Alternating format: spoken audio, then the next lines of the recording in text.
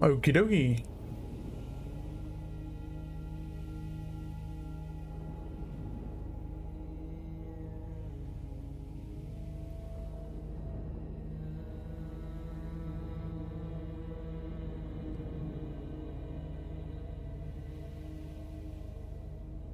Hello, Mr. Venom. Hello, hello, hello.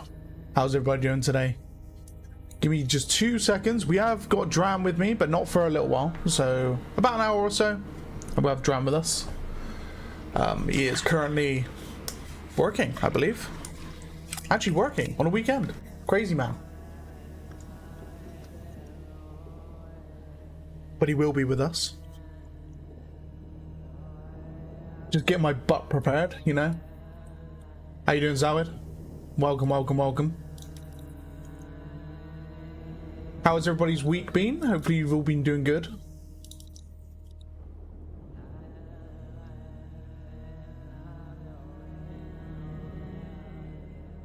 How is Prime Battalion looking?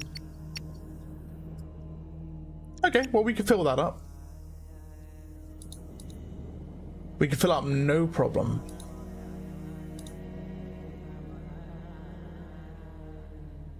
Which we will be doing momentarily. Well, we are almost in October. Literally 2 days away from October. Which means it is going to be the month of the Halloween-a-thon.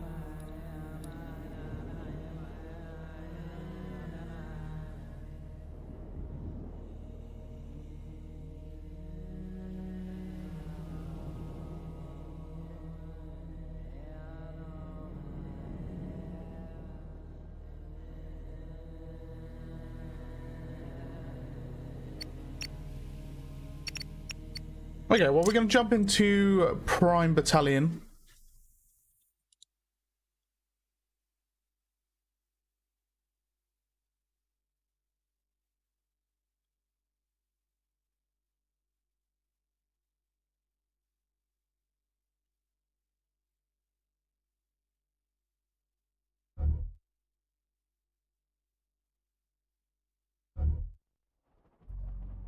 Ah, more Badlands. Interesting. Very interesting.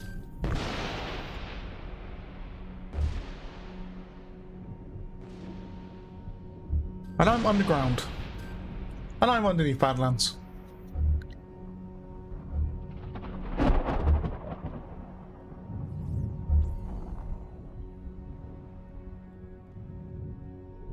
Actually, by the looks of it, the game is almost over. Because the fact I can hear a Colossus.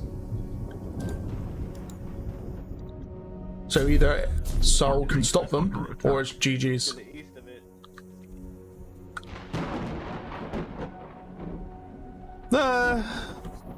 Why can I see all alien structures? Whatever. He's down. There we go. And there's two bases under attack.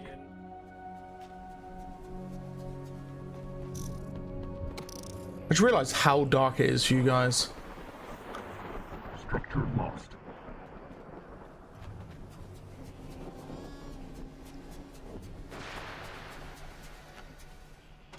Our base is under attack.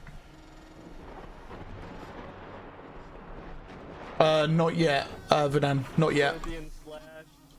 There will be an option to turn that sort of stuff off, right? But that won't be yet for a while. Looks like there's 2 or 3 Our base is under attack.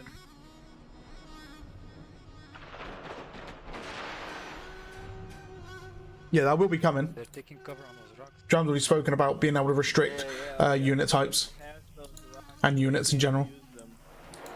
So, for example, you could turn off like the Colossus, etc., etc. Turn off like infantry, turn off tanks. The air can hold them in place. The vehicles sneak around back. Structure lost.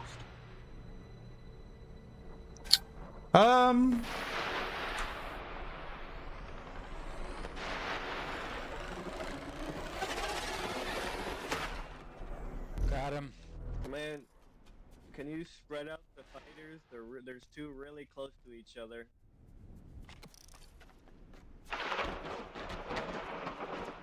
Our base is under attack.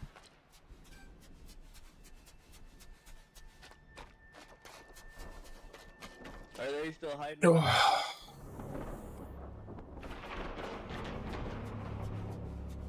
Where is No.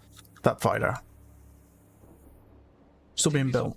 Our base is under attack. Wait for this fire to build, and then we'll follow the guys in. Bohemian. How you doing, Chiron? How you doing, mate? Excuse me. I see him. Feeling a little bit devoid of energy today. Our base is under attack. I ain't gonna lie to you guys. I'm feeling a little bit devoid of energy. Oh shit. No. Don't know what it is, but I'm just not feeling 100%. Ooh, this lightning is scaring me. Our base is under attack. Did I just get mugged? I actually got mugged. Wow. Imagine. Structure lost.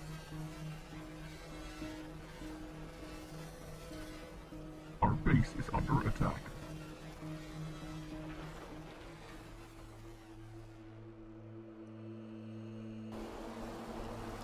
You know what?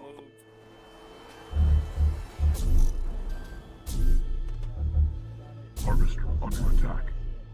Is he lost? Is he taking... Our base is under attack. He hasn't taken command just yet. Yeah, there's this Kojak one. No, there's two of them. I might take command. There's some hiding behind. Unit under attack. Ooh. Lost. What the fuck? Our commander just Our disconnected? base is under attack. He was announcing he would for some time.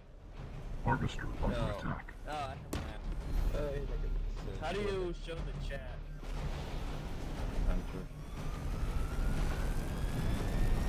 No, like show it to it always show, not type. Our base is under attack. No, it's H. It's Harvester H. under attack.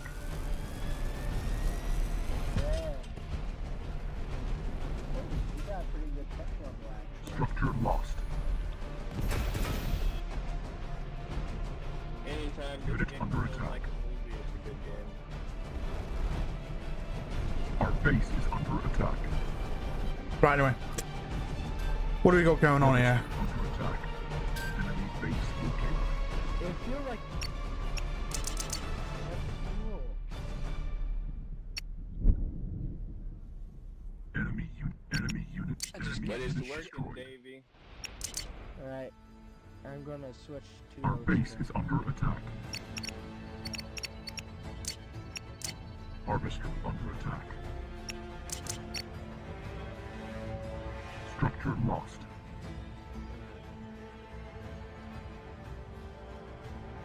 Unit under attack.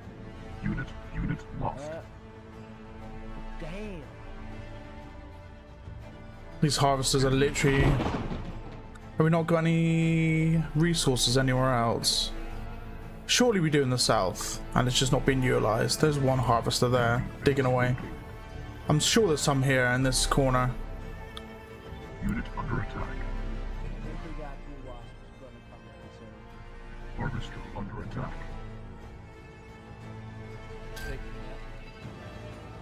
just flimsy. Our base is under attack. Unit under attack. Enemy unit destroyed. What would I pick? Harvester under attack. If I only had 3 units to pick from.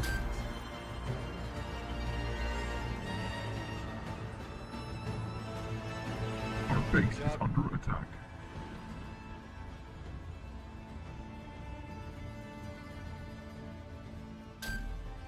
Enemy unit destroyed. Oh, I see that with the defiler. Need to take care of that defiler. I'm on the way. Enemy structure destroyed. Enemy structure destroyed. What the hell is a colossus? Unit under Colossus attack. Yes, crap. is the big Dragonfly. flying one. Harvester lost. Big oh fuck. Damn that you need like Harvester under attack. So I'd pick the rifleman Yeah, Our Dragonfly. base because is the under rifleman is just literally like needed, yeah. Structure lost. Rocket trucks are good against the Colossus. Where's that Unit fire under going? attack. So a rifleman, just because it's a nice cheap infantry unit and it has a lot of power behind him, in mass. So that's why I would go for that one. Our base is under attack. base. Structure lost. Sorry, give me just 2 seconds. The east. East. There's also behemoths trying to sneak through on the left. Harvester under attack. There's two fighters heading towards Harvester them right lost. now. Our base is under attack. Can't fucking see him. They're attacking our refinery. Seven I Dominic see will one. help us with this D5. Sub. Yeah, I'm going to help. I see. I literally cannot see him. Shit. Our base is under How attack. do you open fire this thing? What are you using? I'm using a hover bike. The hover bikes have no weapons. You can Oh. rank things though. Harvester under attack. Well, I'm Just jump facing on. a behemoth. Our base is under Yeah, attack. Where you hit it. D5. Yeah, you can go for the Colossus. We got a behemoth near HQ. Unit under attack. Unit under attack. So rifleman, hover tank, because it's a good all-rounder, Attack. and it's actually pretty good anti-air if you use his gun Base correctly. under attack. What else? Now would A third unit. Unit That would lost. be the idea to become a heavy.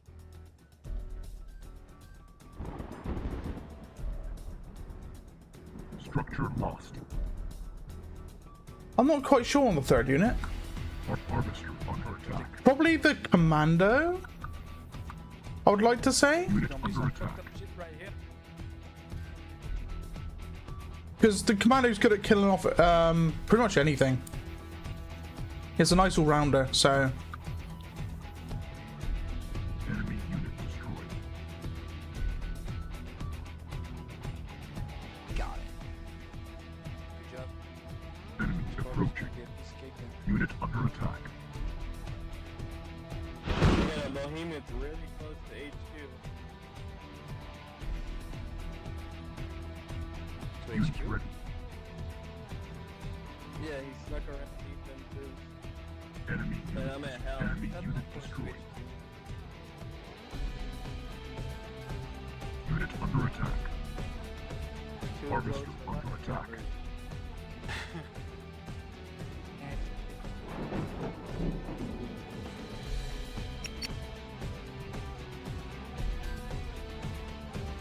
I'm not gonna lie, I took over a shit show. Our eco's absolutely hammered. Repairs, I'm gonna leave them, I'm gonna lose them. Harvester Absolutely under hammered. attack. Enemy unit destroyed. He's under Our attack. base is under attack. He's outside. Out, yeah, outside. Under port. Yeah, they heal us. Harvester under attack. They regen? Harvester Holy- lost. I thought so. I remember fighting one and I seen his health Enemy shoot unit up a bit. destroyed. Jesus, someone's waiting. How do you Unit get a under bomb? attack. Harvester How do you get Harvester a bomber? under Bombers? attack. Yeah, but bombers thanks. are very expensive. So They're you expensive, should leave them but for they experience. but they are good for area attacks. They're slow, but they're good for area attacks. We would need to coordinate that. Unit under attack. Harvester under attack.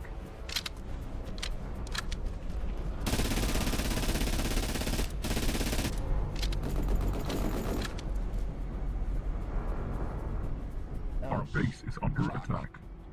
I'll bring a fighter Fuck. north. since those two fighters are dealing with Unit that behemoth. lost.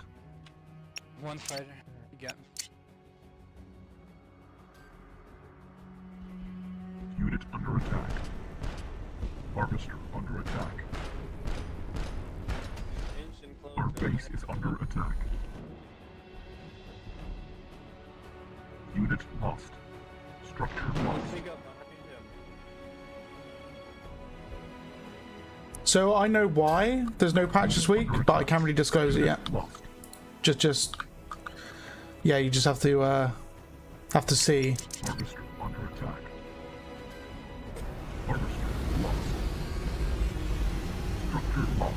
Like I said, Dram's gonna join me soon, so you'll be able to see what Dram Our base is gonna say. If there's anything next week or if there's anything upcoming, we'll see.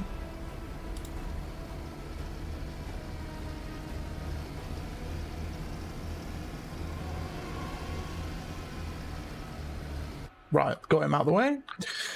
I'm trying to recover this economy, but it's not looking good. base is under attack. I'm not gonna lie to you guys, it's not looking good so far.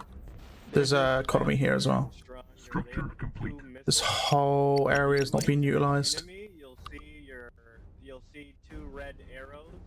Unit under They'll attack. light up, and that's a lock on recognition. Okay, so Our they're base is like, under attack. so they're basically like jets, Unit lost. basically. Basically, hover jets. Okay, that's cool. Oh, here we are. The here we gunships do not lock on Enemy they're unit free destroyed. Yeah, I've always gotten gunships before. Our base is under attack. Our base is under attack. I prefer the gunships, but the fighters are just superior when it comes in game. Unit under attack. Here we go. Structure lost. We're approaching that right now. Enemy unit destroyed. Is that another Colossus? Damn, in this the thing's east? fast.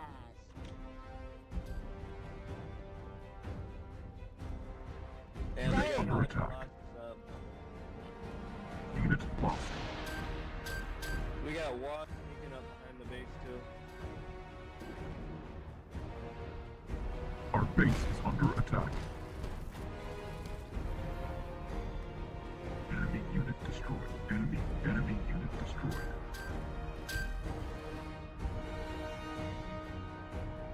Harvester under attack.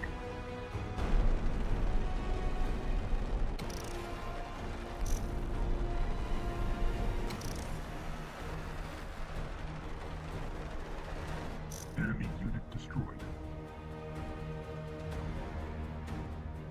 Unit under attack. Harvester under attack.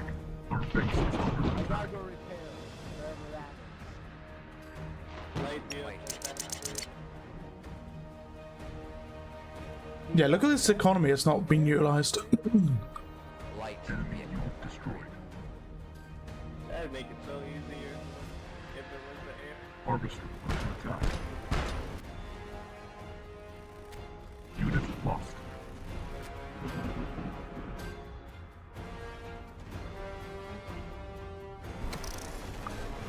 Our base is under attack. Harvester lost. Oh dear. You have your theories?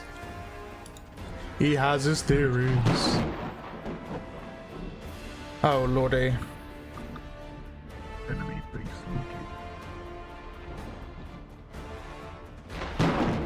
I'm trying to find like where I can go Unit do my lost. shit. Our base is under attack. Turn Structure around. lost.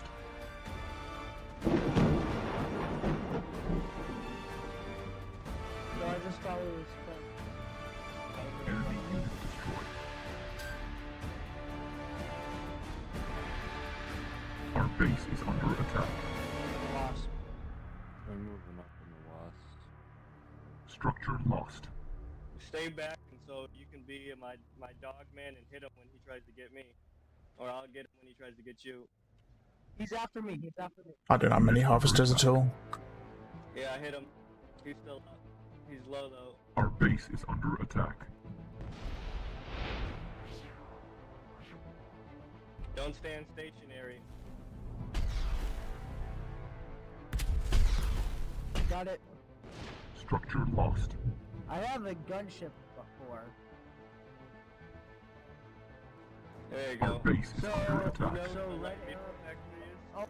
Oh my god. Yeah. Units so like under once attack. once you point at them, your crosshair will light up red. They're currently blue on default, but once they Enemy lock unit on destroyed. red, that's a lock on, and Our that's when you base get is That under guy. a attack. Oh, lock I on. think I just decimated somebody. Structure lost. How are the missiles, but with a gun?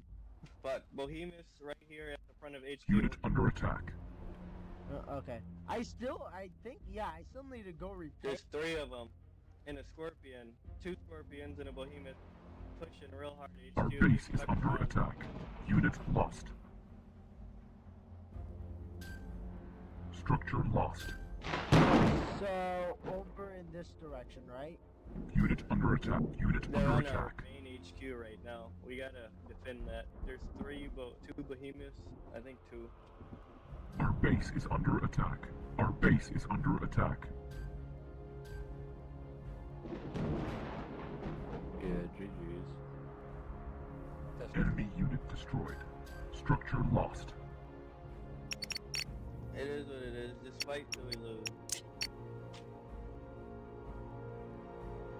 Our base is under I'm in attack. the Our base clouds. is under attack. Unit under attack.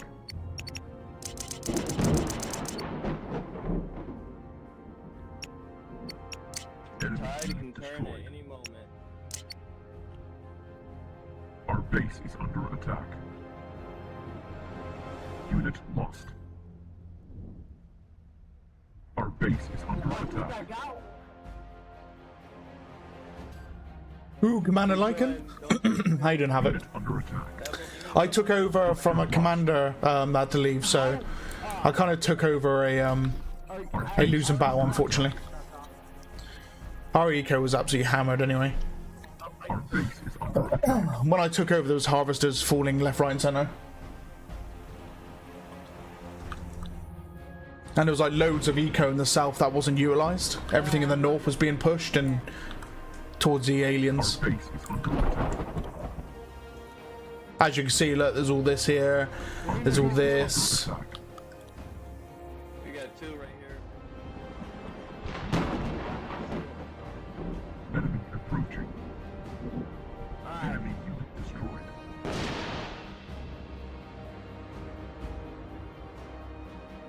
Wasp are incoming too.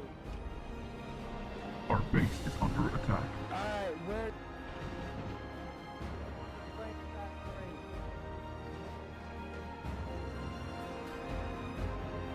Is that Unit under attack. Enemy approaching. What is that noting? I don't know how I can see it. I think it's because when I joined the game, I was under the map. It's look, you can see it's kind of off as well. Like on the map, there's like you can see like where I've seen it. It's kind of like off of where it actually is on the map. Is a bit weird. Unit under attack. Unit under attack. But yeah, SGG's, the HQ is going down. I could just go. Unit lost. Oh, I can't. I can't even build a new one, so it doesn't matter. I mean, I might be able to. Our base is under attack. It would fall beforehand. It's GG's. Unit lost. How the hell did I even die that time? Harvester lost. Alright. Our base is under attack. Oh. I really. Check Discord. That was probably one of the best games I've played. That was amazing, actually. Where's the butler? So I'm on RuneScape as well, doing something. Yeah, that was a real good game. And in my own player-owned house, my butler decides to go on walkies, so trying to find him. Because then there can be 3 commanders.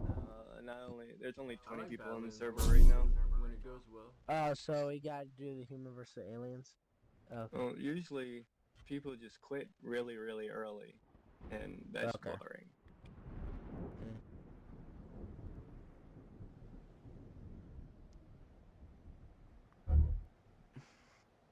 How you doing, Kyler? How you doing, man? Yeah, not doing too bad. Not doing too bad.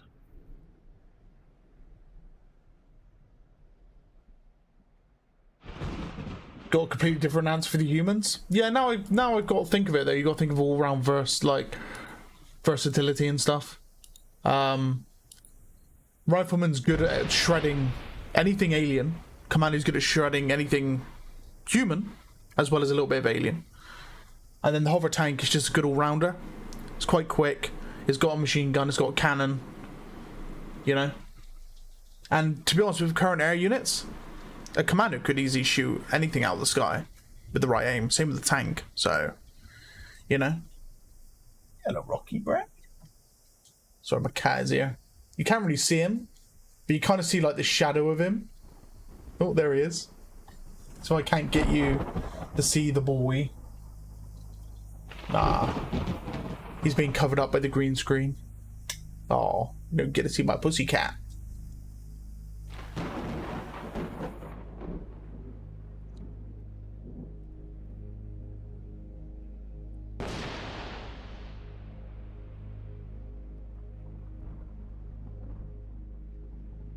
Sure, there is a cat. Surely.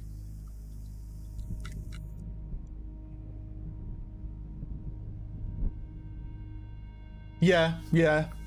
My answer's changed though. My answer's changed.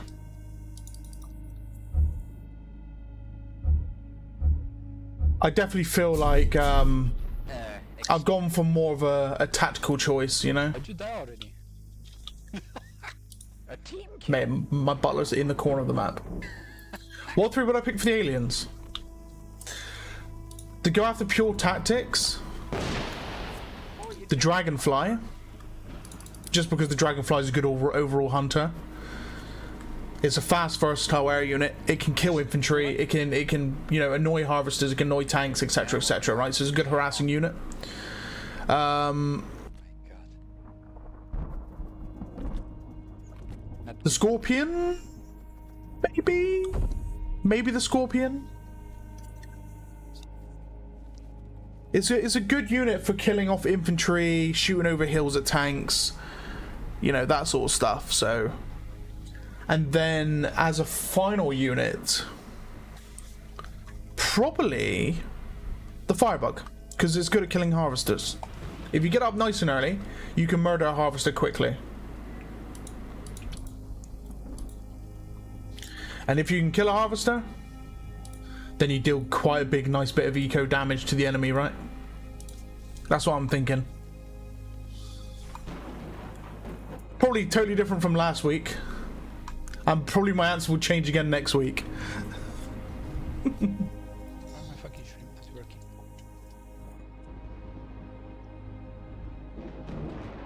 How you doing, Luke F? Optimization fixed? It's hell of a lot better than what it was. And the game is largely very playable, even into the late game. You'll barely drop below, well, on my system anyway, I barely drop below 30. And I'm always like in the high 80s, 90s for most of the game.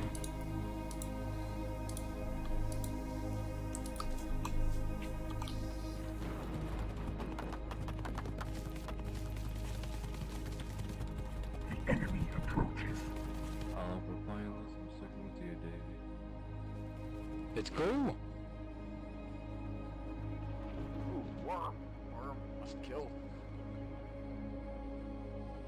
Yes, bring me the money. I will.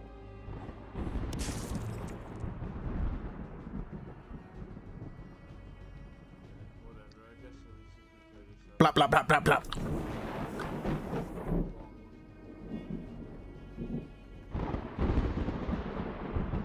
Let's hope it's gonna be a quick one. I wasn't feeling for the innocent map, I just took calm for the map for.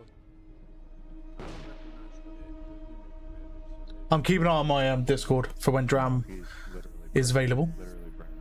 Doesn't know what he's doing. Awesome.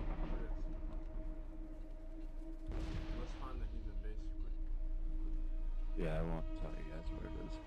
It's fine.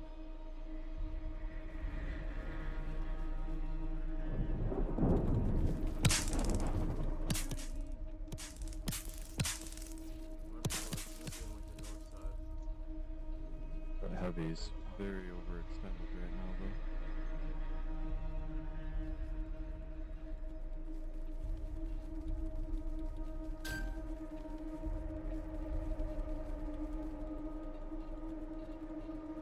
But Dan, you're gonna have to ask me again when, like, the new, well, I'll say the new, when the soul units are out and stuff. I'm gonna be totally different answers all over again. All over again. They got center position. That's not bad for them. Honestly, that's the best. If humans spawn in that spot every time when bad things, they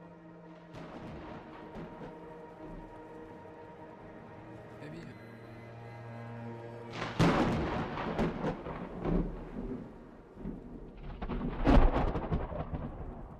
On shrimp work, damn it. So many worms.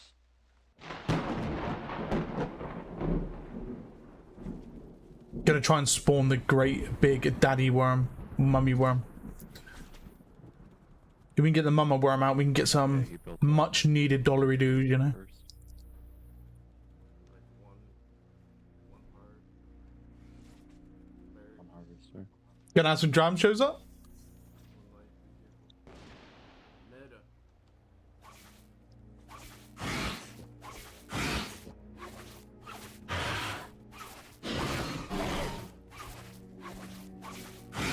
Oh boy, I'm gonna die.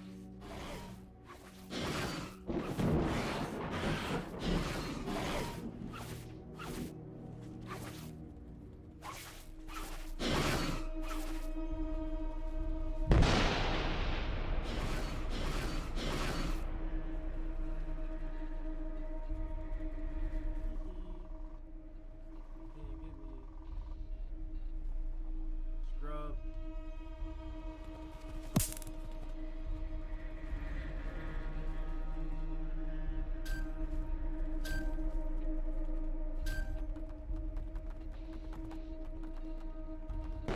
Uh-oh.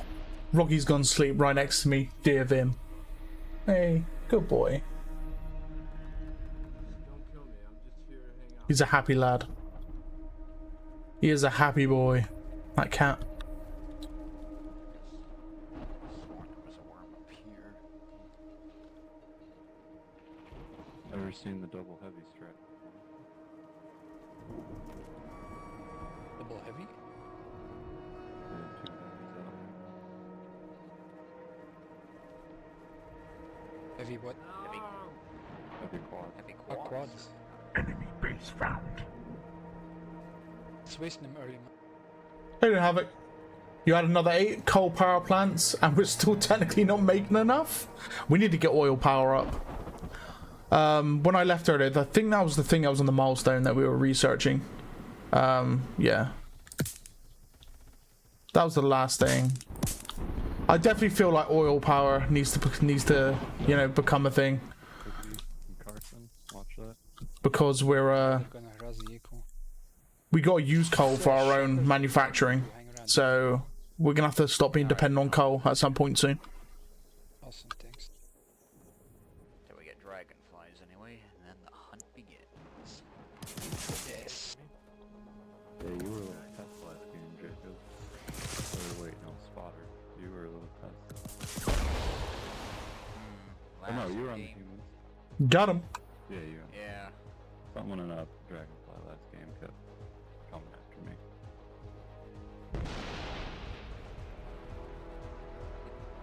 T-Bar, I'm following you. Ooh, careful with that hunter. Don't lose the hunter. I assume we can get nuclear power, right?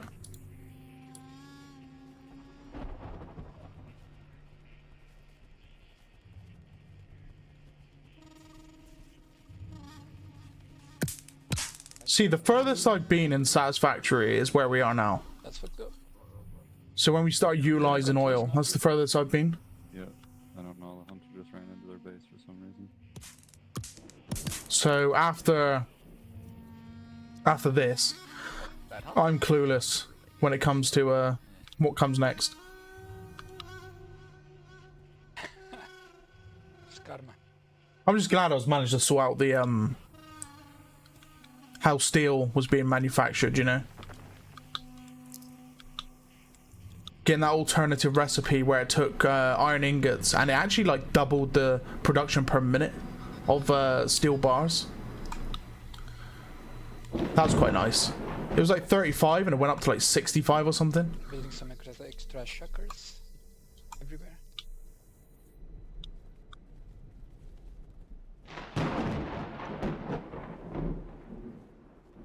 If we have to have it, we might have to go find another coal source somewhere and utilize that. Because there is one to the north that's only got one vein being utilized, but I don't think it's near water, to my knowledge. That, I'll build squids and dragonflies. The enemy approaches. Excellent. Unless we can somehow create our own bio coal to feed into our own little reactor, Squids and then the dragonflies come out. then yeah. This is a fast option for now. Let's terrorize them with squids. Yeah, I did unlock the recipe for bio coal, which is made out of like biotics and stuff.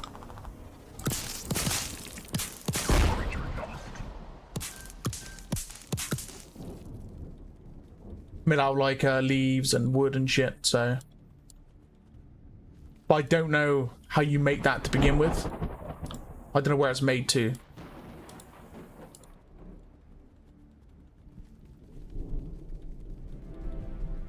We got these boys, it's gonna be good. Yeah, and that's why I was asking whether there's like a tractor or any other like automation that will automatically go out and just farm trees for us or something. But I suppose that only lasts so long as well, right? Before we run out of trees and plants and shit.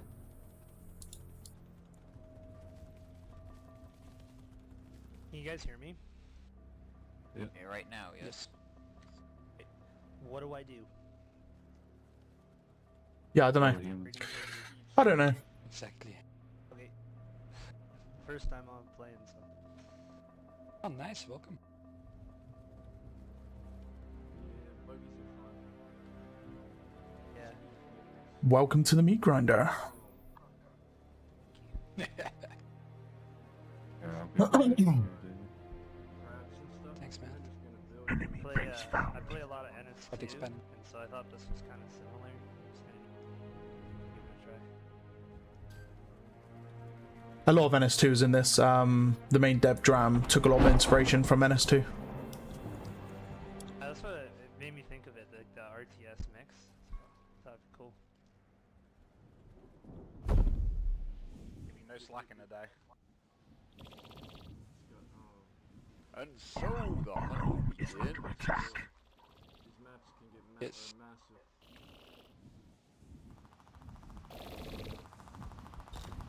Alright, I'm gonna go try to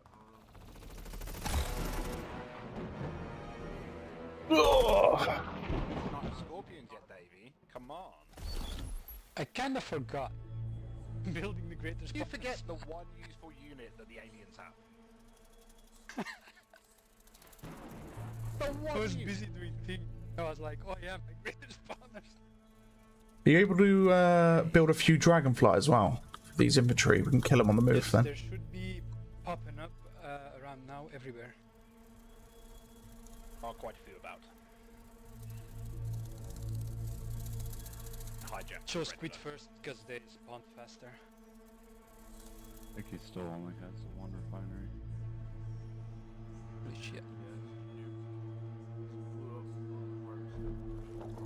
No, chug a great spawner up front if you can as well, Davey. Scorpions. Yeah, there's I one don't really here. want to run. But one's on up. Let's get a bunch of dragon. I want to get closer before I build more. Closer, we're like half a grid away from their HQ. Closer do you want to be? In the HQ. Give me a second, Mr. Havoc. They'll regrow, I believe, but yeah, I don't think there's a way to fully automate it. Yeah, that kind of sucks. Because it kind of like eliminates the fact that you can have like alternative means of coal. 'Cause what's the point of having like nothing automated in that form and having the recipe for it, you know, as like a rare unlock via a hard drive? I don't know. You need like a harvester, you know, so I'll go around just grinding everything up. Got them.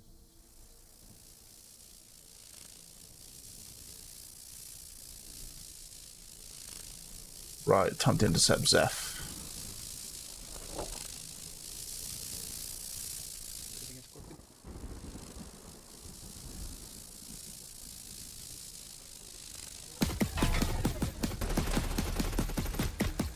Hitting a fireball east and west. They start to rest.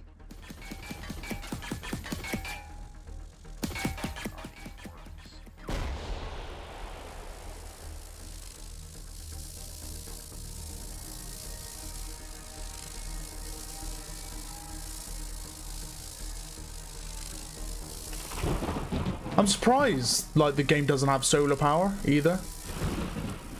Gas station's already half out for Dragonfly, so that'll be gone quick. You think solar power would have been a thing?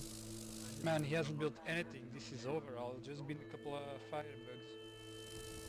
Honestly, 2 Scorpions and that base is gone. Joke. You don't even need to bother with a firebug.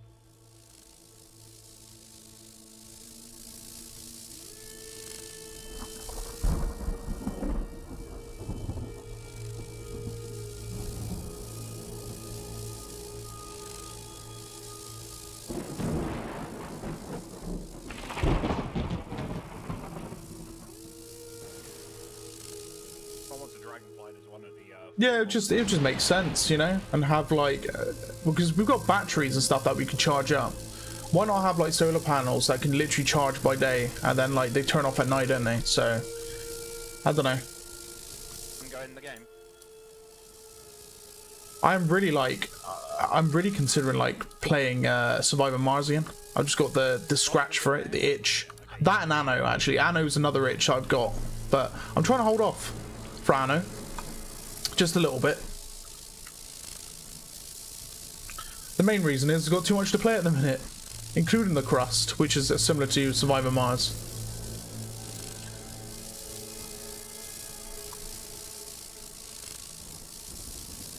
Enemy base found. And then we got a Factorio save as well, but I feel like that's been overtaken now by Satisfactory's 1.0 release for the time being.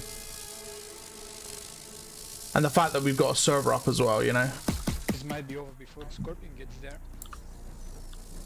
There's still a lot of AI riflemen. Like what, 20 AI riflemen just sitting in the buildings?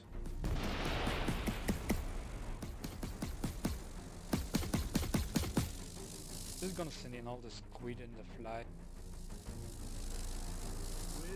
Because if you focus the vehicle factory, they've got nothing. So If you focus the harvester, they really have nothing.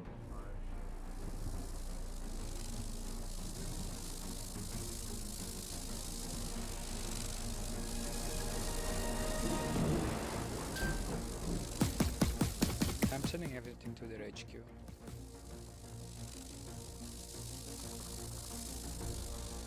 They're about to get swarmed.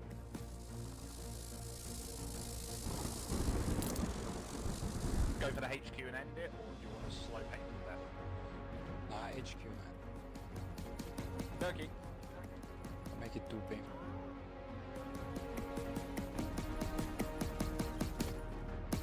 Look at that swarm. HQ's already down in the water.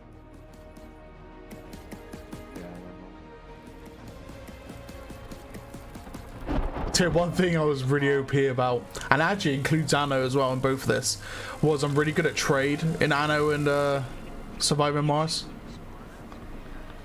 I'm ridiculous at trade. So I don't know, I might do like a different build on not on Anno, but on Survivor Mars. A less trade heavy build.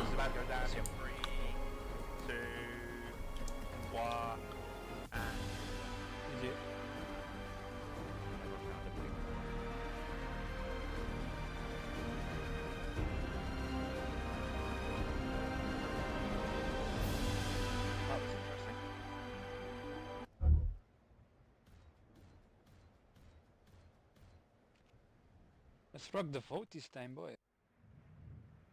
Nah, I this joined map's for 2 perfect. seconds and the game's over. We're on RTV, don't we? This community is like insurgency. What do you mean? Like, you guys hate playing certain maps, like insurgency players hate playing night maps. Don't make a difference. If you've got a semi-competent commander, you can win. Not even. Half of the soldiers give up before the match starts. The only problem I have with this map is like the visibility. I like it as a com because it's no problem, but as a player.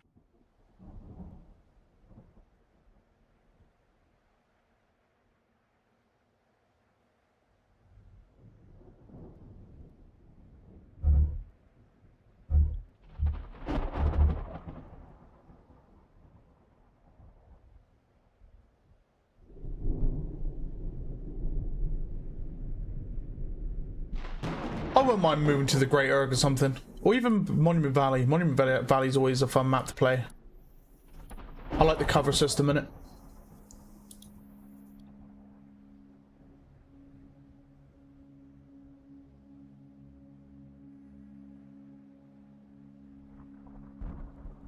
We have to RTV though, because I don't want to break the server. Or we can go on the test map. Nah. We leave the test map unless we've got like a lot of people. Plus we got some new players in and we don't want to throw them into an absolute shit show, you know. Yeah. Wait, no, I want to be Alien again. I didn't really get a chance to play Alien. There we go. Look at them. I just told him, build a dragonfly, build a scorpion, and I'll end the game in like 12 minutes. And he did, and we won. Look at this splendid gentleman. Look at him, he's very distinguished. Distinguished gentleman? Who's a distinguished gentleman? Fucking huge anime titties. Oh, yeah, that's very classy. Very distinguished. If I'd say distinguished. The enemy approaches. Oh, now great. like Yeah, quad. let's get it. Great They're man, a great close man. what? Get those shockers. Enemy base found. Those shockers over here. Yeah, this My would be- crab's animation's just not working. We get some dragonflies out. There we go. I don't know.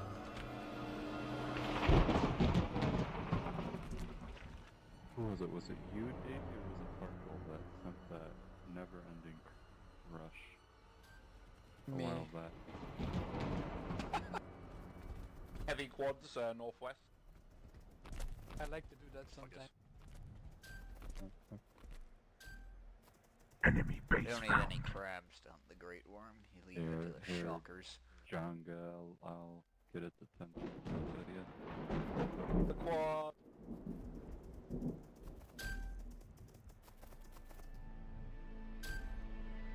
The quad.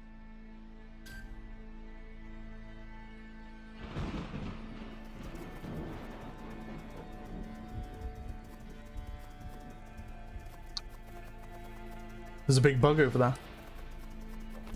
That was close.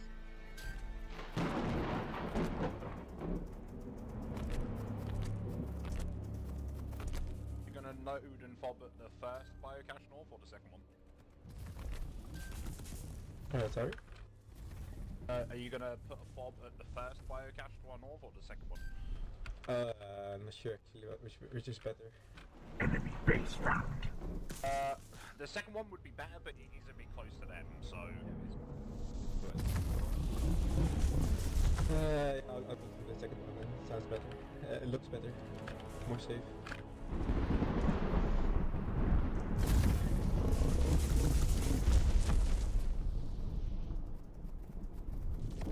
Oh, the nom! Nom. Nah, never mind. It's a bit close actually. With this first one is you have a ridge that they can use, because it's like just down a ridge, like from their base. Problem with this first one. How you doing, running correct? How you doing, mate? Yeah, not too bad, mate. Not too bad. Enemy base found. How's your week been, mate?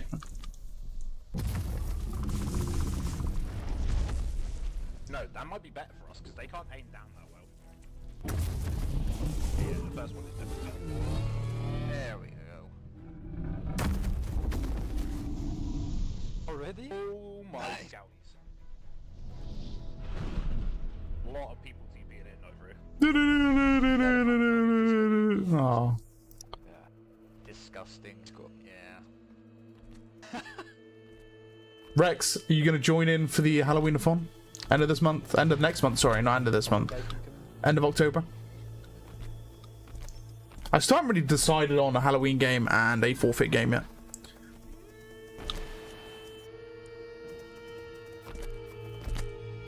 Ah, so many units.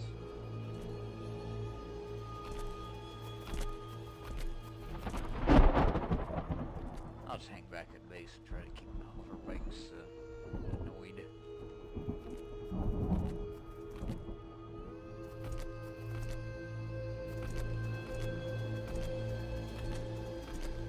Let's check the Discord. Since we hit Tech 2, the Dragonflies will be able to do that. Nothing as of yet. Have a hoverbike coming Let me just do something on Discord quickly.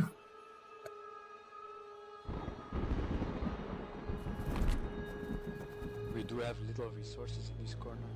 That's The enemy approaches. We need to end the game as fast as possible. yeah. Got a really bad spawn for resources. Exactly. Yeah, the worm does help. Was massive.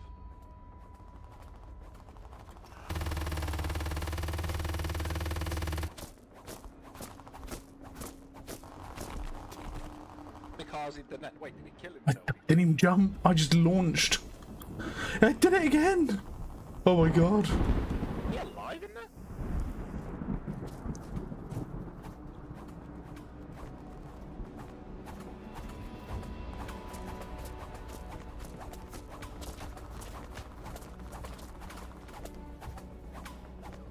Decided to get himself stuck inside of our nest.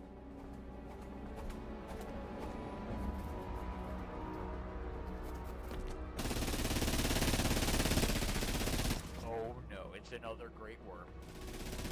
What? Base found. And then I'm there's gonna a one coming in east side. The enemy approaches. I'm hunting it. A lot of Right, we hold off for a minute. We hold off and we wait.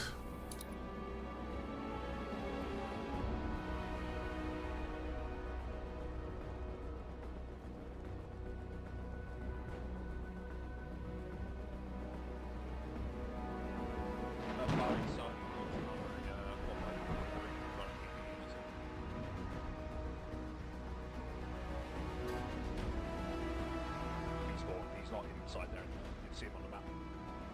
Okay, we're Hatfield. The enemy approaches. We should lure that worm away from the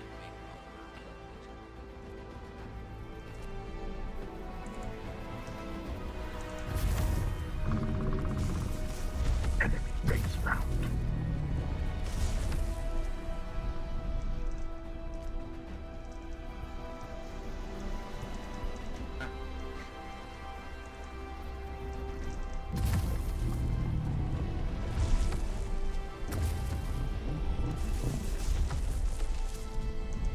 Ow. Quad coming in, middle. Sorry, on the line.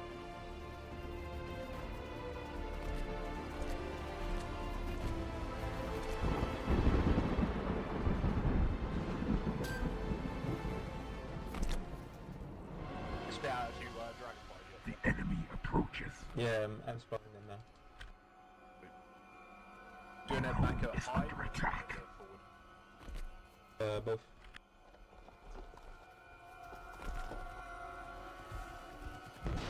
It'll be throughout a week anyway, Rex.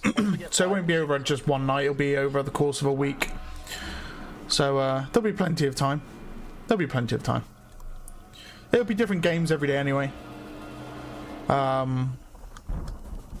We got GTF Overdram, we got Space Marine 2, we got 7 Days to Die. Another great worm, Jesus. Approaching.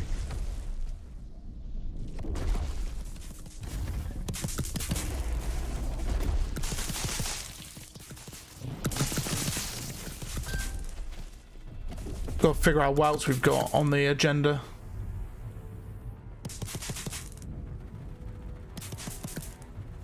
The enemy approaches.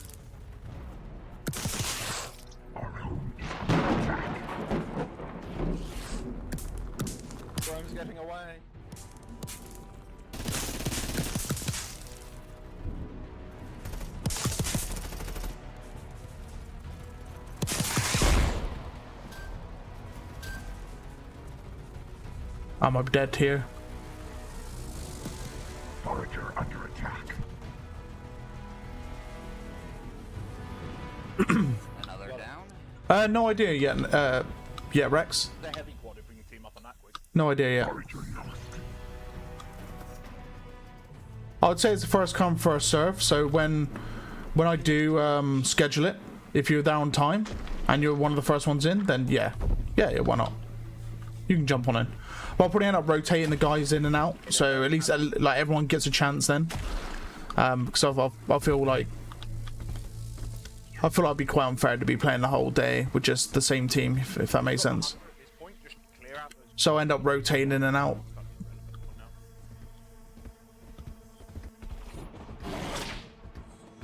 But we're running the maximum difficulty basically on pretty much every mission.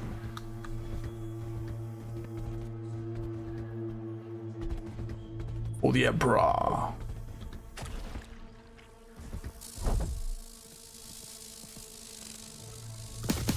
Enemy approaching. Forager under attack. Go on midair.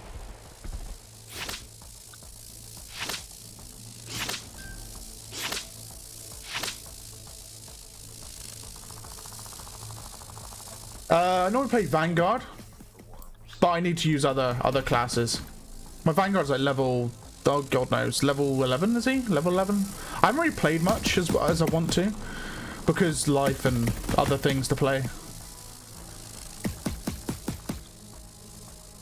Oh, and as well, I don't want to let it get too stale, because there isn't that much to do in the game.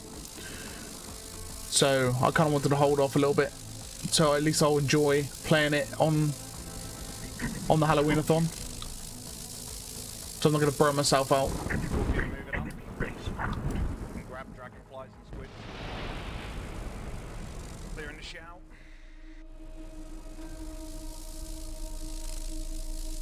Don't be afraid to go in and lose it at this point. Or quads that need gone. My boy is building a colossus. Legit. No. See, I think the game will be over before that comes in. I would expect it.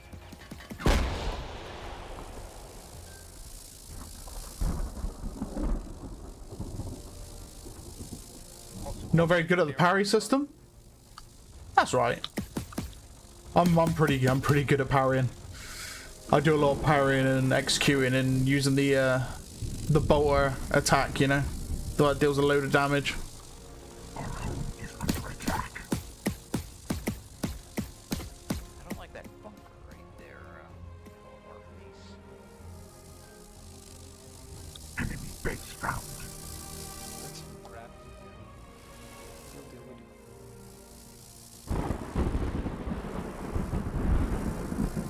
Our home is under attack. That's so unlucky. He got into the vehicle and died. Oh no.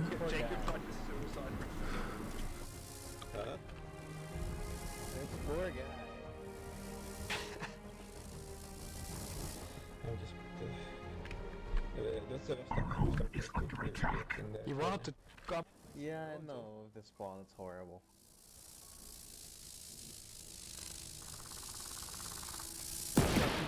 May have to do like, I don't know, do the campaign again on the maximum difficulty or something, and have like you guys join me. Yeah, but it's really far away. Some more frontline defense. There's a lot of quads coming out. Not that far, right? How long on this Colossus? Nice, sweetheart. And end the game. Hey. Just over a quarter. Hi, Rocky.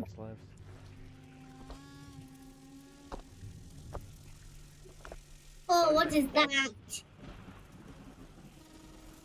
all they have money for. The only thing they can make. I'm killing them, but there's just endless amount. No, sweetheart.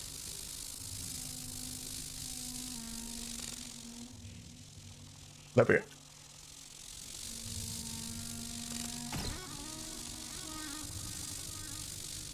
The get good at the parry system. I mean, you can brute force it though. If you play as a ranged character, you don't never have to engage in melee. Well, involuntarily, yeah. I thought it was way closer. What is this? I think I'm going insane. Yeah, it's really far. It's only about 100 notes. Yeah, about that, yeah. Only half the map.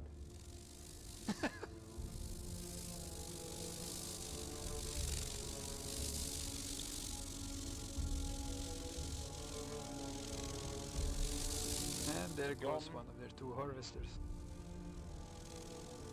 Nice.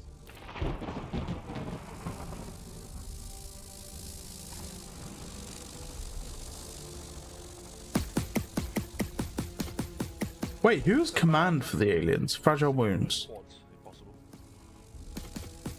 Yeah, I'm making them the forward base.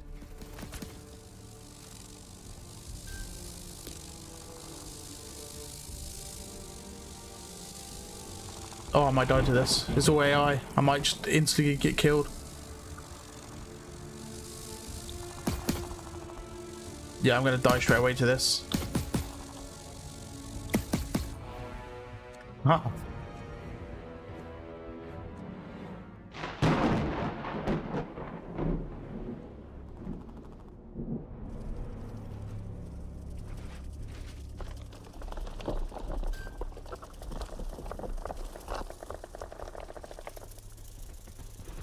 So, Zeph, the ideas forum on the Silica Discord had the best idea ever about half an hour ago.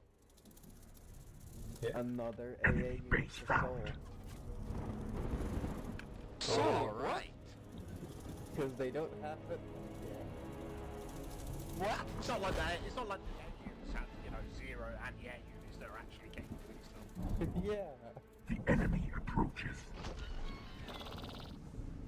Oh, they will have I need some time to support. win. The buildings are here, so some of the soul units will become Centauri units. Yeah. Fume's getting a bit low, There's but gonna they be have no light vehicle anymore. So, yeah, you guys should be able to clear up a little bit. Yeah, don't worry about anything. I'm coming. Low. They've got no more I'm points coming. now. Don't worry about it. Oh shit. It's about to go down. I don't know who's trying to talk to me in local, but it's kind of hard to hear your losses. It's weird.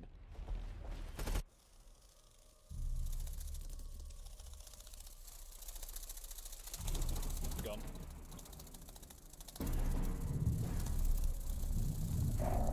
Right. Breaking every building. Boom. Painful death this time. Get him, daddy.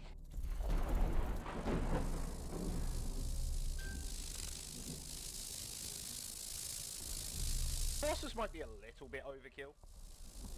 No. Oh, 2 seconds. I like the Headquarters timing is of the already server dead. message. It's on point, like. 3, 2, 1, dead. Oh no, it was What? There we Another one bites the dust. go. You need to make it harder for me.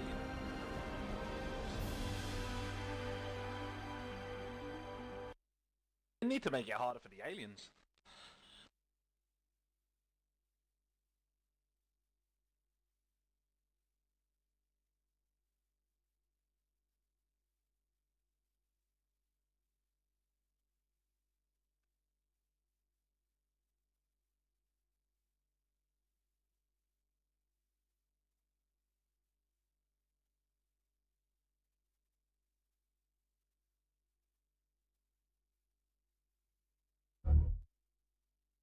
The Great Urg. Was it Naraka? It might be Naraka, actually.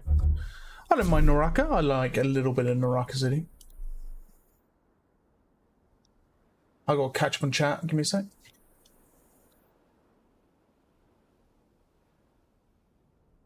Seeing that swarm just hovering there really makes me hope the squad system's coming soon, so I can imagine charging with them on your back. Yeah.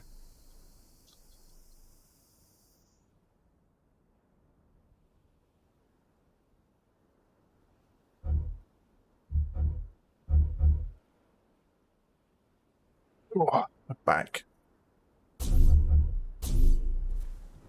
Who plays the Humies?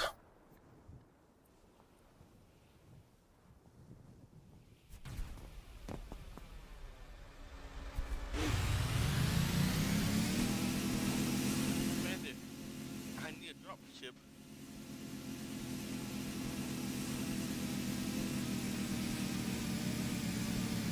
Commander, where is my bomber? Wait. Is this the rocket? It might be Eric, actually.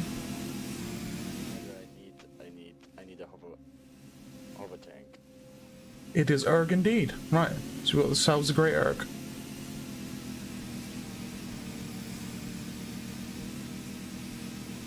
Enemy approaching.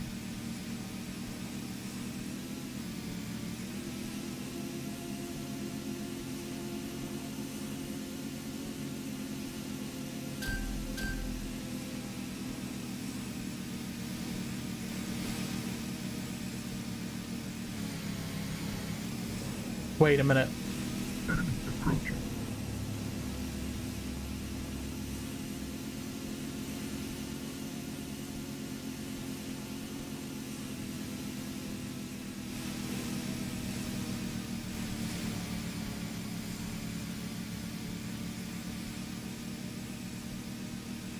I say, wait a minute. This is Naraka.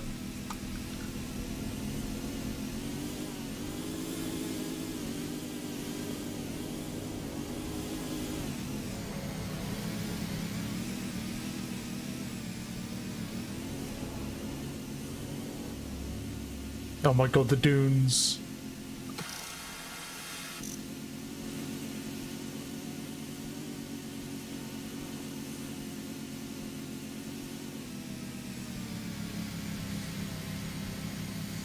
Commander, send scouts all over to explore.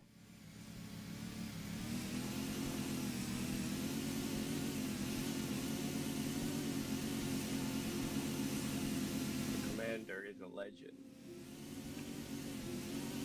And trust him then.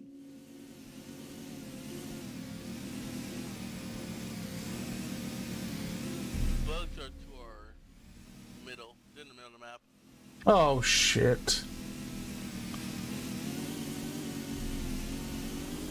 Perfect. We'll see them coming because we all got all this flat land around us.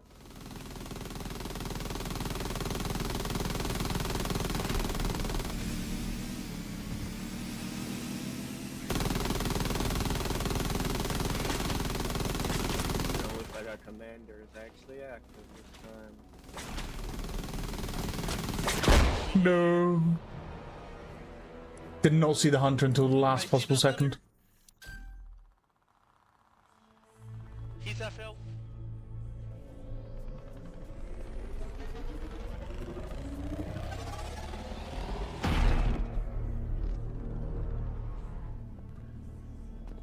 Mr. Sly.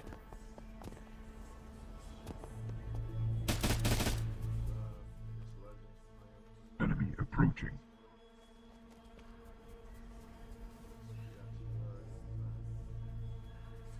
Where's the barracks? There's an old build order. No barracks yet. Move out of the way so you can build it directly in front. We need a barracks.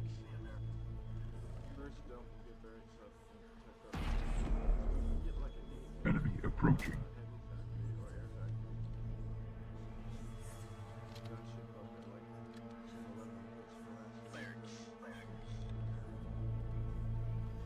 We need vehicles.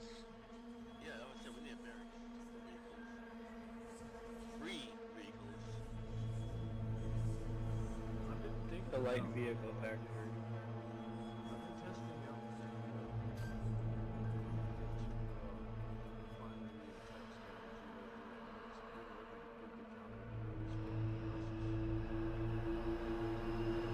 Well, there was someone else. He was like, I think he was Russian or French or something. He commanded. He rushed him.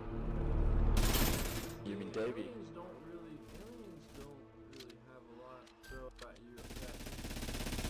Harvest under attack.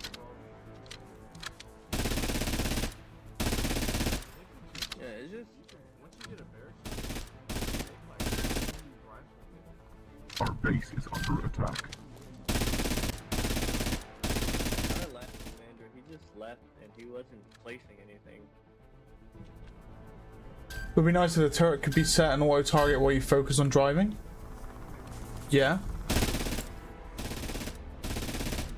Approaching. He gave Harvester up under attack. at the beginning of the match. But then I wouldn't want it to be like aimbot, right? From the west, the hunters Hunter rush. from the west. Our base is under attack.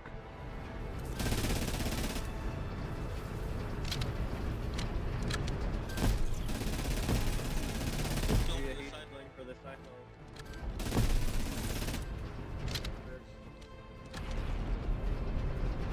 There's a crab to the east too. Our base is under attack.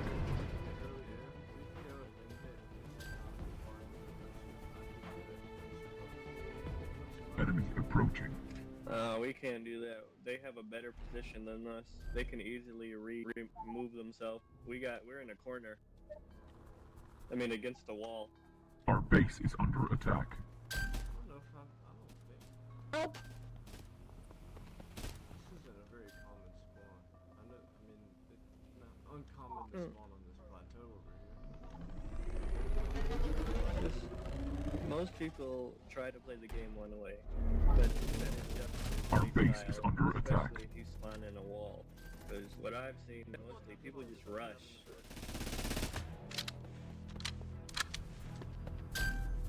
Poor Jacob. They just throw that silo. We lose half our money, by the way.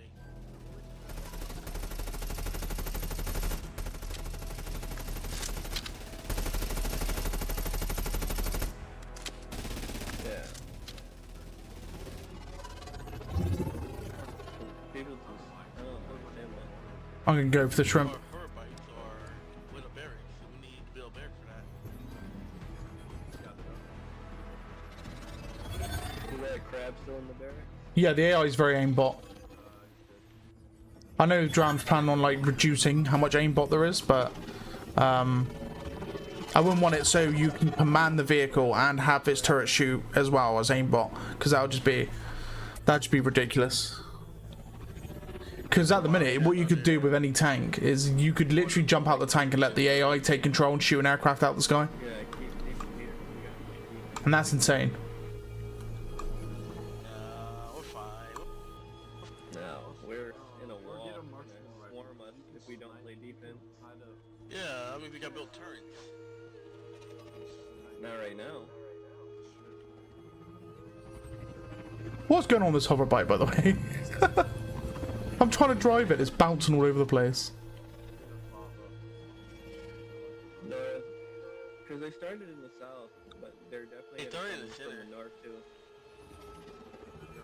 If they start in the center, that means they have way better mobility. Oh my god, I gotta fall off. Yeah, they're trying to put a note in those hills to the west.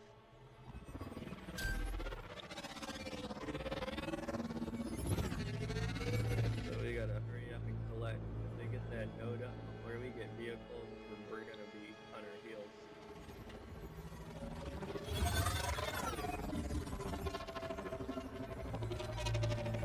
Yo, kill that node.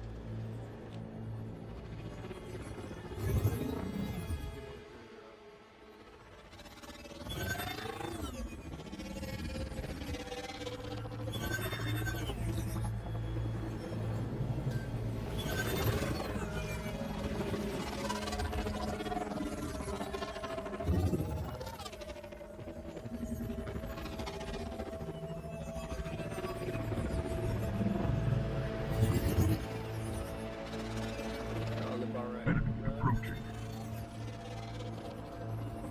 Yep, they're gonna sneak in from behind. Our like I base said. is under attack.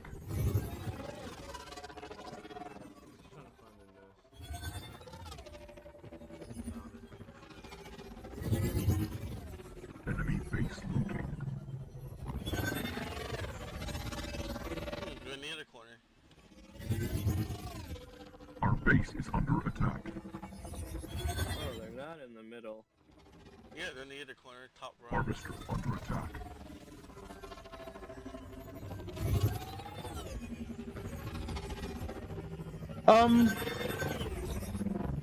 You can in some aspect do that. But it wouldn't like auto target. It would stay, the target would stay on the same spot. Unless by holding alt while you're looking around. Harvester under attack. Like that, for example. See how I'm driving forward whilst looking? You can do that with the turret, basically. And I do it quite often. I do it quite often. Like, I'll do it when I'm running away from the hunter, for example. When I was able to turn and shoot, like that. I do it with a gunship, I do it with a fighter. I do it with a tank sometimes as well. Especially if I have to engage air with the hover tank. So I'll decouple the turret from the machine gun. And I'll use that to kill the air.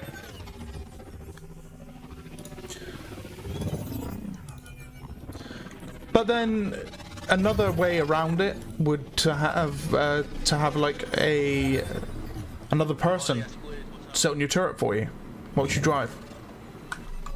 Like, for example, in Battlefield, right?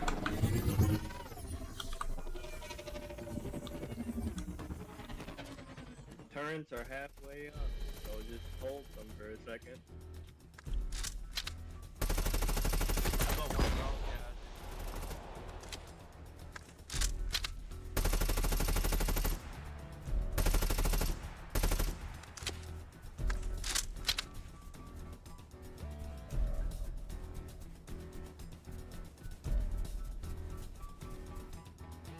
Yeah, it would mean more people get involved. Air factor is going up too, so we gotta protect that. I'm dead. I'm not dead! Oh my god. I never die.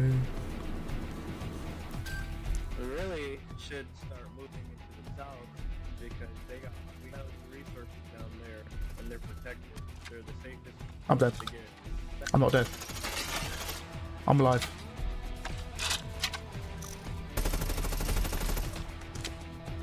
Oh my god, the amount of freaking squiddies! I'm so dead. Yeah. Expand south. That's just the easiest option right now because then we can Yes, go south. we got that supply there, and if you let them see that supply there, they'll let us expand.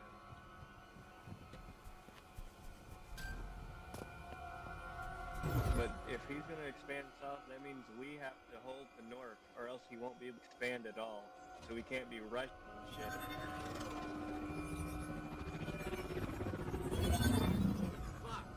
Or else they're just gonna go around us. I never die, Rex. I never die. Yeah, I see more cheaper the outposts, more efficient. What's up, they got firebugs?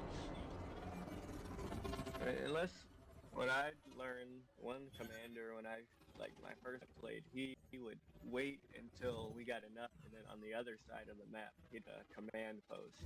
And so if our command, the HQ they found fell, we'd have one to fall onto. I've done whole 180s on this map before. That's all it is. People just give up way too early. We almost went around the map twice. Enemy base located. Is that bad? This match takes the cake.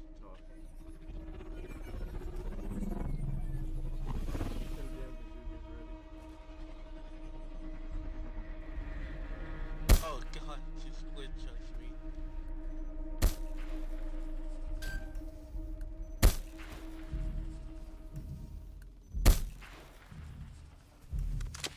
I mean, it's a free kill technically.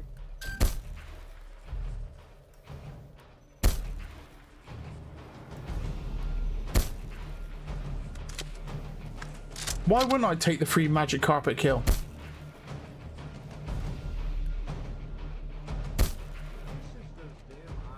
Firebug.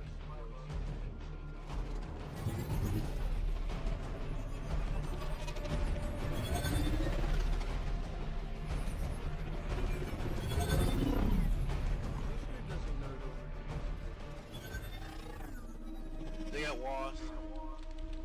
Wasp 100 charging us. I'm coming to try to kill him. We need flat trucks. Yeah, Mark's been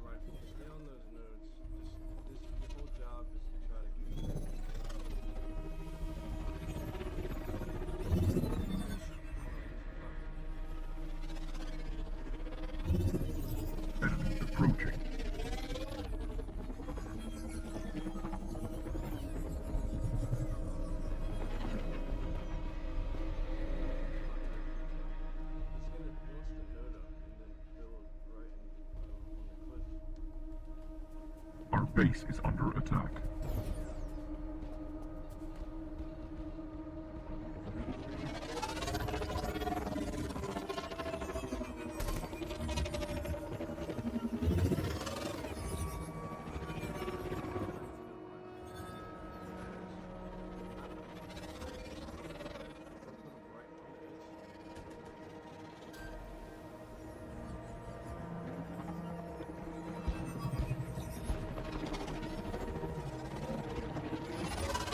Yeah, that fireball was just chilling out, just getting shot.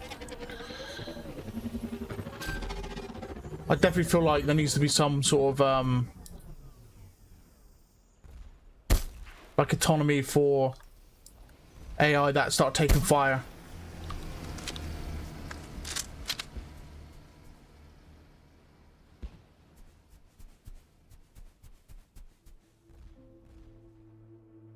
Like, see, there's a behemoth over there, there's a Goliath.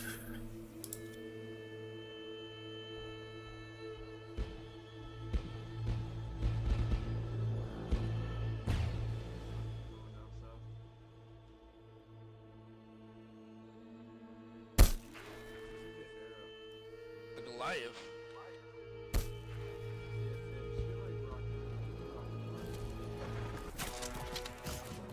Cool.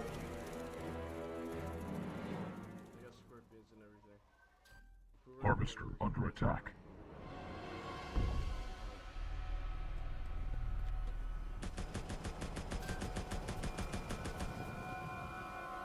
Our base is under attack.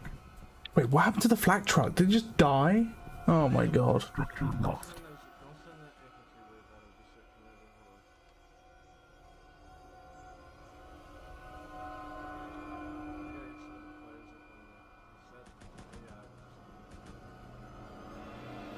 Our base is under attack. If we have enough AI, Better. just use the AI as defense and we can switch out in the plane rush.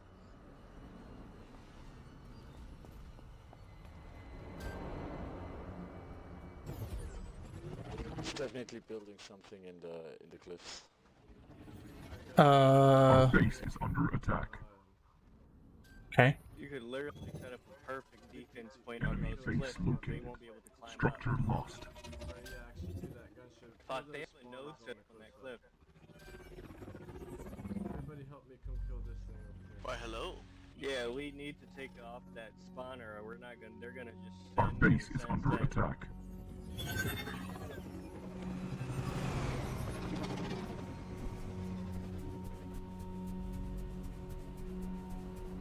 So yeah, our main focus should be that spawner, and then second focus needs to be deep, because we can't. There was a play Goliath defense at incoming, that boys. spawner. Hey, you, Zeph.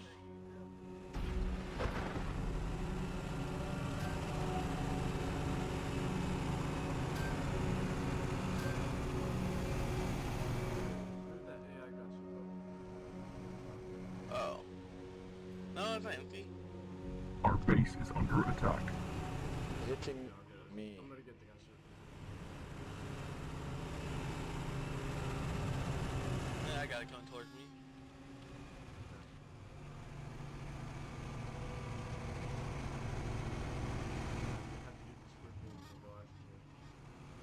Our base is under attack. Why are you guys running down the scorpions? You guys have guns. Stay far away. Go for this hunter. Under attack.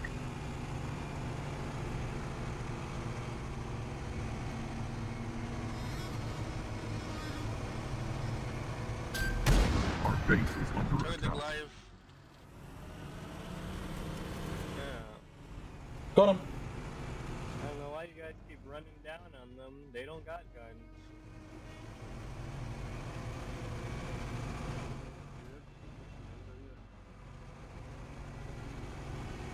Our base is under attack.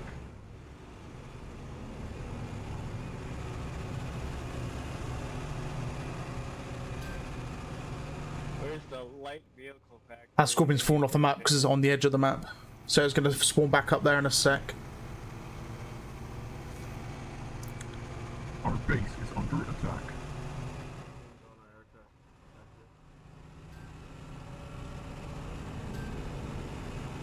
The north one? Or the south one. Enemy base located.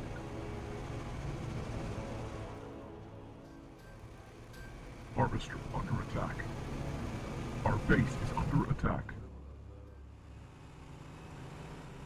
Glaive lost the 2 glaives. Have you got 2 glaives coming? Yeah, I'm grabbing this other gunship.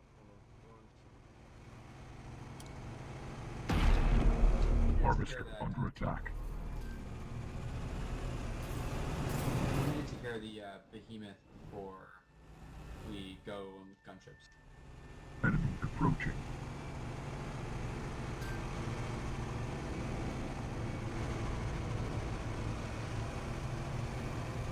Harvester under attack.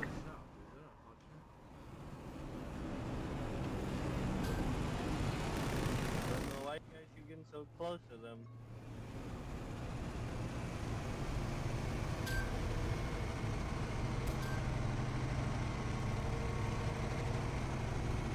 Keep your distance if you're in that gunner. There's no need to be that close.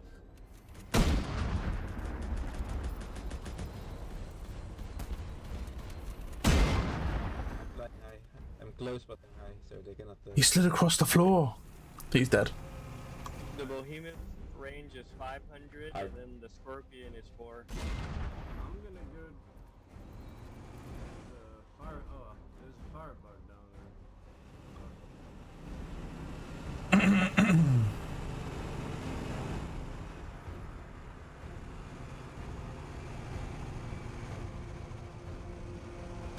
We need to take care of that spawning system.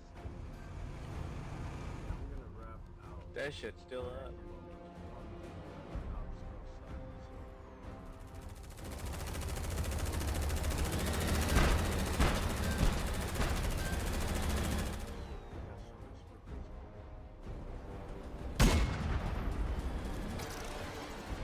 Yeah, we're handling the Scorpions. We just need to take care of that shit. Because if they find stuff, we won't be able to hold it. Gunship's gotta go take care of that spawning system before they start spawning on it.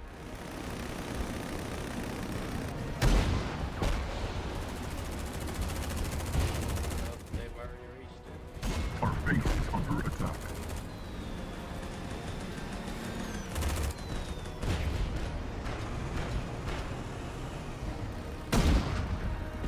Commander, they were looking to them over here.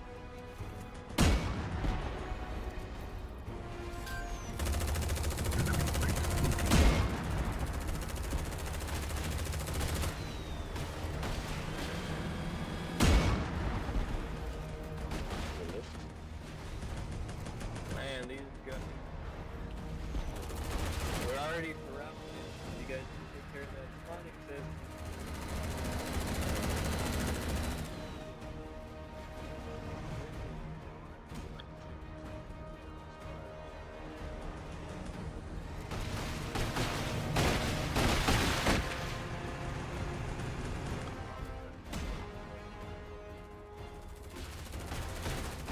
We lost that chance already. They did. Our base is under attack. Oh, Commander, they will check. More scorpions right in front of me. Gunships, go take care of it. They didn't listen. I'm guilty one over here. No, they're kind of confused. Our but base there's is other under attack. just flying around just trying to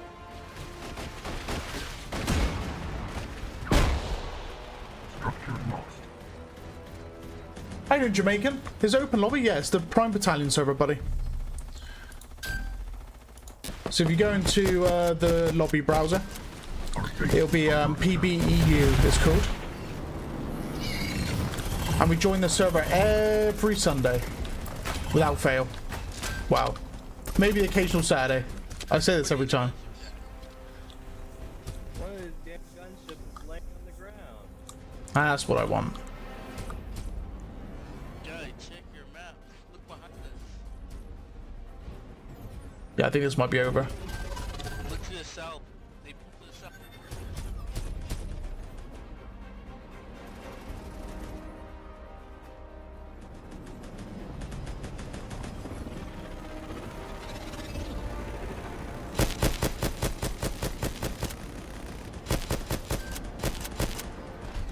base is under attack. If we don't destroy that to the south, we said to the south early, to be honest. For that, it's too late. Been on the edge of getting, but I don't really want it being dead on the real how's the player pool. So during the week it'll be quite quiet. At the weekend it's pretty busy. A lot of players who have got this game are pretty much waiting for new content at the moment. So I'll say for its price, the price is definitely worth it, and it goes on offers quite often. I'm not sure if it's on offer at the moment. Our base is under attack. So it's not on offer at the actually it might be. Hold on. It won't tell me how much the bundle pack is, will it? It was on offer like last week, so just keep an eye out for the offers. Our base is under attack. Structure lost. It's over, Commander. It's over. How I get one shot by these scorpions. So just hold them, and then when they retreat, we gotta immediately take out their spawners, or we're just gonna be in this loop until they bleed us. We're surrounded by both sides. They got the whole map. Our base is under attack. We are trying to hold the south, and everybody went north rush.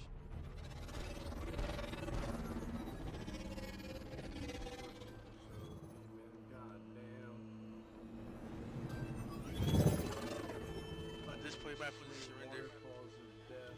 No. Our base is under attack. If we're gonna lose.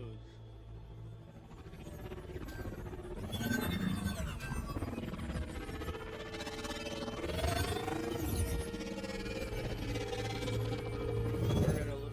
Make it look like a lose. Don't quit.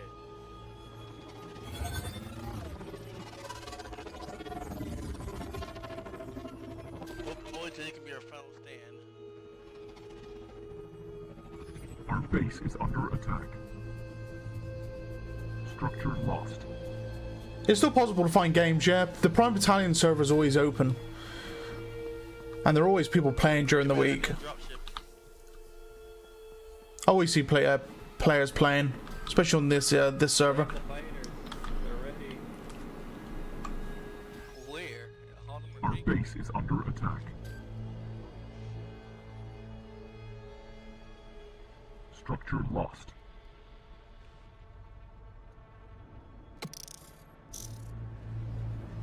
Might be a bit dark for you guys. Structure lost. Our base is under attack.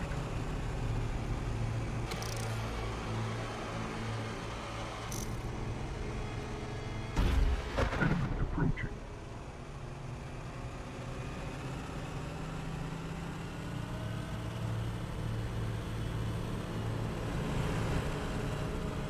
Our base is under attack. I do believe this is GG's, by the way.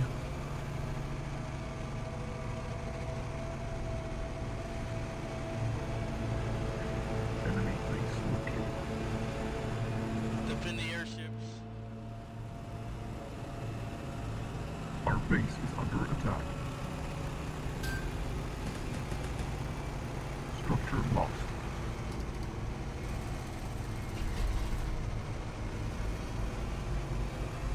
No worries, man. Thanks for the sub, buddy. Very much appreciated. Enjoy squad. I assume you've played the SATCOM mod for squad? Our base is under attack. Oh, I see. It's a drop ship, but I might just grab it anyway. Oh man, a drop ship. Okay. Harvester under attack. It is what it is, I suppose.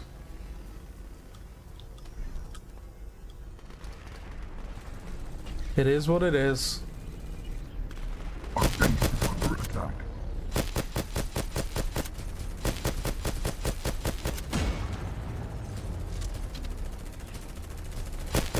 Structure lost. Harvester under attack.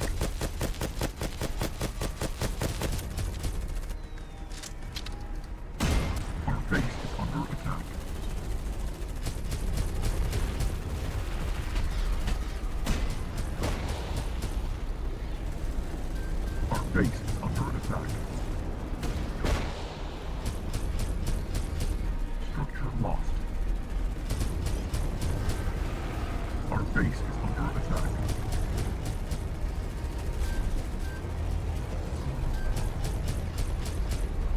Structure lost.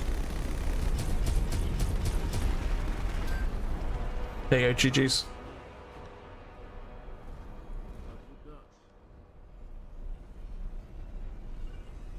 That's how it should be. Mostly global escalation, trials, steel division, not a plan. Not a fan of nighttime. Yeah, that's fair. The good thing about Silica is got a day and night cycle. So you're not at nighttime very long before it goes back to daytime. Eat up. Like, I was hitting the behemoth with the gunship, just eating that. Yeah, they're tanky. Tanky. They're fun to use though, which is good.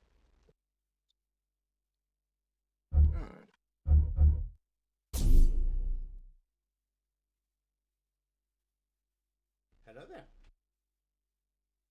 Well, hello? Kenobi.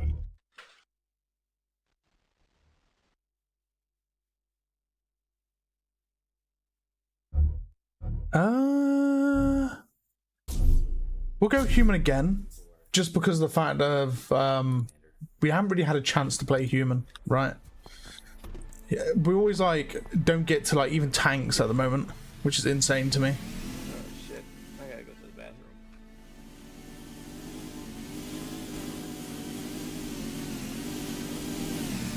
Oh my god, Naraka City and its sand dunes, man. Roly-poly dunes.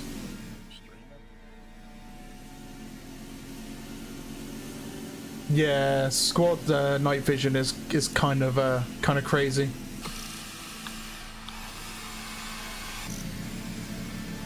Hello there. Sorry, I was holding out.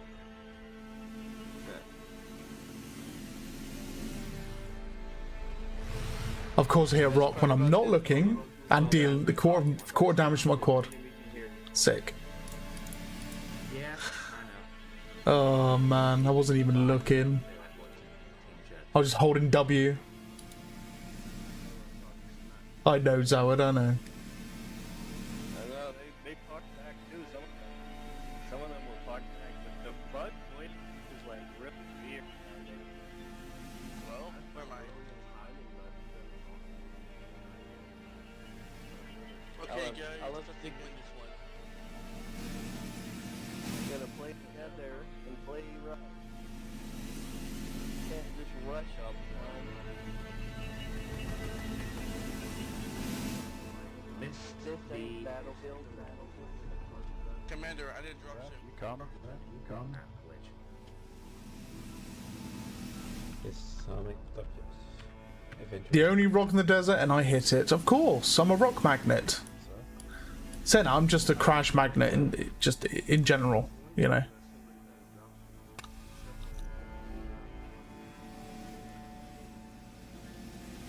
I think I was one of those people.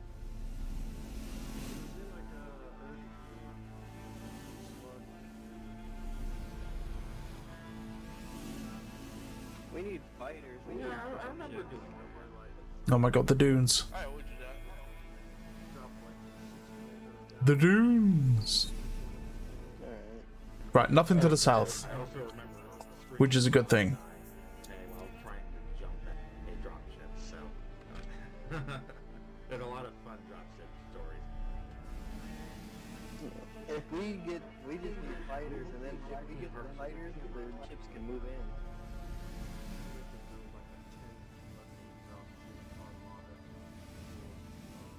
Okay, yeah, nothing there. No alien presence to the south. Which means they're either middle, bottom right, sorry, bottom left. They could possibly be bottom right, like down in the crater area, or they could be top left. I'm more inclined to say the top left than anything else.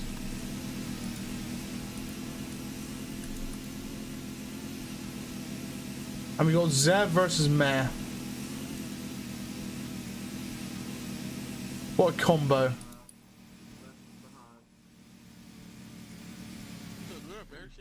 Someone took the freaking teleporter before I could. To Harvester before I could. I'll get you So guys, what if we have a harvester armada in charge? Jeff, I think the strat dude is the two harvester tech strat on smaller maps. Yeah, but you're kind of vulnerable at the start if you do that. If you spawn close, then you can lose like all your harvesters without My losing anything programming back. has been broken. You gotta make sure you have the best vault. Oh god, Naraka, why are you so mean? Just doing 2 front flips down the hill. Nice.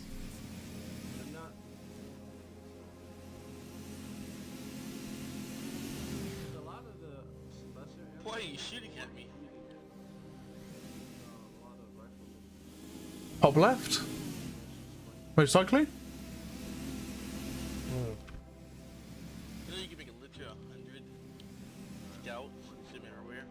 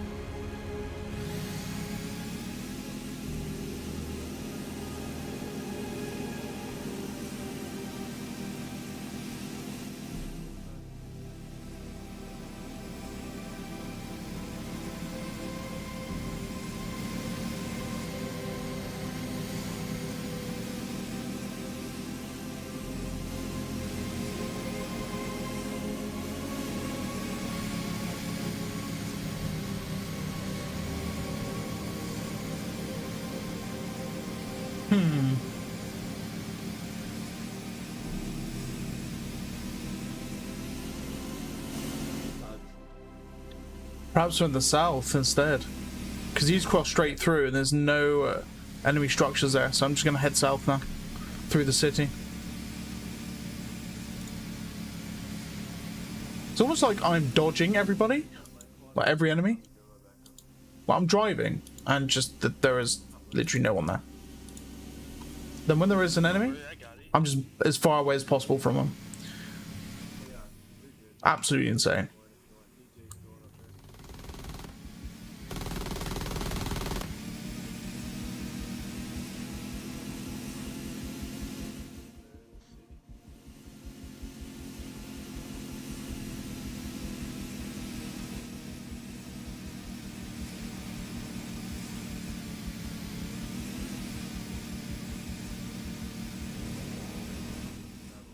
Okay, so they're currently trying to kill a worm.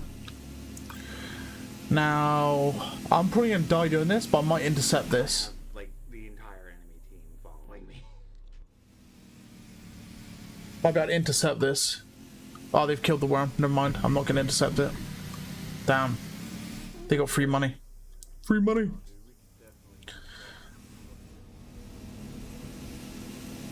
Right. We are going to change vehicle, I believe.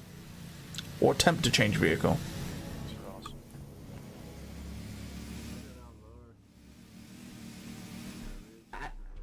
I had a feeling they were down in the city and I just had to check. Yeah. There's a lot of me just bouncing all over the place, climbing up this hill.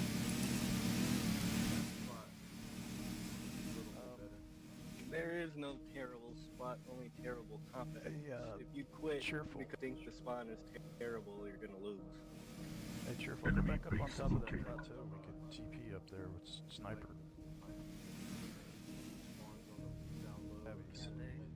Don't worry, I'm over there. I'm gonna talk plateau. And our commander is really doing well too, so we have a good chance too.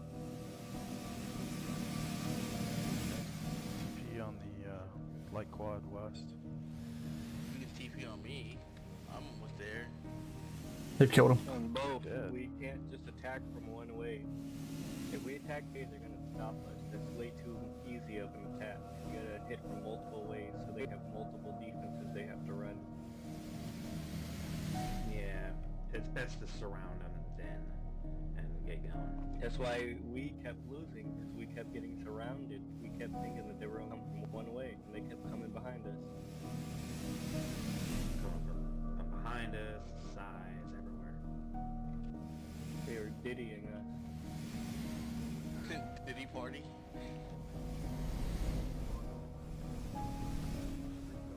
It's our turn. We are our turn. Trying to find a good sniping spot. Oh, TP on me. There's like a resource area right here. Harvester free. We're behind you, droid. There we go. You guys up here. Right, we repair the vehicle. I may abandon the vehicle as well, but we'll repair it first, so it's nice fresh for someone else. Commander, that silo in the south is not well checked in. My quad dude's in a great spot. More TPers, snipers. Our base is under attack.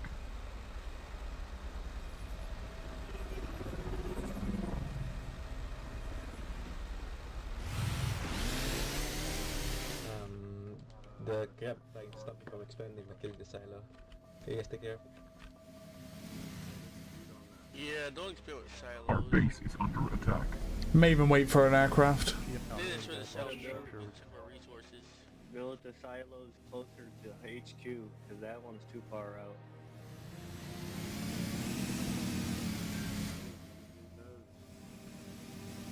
Oh, where'd that silos spawn are into? very useful. Because the refineries take up too much space. Well, no, outposts are better for spacing. Soul Unions, like and subscribe. Under attack. Yes. Silos are good in certain. So what do they call the planet in in Silica? Do they call it Earth still, or do they call it Terra? You know, or do they call it Holy Terra? I mean, 40k reference. If I had more You know?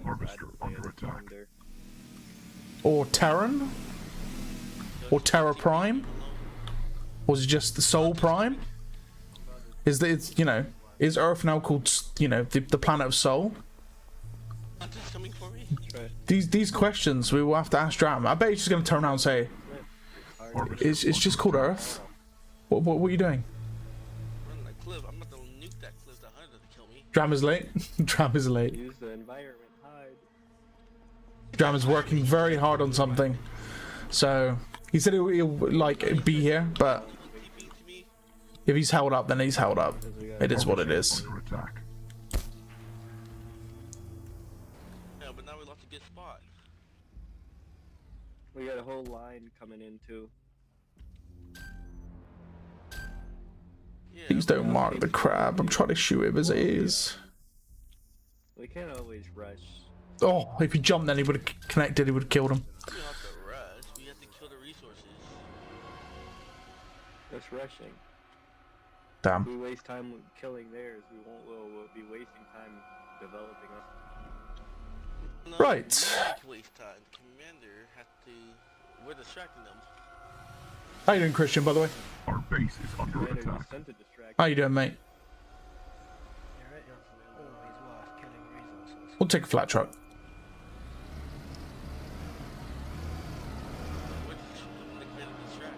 That'd work if they're like in the last one. Do we wait for aircraft? I'm not too bothered by aircraft at the moment. Our base is under attack. I very much have a tank, if I can get a tank. Oh my god, the dunes of Naraka are so bad. Bouncing around like a crazy man. By the way, there's like a huge one about to kill me. Enemy base looting. You know, there's Commander just sent Our base some is AIs under to attack. assist you guys. Was AIs are way too far. Inside that black. You guys should stay alongside that wall, and the AI will assist you guys on the other Those side. AIs are too You far guys from me. could trap them. No alien air, by the way. I think that's a little bit crazy. Our base is under attack. Oh, Talion. Been forced to alien. Talion must die. Talion must die. Oh, they see the AI swarm coming towards them. The firebug. Our base is under attack. Talion is going to die very soon.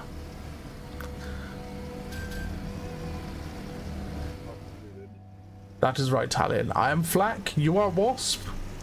You die. Our base is under attack.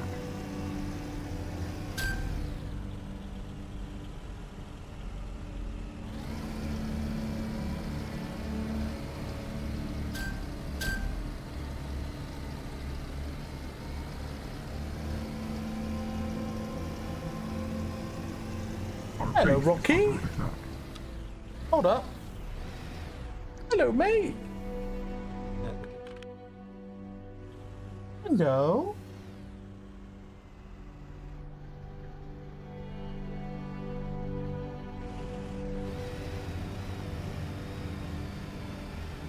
How long have I been doing Silica Sunday? What, in general? Since the release of the game. Funny enough. So what, May 2023 was when I first started Silica Sundays?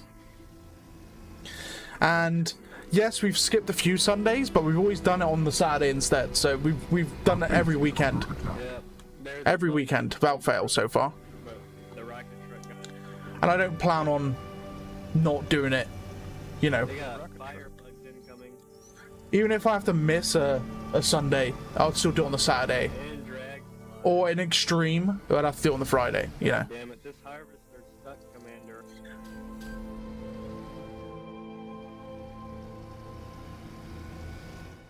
Yeah, just leave. My god, this cat. Hello, my boy. Can I help you? It's full. Oh, wait, where is it? See, I'm now becoming an NPC, Rock, because you're making me stroke you. Because you're literally on my armrest where I use my mouse, so I'm mouseless at the moment. Yes. Of course, I hit the same rock, by the way, Zawed. The same rock I hit at the very start of the game.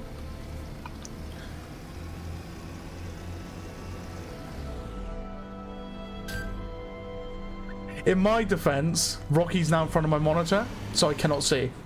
In my defense. Yeah, we got vehicles, we got... Satellite dish top of the A turret. I think it's just for QRL purposes. I don't think it's going to have any benefit whatsoever.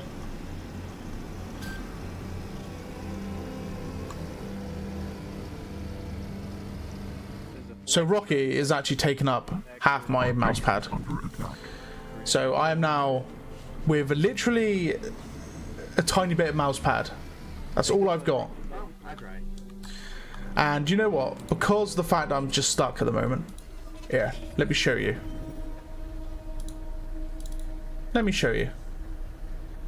Our base is under attack.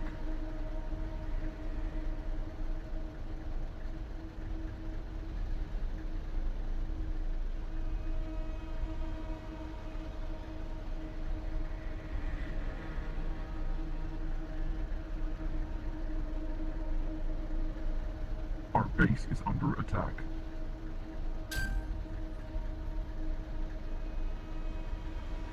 See, he does exist.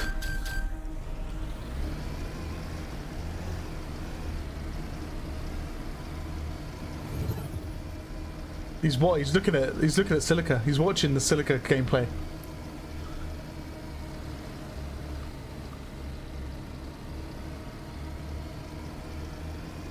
Commander, our south is Enemy base located. They're sneaking in through the south. Okay, I'll make sure stop there. Firebug attacking. Literally, the AI has more use than I do at the moment.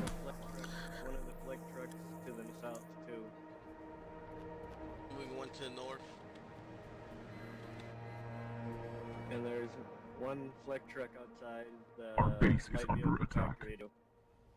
Right, Rocky. Can I have a mouse pad back, mate? Am I allowed my mice? Yes. No. Yes. Possibly.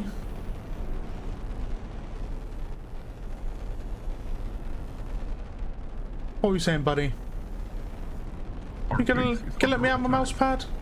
Structure lost. He is a majestic beast, he is.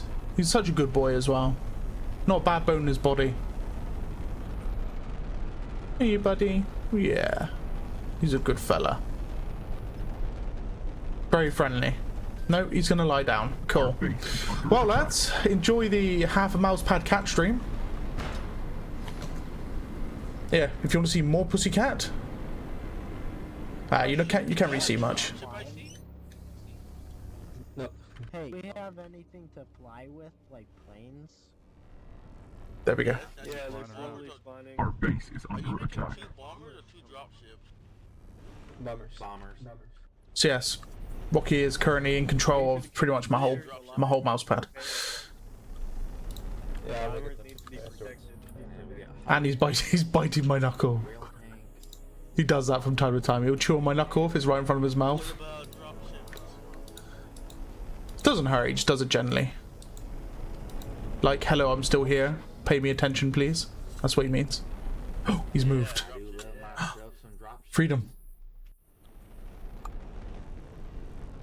What are y'all dropping on the floor now? Jacob, watch out. Where's the drop ship? It's doing good. You know how to pilot that? Not really. I'll pilot Don't it. take it. Happily. I'll pilot it. I love piloting Our dropships. base is under attack. Yeah, he's just gone to do that. Know how to switch I'm not even joking. He's gone behind my monitor and he's starting to chomp on things. Flight mode? Oh. It's only a matter of time, wasn't it? He's got no teeth, so it's not like he's gonna bite and destroy things. He's just a little shit sometimes. Our base is under attack.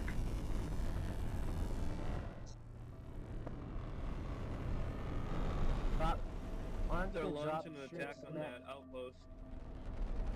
The outpost in the valley is about to get hit hard.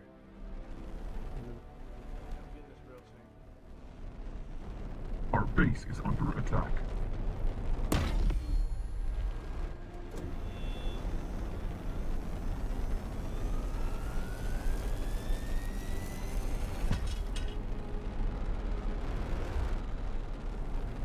This rail tank has the cutest little hop. Our base is under attack. I take damage here. Oh, that's not a nice bit of damage either. Holy shit, that was a big bit of damage. Okay, there's a light vehicle factory down there. Recoil on them, or was that fixed? Oh, they have See where a ton of Jazzy free head flight. just spawned? I'm gonna take this rail tank across that lower ground, hit that. What are you doing? I'm What are you doing? dropships area. You been douche? You been douchebag? Yes. I'll try it. Been douchebag. I would like to try it. Another railgun tank coming out right now. Never mind, it's been taken. Yeah, bombing with the bomber is really fun. Just be careful with the gate. If you're going to go for the bomber, then try to fly together with the other bombers. So you don't die alone. Can we die in a bomber? Ha ha ha. Wasp bait.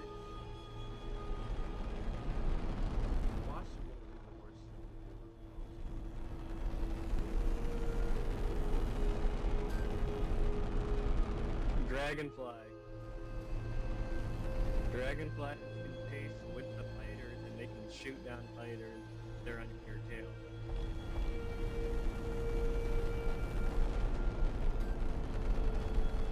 Hey, man, get the bomber. I'm going for that dropship. You cannot let a dragonfly get behind you.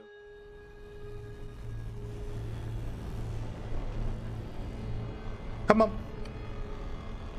Hey. He's still behind there. There you go, he's gone. Right. We now have freedom. We need to build an army I can now play the game. Yeah, we got dropships and bombers here. If anybody wants one, like a whole bunch. Like so much. I just nailed that. And I got the dropship. Nailed that behemoth.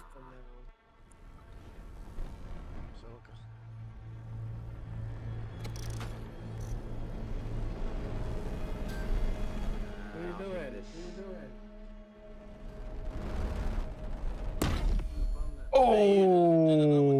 Oh! Did I just kill him? I just killed him.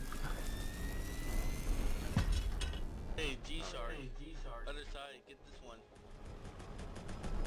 It's already landed and everything. Never mind. Gotta leave. Our base is under attack. If you really want to, you Can bombers transport or no? No, dropship can.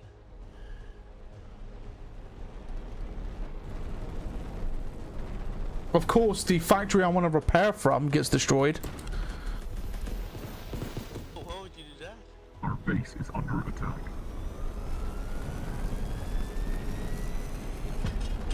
Oh, they're marking me. Are all the bombers staying back? Or is another bomber gonna move ahead prematurely? Yeah, I see a gun map. So what's the plan of action, Sir Lycan? Chaos. We push. I am very, very susceptible to being hit by air, though. Sure. I'm moving up to assault this. I'm gonna go find someone to pick up. If anything, I want to try and snipe some behemoths to help the air out. If I can get a hit on the Scorpion or two, then that'll be good as well.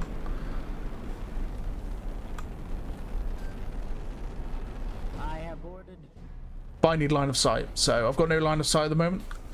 There's a lot of air. Ooh, there's a lot of air coming this way. Yeah, that Jacob's rail tank's under massive stress right now. You want to pick up? We really got advanced south. Okay, I see this fire now. Guess not. They're gonna try to attack us from the south. Why there's so many bombers? Okay. They always get away, don't they? Madder's playing War Thunder. Madder, what is wrong with you on a Sunday? Actual torture. Actual torture. Let's go to war.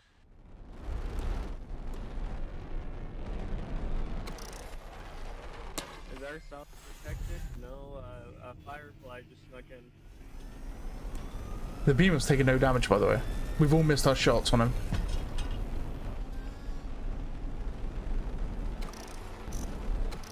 Right, because it's dark and I don't want you guys to be totally blind to what I'm doing, I'm going to keep this vision on as much as I can. I should never brawl. There's a flyer right there.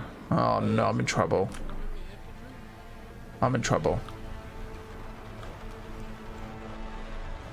Please ignore me. Please ignore me. He didn't. He came straight for me.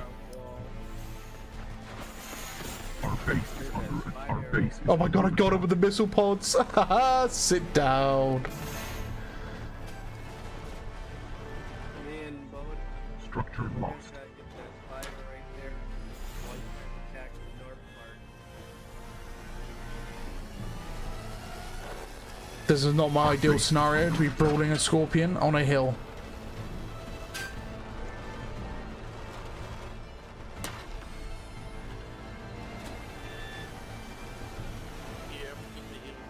Shit.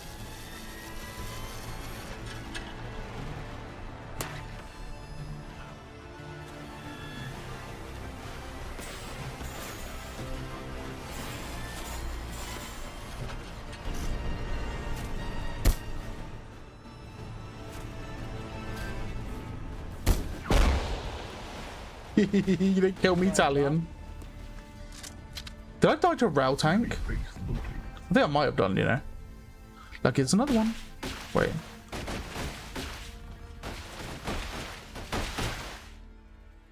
Yeah, I just took a little. Oh wow, that's pretty much all my health.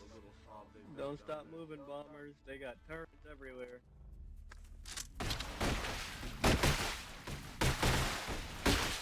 Head down. Wipe that whole little base out.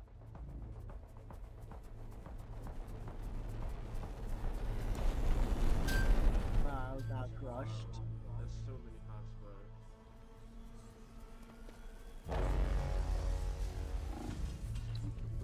Yeah, I definitely died to a rail shot. Because the wasp, baby wasp wouldn't kill me that quickly. So I gotta go get a tank now. Whether it's it'd be a hover tank. I don't mind hover tanks. Hover tanks are beautiful beasts. Very good against aliens. Hello? I called you for a reason, Mr. Tank. Come back. Thank you. Right. We're in. Enemy approaching. I don't think dropships do either. They do the same thing. They're a little faster. Dram will be on in T-minus 10 minutes, by the way. Dram will be online. Our black truck in the south will not be able to handle that number.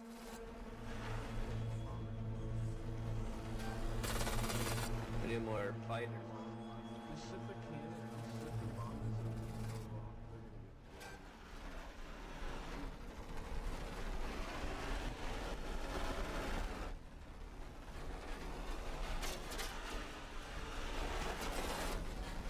Just hop in the back.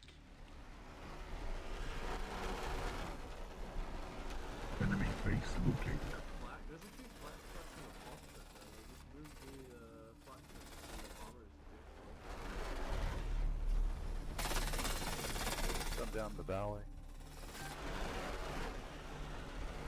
I think No, that's that's fires at the top of a hill. to assist with the army. The bombing will come later.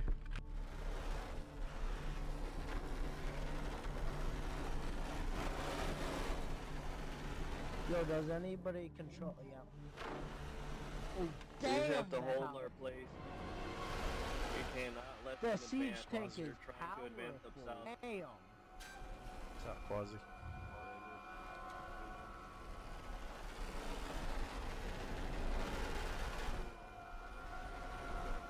Yeah, a bunch of them are at their south spawner, so be careful.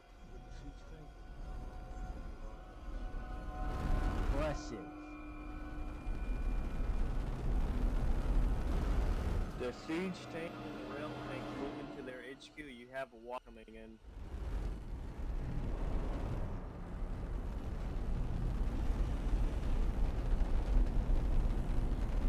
Can't stop moving, Jet, or they're gonna get you.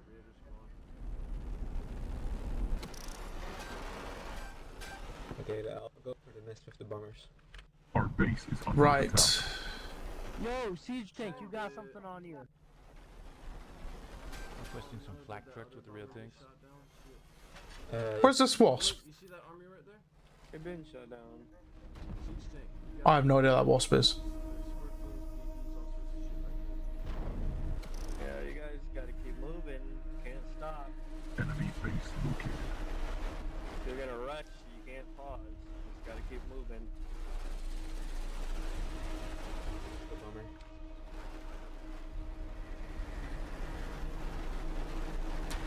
We're here I'm gonna go pick up. to help you guys. Reporting for duty, Commander. Hello. Hey, sir. What's up, man? Hello, Lewis. Base is under attack. Hi, Sharon. What's up, my Hey, get off.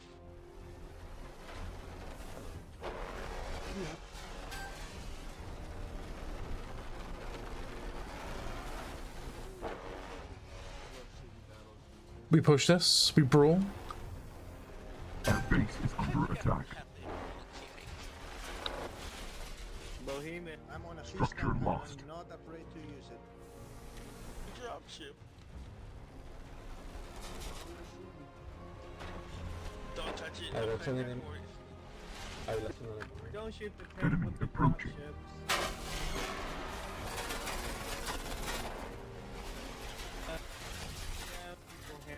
amount of, you guys get the big guy.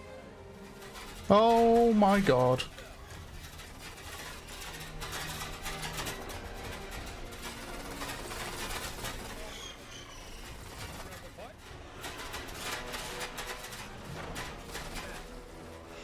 The sheer amount of hive turrets, holy shit.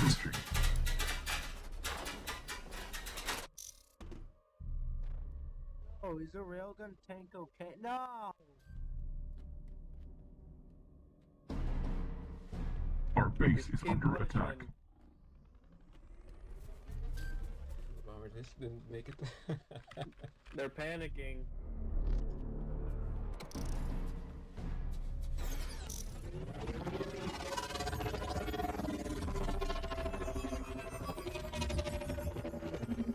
Our base is under attack.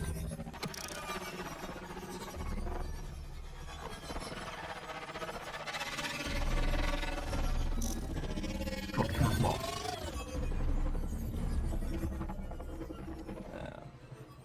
Hey yo, Everything Commander, besides gravity. do you think I could Bullet. get Our base is under attack. a jet? Yeah. Thanks, man. There's an empty one here, by the way. Check on the map. If the unit does not have a name on top, it is free. Harvester under attack. It's gone. Oh, the wasp got the other seat. Yeah, we gotta got keep it. moving and stay together. We gotta move coordinated.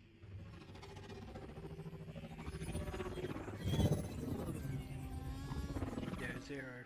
Wasp on me. Now it's our turn to play defense. They're about to launch an attack on us with all Far those away, units.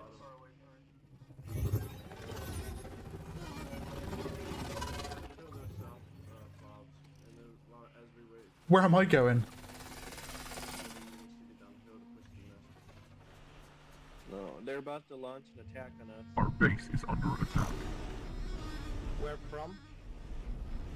They're gonna go right up that valley, because that's where we just fell. They're gonna attack this fob right here. Structure lost. Okay, going on assist tank. Try to bombard them south. Our base is under attack. Yeah, yeah. Can't tell if that's a star or an actual wasp up there.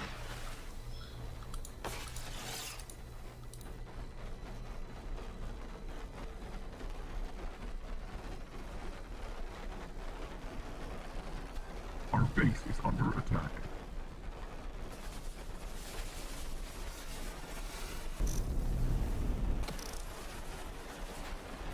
Hey Shark, why'd you get this one? Structure lost.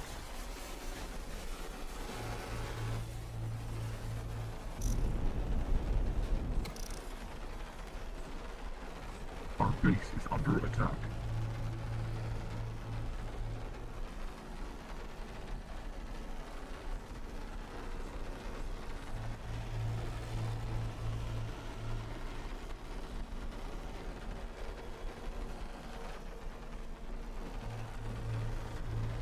Our base is under attack.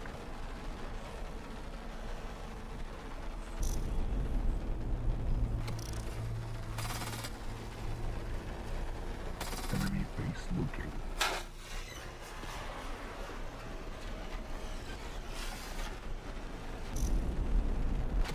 Our base is under attack.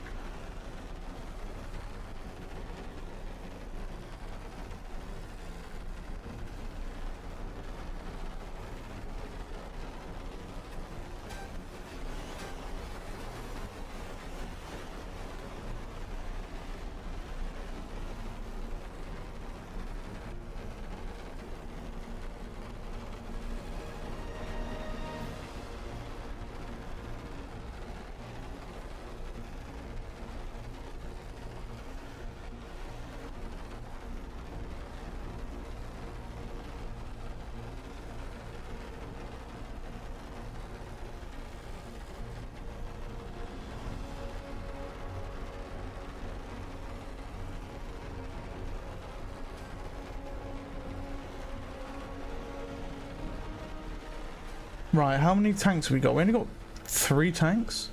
Loads up the top end, but that's not really going to help with fighting.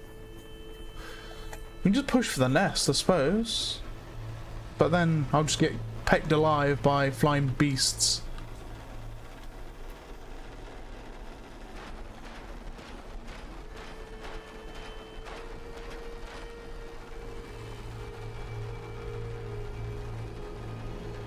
Our base is under attack.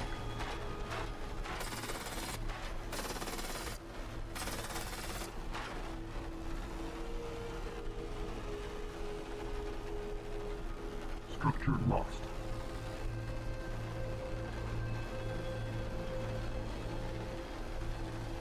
Our base is under attack.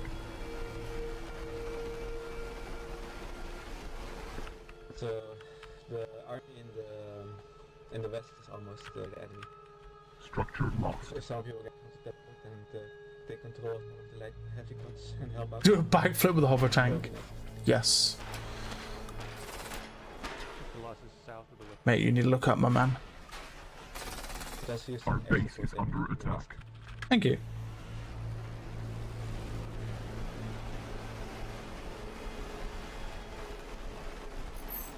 Enemy base located.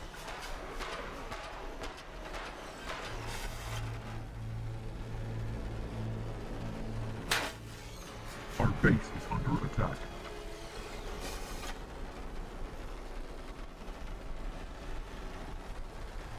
Colossus is coming in.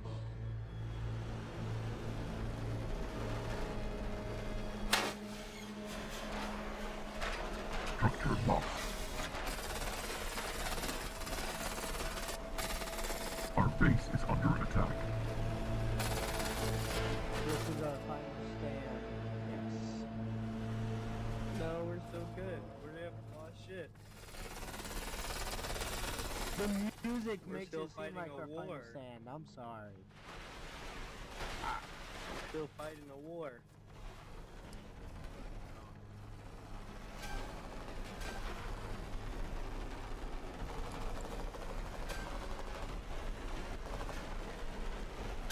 Yo.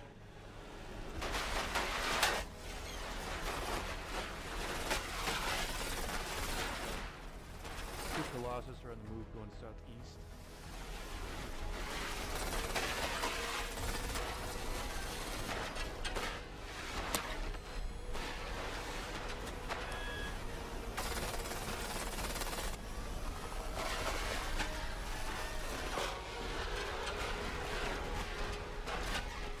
No way the flak tank went after the, oh my god, after the Scorpion instead of the air.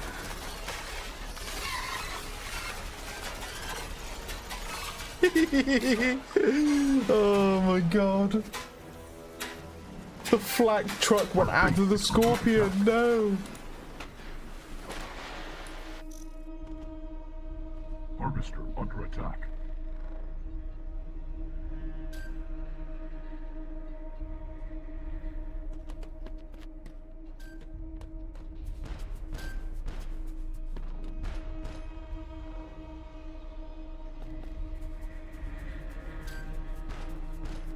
Harvester under attack. I literally landed on top of the Scorpion and rid him. Like he was my little... Under attack. My little friend. My little bitch.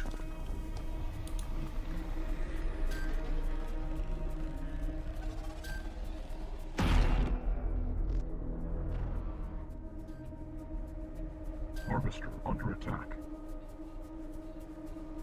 Harvester I'm gonna get lost. myself a siege tank. Our base is under attack.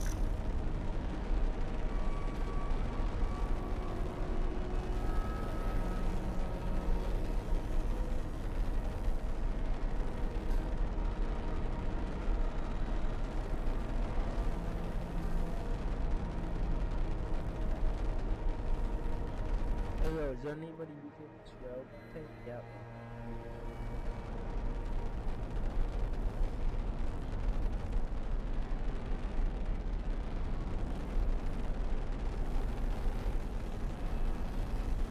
Our base is under attack. Right. Harvester lost.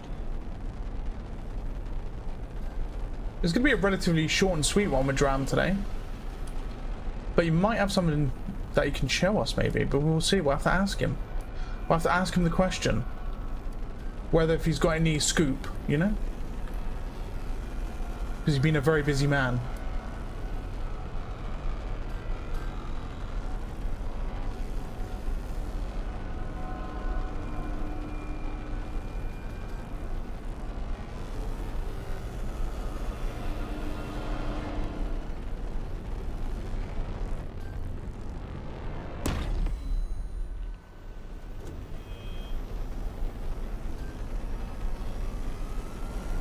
Italian. Harvester under attack.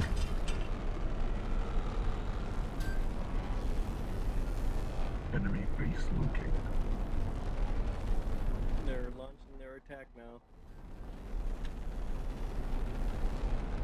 Them dumb.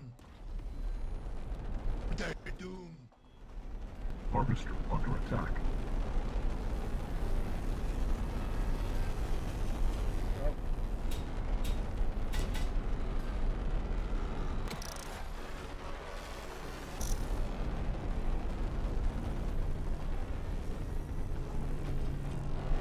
Could use some assistance on the Harvester system under south. attack.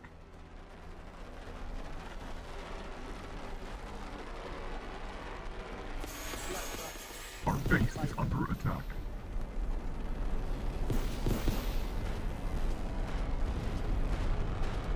Try to tank some damage. Yeah, sorry. I'll send it for you. Harvester under attack. Sure. They're attacking in 3 different places. Our base is under attack. 2, and they got this. Up.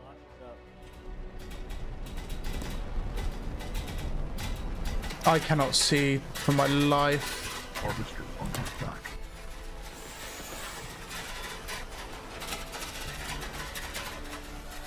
Did I just get shot by a rail tank? Are you kidding me right now? How long does it take for a siege tank to be created? I just got shot by a rail tank. Sick. Oh my god. It has no name on top. Harvester under attack. I'm just gonna go grab this rail tank over here. That's twice now I've been hit by my rail tank. Another rail tank today. I'm way out of that.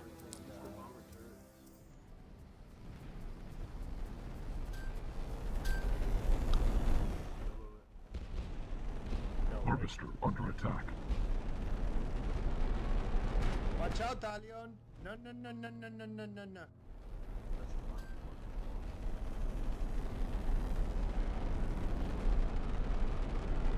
Aha. They sent a swarm of wasps. Hello, can we hear each other? Hello. Give me 2 How seconds. are you, Mr. Lycan? So, Yeah, right. sorry for the lateness. I am online and available. No worries, right. Grab you. Pull you in here. And you should show up any second now. Roger that. Oh, I should probably direct that at my face. There we go. Then I need to mute you in here. There we go. Because then, no double voice. Yes. Harvester under attack. There we go, guys. Dram, the man, is here. Hello, everyone. To say hello. Hello, hello, hello. Good to see you guys. Just been playing on Prime Battalion. Bit of a rough day. Haven't won many matches. Been getting bullied. Ouch. By the aliens, mainly. Would you have it any other way? No, of course not. Oh shit! I've got on the test build. Alright, I'll just quickly. Actually, wait. That should be the same. Oh damn. Harvester under That should be the same. Did you manage to complete what you was doing? Enough to show if you want to. Yes, of course. New things. Yes. What I can do is I can pull myself away from this engagement. battalion was trying to hunt me down then, but he got shot out of the sky. The sneaky wasp. But should I hop into the game, or should I not bother at this point? Entirely up to you. I mean, the game's been going on for 48 minutes, 49 minutes almost. And there's still no real decisive winner between the aliens and the humans. So it might be here for another 30 minutes or so. Roger that. And it looks like it's going to continue that way. But what we can do is we can always finish this game off, and then we'll see what you've got to show us. Sounds good. This sounds good. Yeah, this is just setting up, you know what, for for the guys to be able to work on. Yeah, I need to set up the Level up. So I got some questions. It is time. Question for Dram. In a restricted match where you can only produce 3 combat unit types, what would you pick and why? Please answer for both humans and aliens. Okay. So for humans, I would probably... So I could only produce 3, you mean in total, okay? If that's what you mean, like, let's say, select an army of 3 with a maximum of 3 types. Yeah, I can explain that more. Then for humans, I would probably... I would steer towards, quite honestly, railgun tank, rocket launcher, and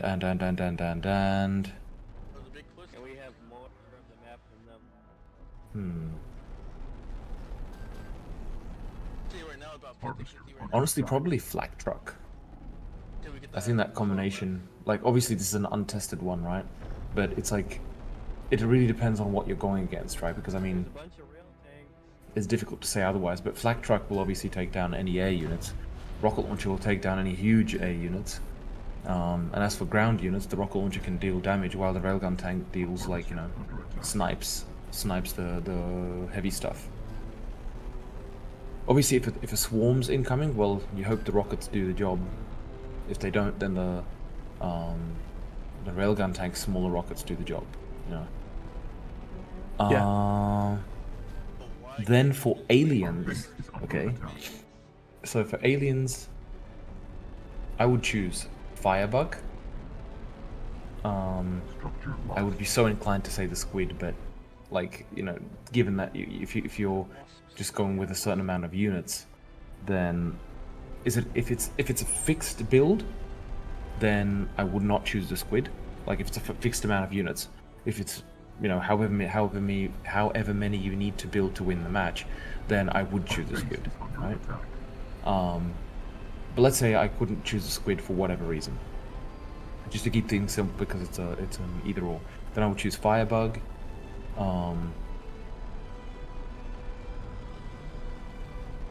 Behemoth and Scorpion, right? Primarily, like, you know, because swarming is of course their main forte, but that's kind of like the all-rounder at the moment. Once swarming is more effective, then and if, you know, if I took into account that I could build relative numbers relative to how much they cost, then I would probably choose. Then in that case, I would choose Crabs, Firebug, and Scorpion. Most likely. See, I went Scorpion, Dragonfly, Firebug. Scorpion, Dragonfly, Firebug. Fair enough. Dragonfly for speed and able to catch, like, hover bites and like just overall anti-infantry and annoyance against vehicles as well. Firebug for its ability to pretty much take out harvesters and being an overall, like, quite a heavy, nice, tanky siege unit in some aspects. And then the Scorpion for the similar type of thing is kind of like a ground brawler, where it can deal significant damage to buildings and such, but it can also is very good at anti-infantry. So, like, big groups of enemies, it can just like take out a massive amount of, like, riflemen. Fair. So what else we got? Sometimes I feel like people watch these streams to see Dram. No, you watch it to see Mr. Lycan, man. Look at his wonderful face. Dram, what is the law accurate alcoholic beverage of the Sol military? What about Centauri military? That is a very good point. So Sol, being a bit more advanced, moonshine, not entirely alcoholic, but fair enough. Whereas, you know, the Centauri, they'd probably go for good old rum.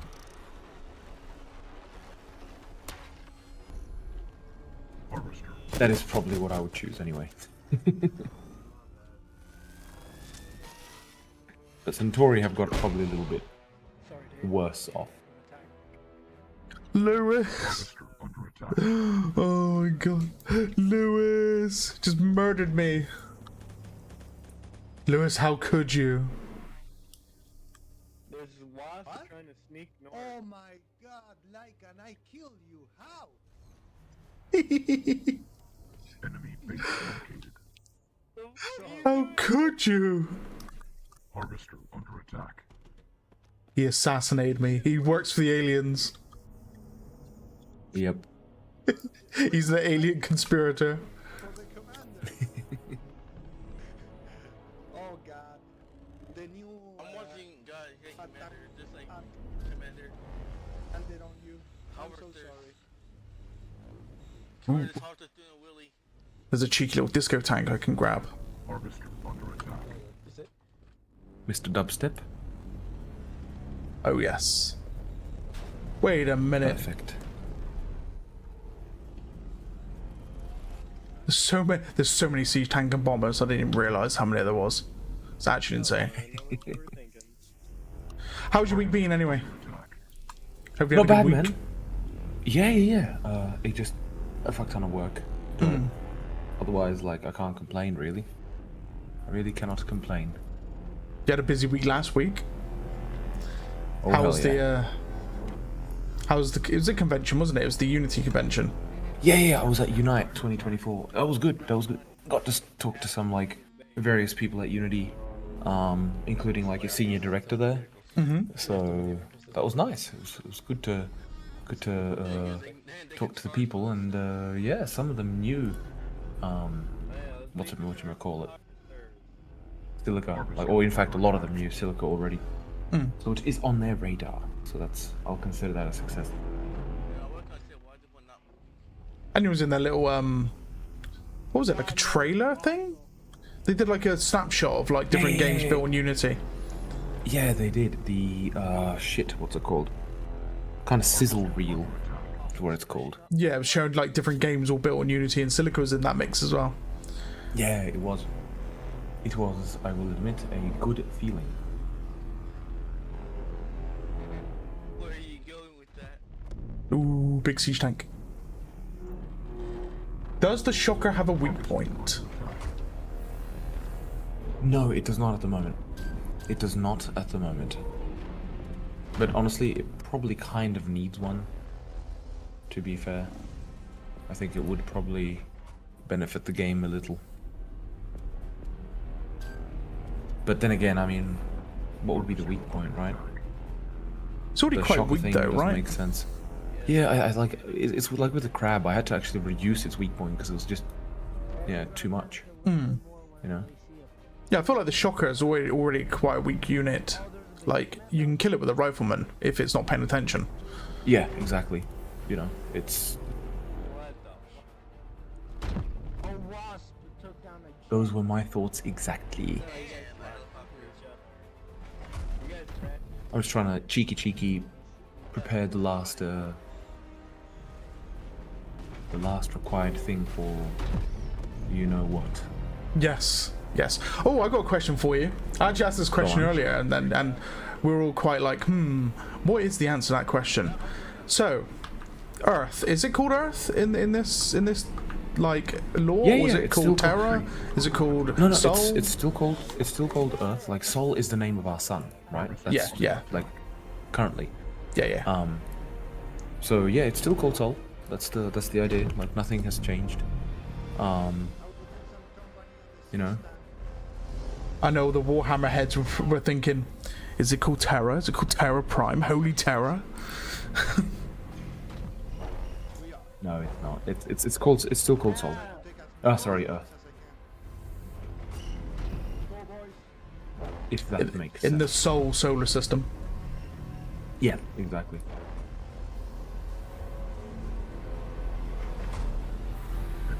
Well, hence why it's called Solar System, right? Yeah, yeah.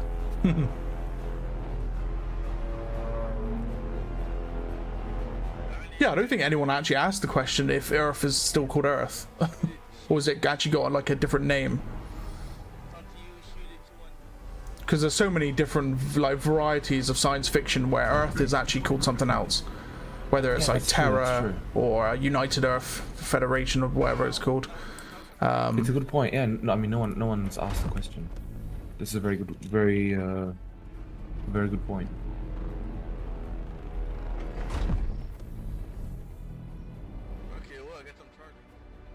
I'm like doing the quick move. Super Earth. Yes, Super Earth. For democracy. For democracy, indeed. Gee, that wouldn't be stepping on any IPs, would it? Surely not. It's just a big version of Earth. Yeah, Super Earth.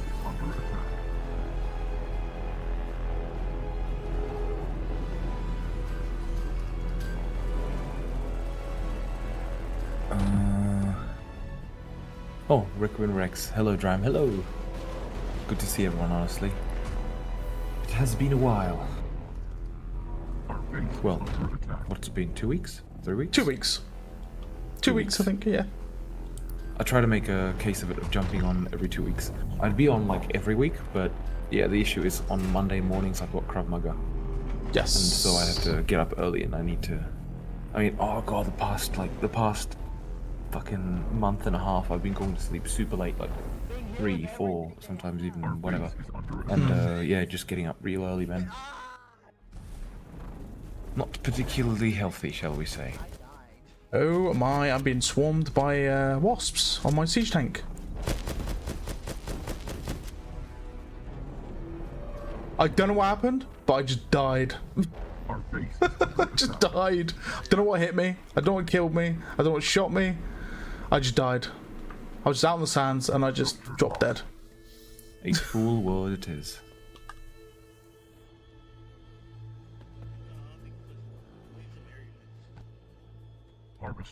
The law will change to Mega Earth. Mega Earth. Speaking of which, in the law of Silica, is Mars terraformed, or is Mars settled, or is Mars looked at, or it's the moon as settled, well? settled, but not it is terraformed. settled. I mean, terraforming Mars is a short-term, like, obviously it's a long-term venture. But let's say you didn't really worry about energy, then it's a short-term venture in that case. But the problem is that because it has no magnetic field, it'll eventually be stripped of its atmosphere anyway. Yeah, that's how it in fact lost all its water and its atmosphere in the first place. You know, slowly being stripped by the sun, the solar wind. I always liked surviving Mars, and it's got like a campaign where you can actually terraform Mars. So you end up like you end up doing a lot to it. You end up nuking it underground and stuff to try and like correct its spin and like reintroduce its atmosphere. I think you burn like so much carbon dioxide into the atmosphere, it ends up like creating a ozone. And then you like heat up the planet and stuff. It's so much behind, like underneath it. It's actually pretty interesting. That's pretty interesting. Yeah, you like build these massive, like literally smog, like absolute big, like nuclear power looking smog vents, and you just introduce like CO2, like in mass quantities to the planet. And then you melt the ice caps to introduce the water and stuff. And then they end up like seeding the soil and all that sort of thing. So it's pretty interesting. What about Luna? Is Luna settled? our good old moon. Yeah. You know, just basic bases. I mean, the reality is like settling Mars is, well, I mean, it's not exactly an ultimate home. You know what I mean? Yeah. You know, and anything else in the solar system is unusable. Mm-hmm. You know, I mean, yeah, sure, you could theoretically live on like in the seas of Europa, right? I mean, there's obviously nonsense. Though you could go really deep, just in a basic diving suit, apart from the temperatures. But like, because of it's a much smaller body, then you could like at 10 kilometers you'd have about the same atmospheric pressure, or like the same pressure as on Earth being like 100 meters deep. Roughly speaking, I forget exactly like the numbers. Yeah, it's almost like with Venus as well. Technically, with a certain amount of gear, you could literally live in the atmosphere, like a certain amount of kilometers above the surface. Yes, you literally could. That's very true. Like Venus is, I don't feel bad about losing this. like the atmosphere is incredibly dense. You know, it literally is like not thick as water, literally, but almost like that. Mm. So re-entering its atmosphere is, yeah. I mean,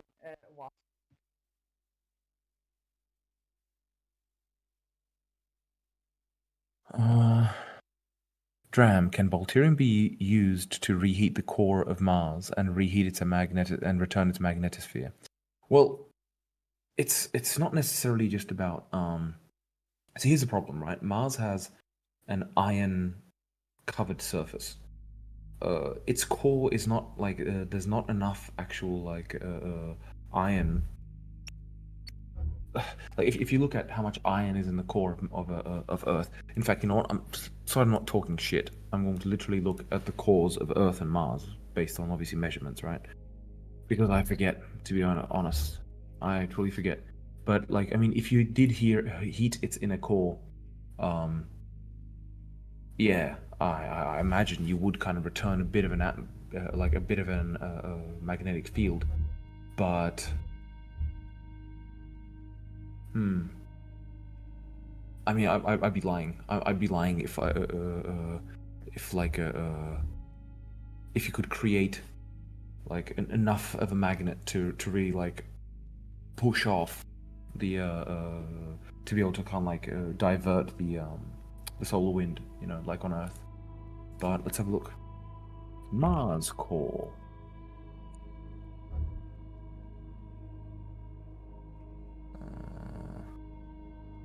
Let us have a look.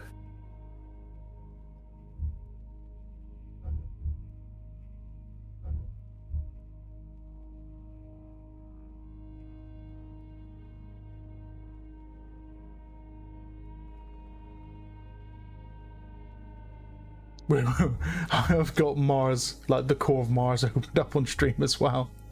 just pictures of it.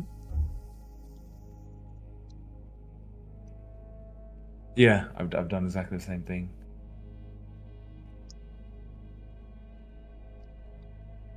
We have to get Elon Musk in here to give his opinion.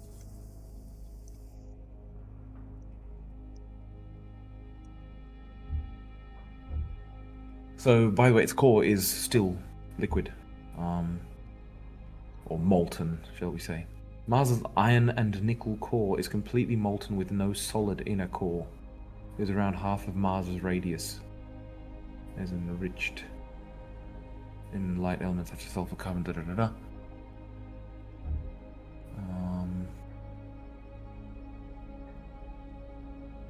Magnetosphere, let's have a look.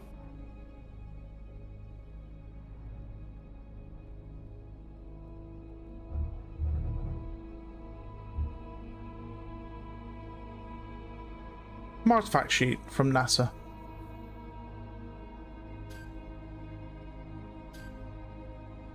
Does it have a magnetic field? It's got inertia, velocity. Is length of day? It's only a slightly longer length of day to Earth. It's like 24 hours and 34 minutes or some shit like that. I remember from Take on Mars. That was It's like NASA when they got rovers, like at the initial part of the mission, they usually have people on, like their people on Mars time, so they go to sleep every day 34 minutes later, and then they have to work in the middle of the night because of like Mars day. So they're always happy to go back to normal time.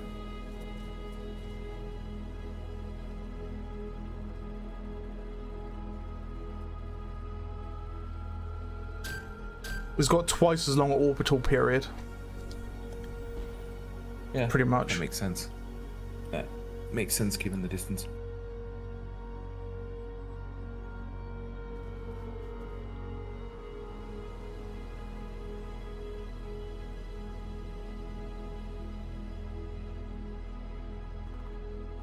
Did Sol build any mega structures?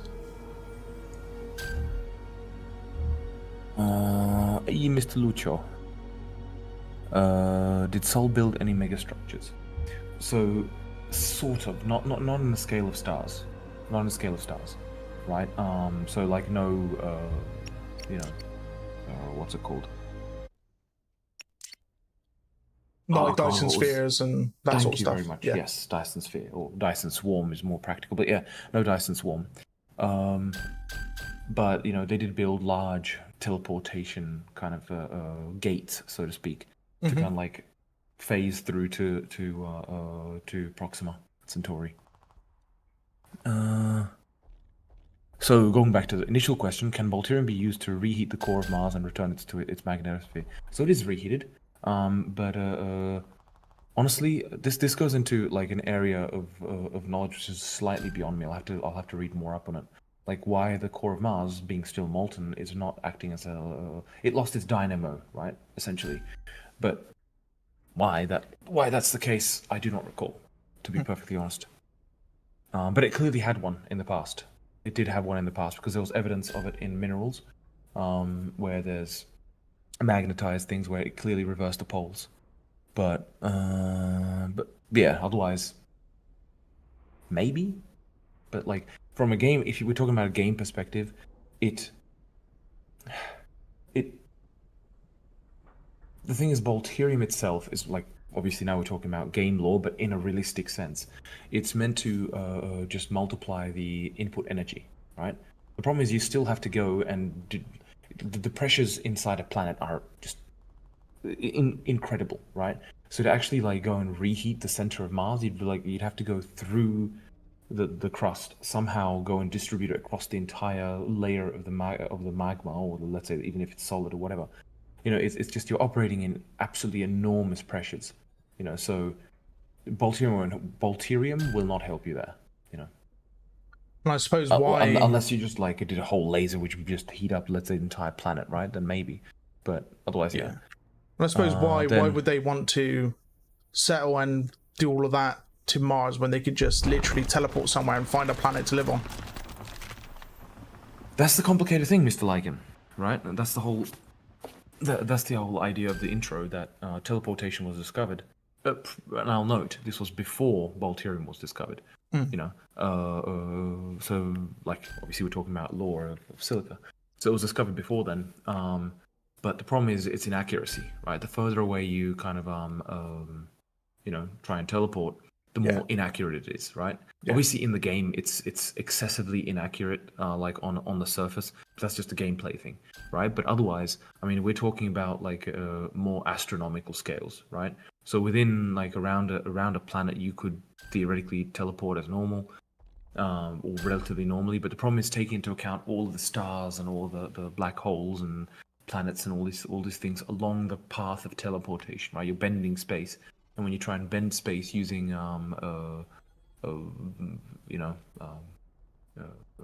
like using teleportation, which works via bending space in quotations, then the problem is it's very uncertain, and it's drawn towards gravitational fields, so it's incredibly difficult to like basically minute differences, you know, at the beginning of the path can lead to light years, you know, fall off in the distance.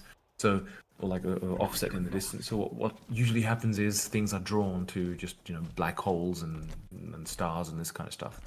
So that's why like the whole idea is that there's not actually too many planets available to kind of like actually explore using teleportation, because, I mean, you know, at long distances, you're just drawn into a black hole, right? At shorter distances, you know, it kind of curves into the star, so it's a little bit more complicated. But the idea is that they I say humans, obviously, in the future, in 2351, after teleportation was discovered, the idea is that they built several teleportation gates to basically create a line, or like a trading route, you could say, to Proxima Centauri, which is our nearest star, right? Yeah. And then from there, it's just 0.2 light years to Alpha Centauri. But otherwise, you have the planets available there. But the nearest star was Proxima Centauri. And once the reality is, once you're actually once you're trying to terraform a planet, or like, you know, settle a planet, you don't exactly go and settle the next 10, right? Once you find one which you can actually settle, you will begin to settle it, and it's a long process, and then, you know, you begin to spread out, because, you know, you do have limited resources, right? So that's the idea. They settled Proxima Centauri, or specifically Centaurus, planet around Proxima Centauri. So they settled Centaurus, and then they discovered Bolterus. So at that point, you know, expanding into the unknown was a little bit pointless, when obviously they could get a direct link to Bolterus, which was just significantly more interesting, especially given that they found Bolterium there. And then, of course, the whole war started with the with the aliens and stuff, and then that evolved into the human war, obviously.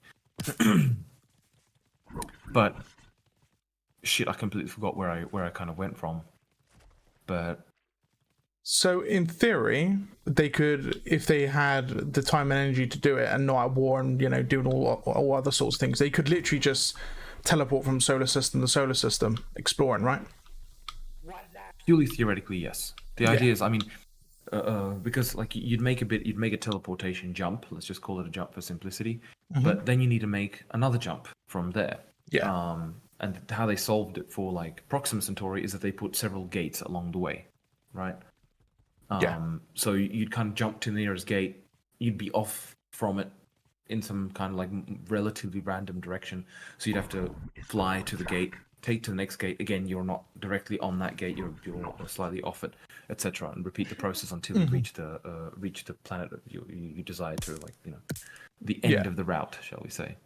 Very similar to Mass Effect's quantum. I can't remember what they called them now. They had like quantum gates where they would have those gates. They could jump to another gate. Yeah. And vice versa.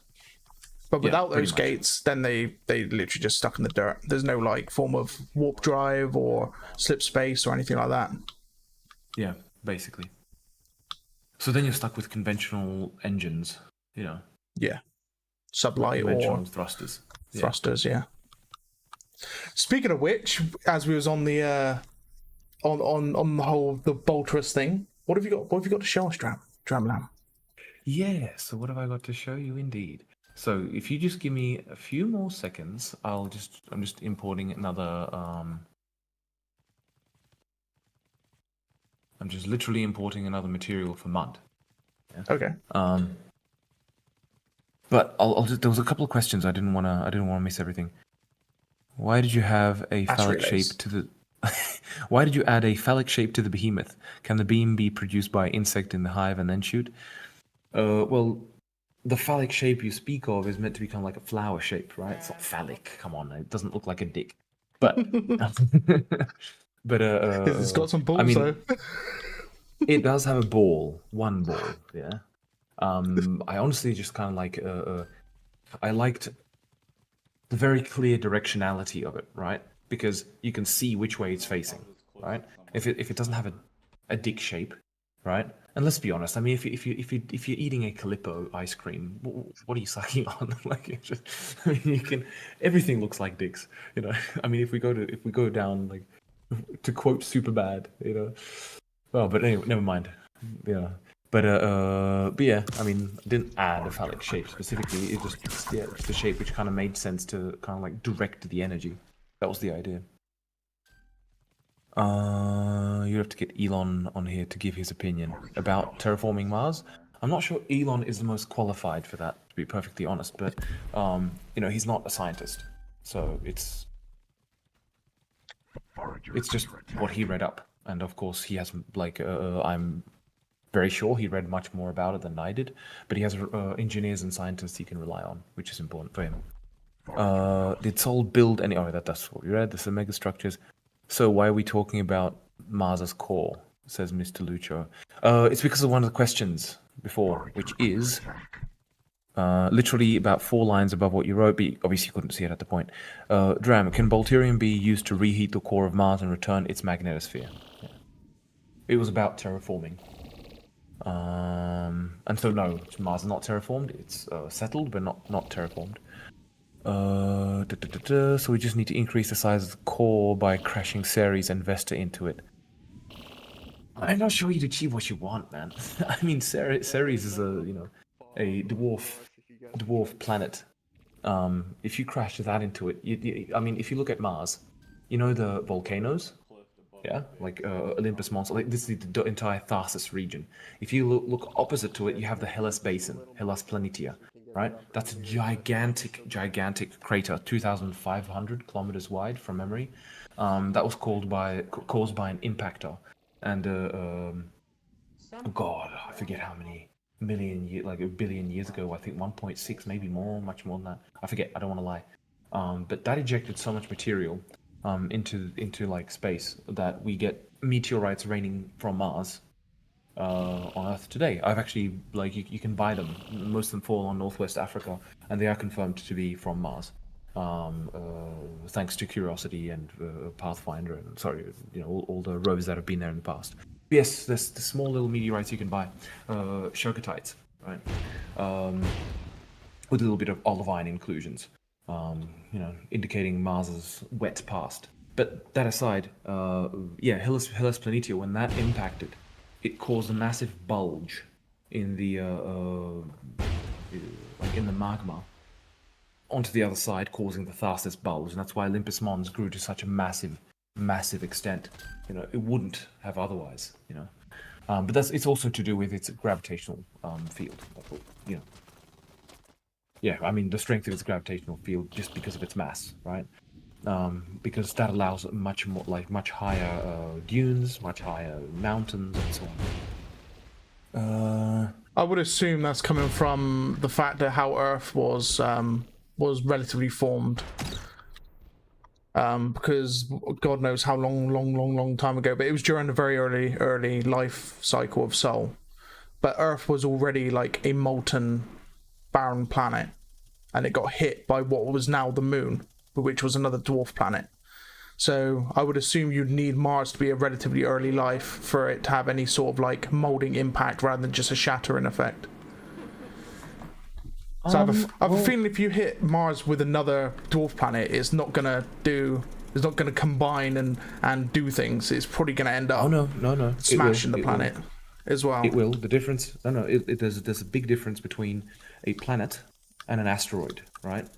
Or a planetoid, let's say, right? So an asteroid does that. That's why Ceres, for example, is a dwarf planet. Yeah, it under its own gravity, it spherifies, right? Whereas, for example, normal asteroids, they have all kinds of shapes and sizes because there's not enough gravity to kind of like reform the object into an actual sphere, right? There's not enough gravity for that. So that's why you get, on the Moon, I mean, the gravitational acceleration at the surface is 1.611 meters per second, something like that. Fuck all compared to Earth, right? You could jump onto your nearest balcony, right? But the main point is it still is very spherical, Mars is 3.711 or something like that. But apart from that,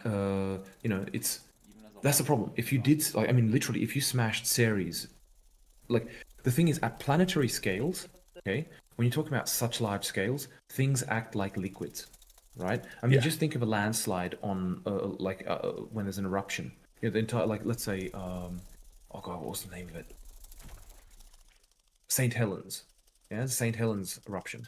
Yeah. That just literally the side of the mountain just flowed.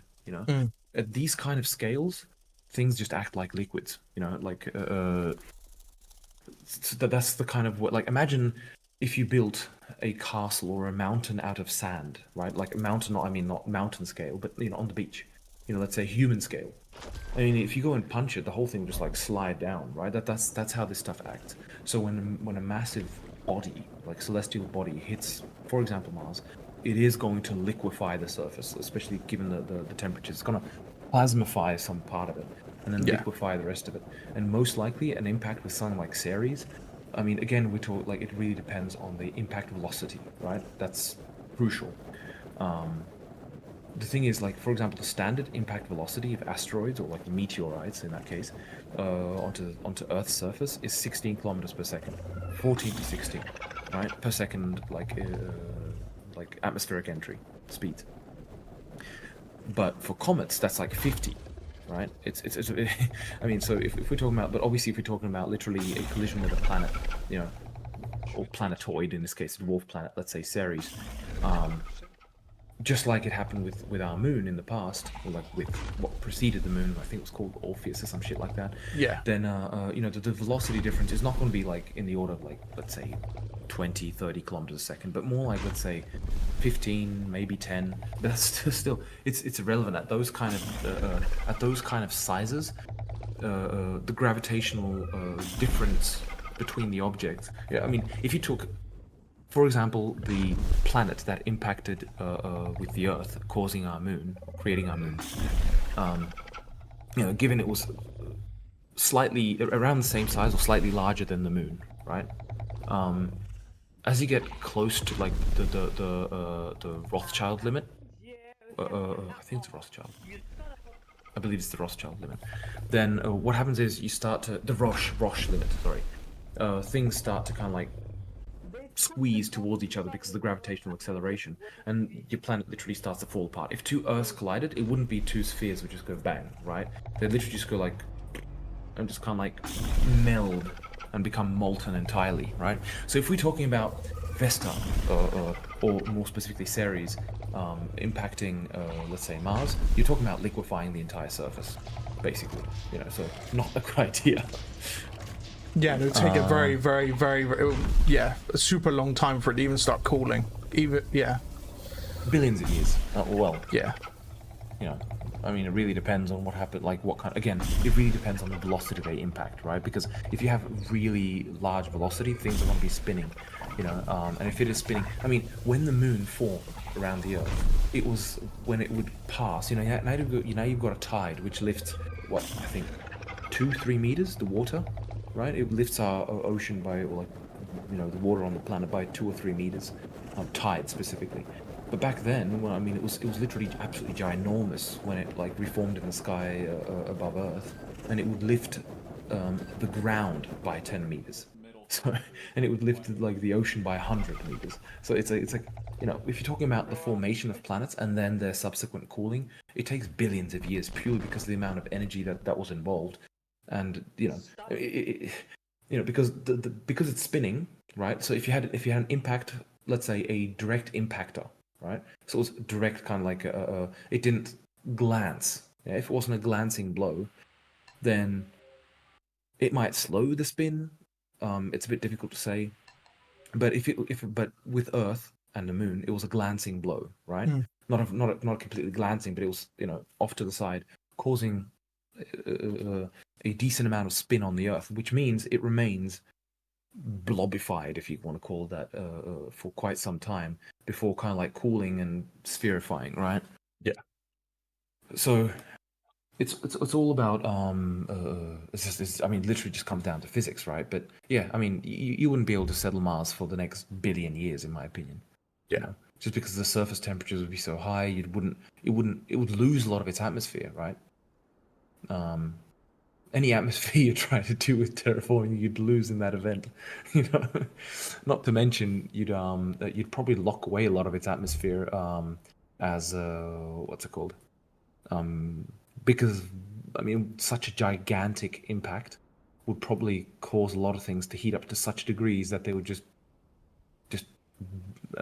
if you had, for example, again, I'm not sure, I forget the composition of what's it called, Vesta. But let's say you had an iron iron meteorite, right, or an iron asteroid the size of Vesta. If that collided with Mars, it would just, I mean, it would oxidize. It would just eat away your oxygen atmosphere entirely, you know. But it's obviously, you know, I mean, I'm just theorizing here.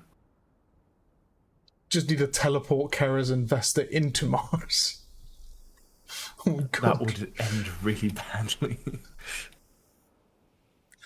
Yeah, I'm not quite sure what would happen there. It would end up like, I don't know. What would it... Yeah, it would just... Yeah, I don't know. If you teleported Ceres into Mars, for example, or Vesta into Mars. So, you know what?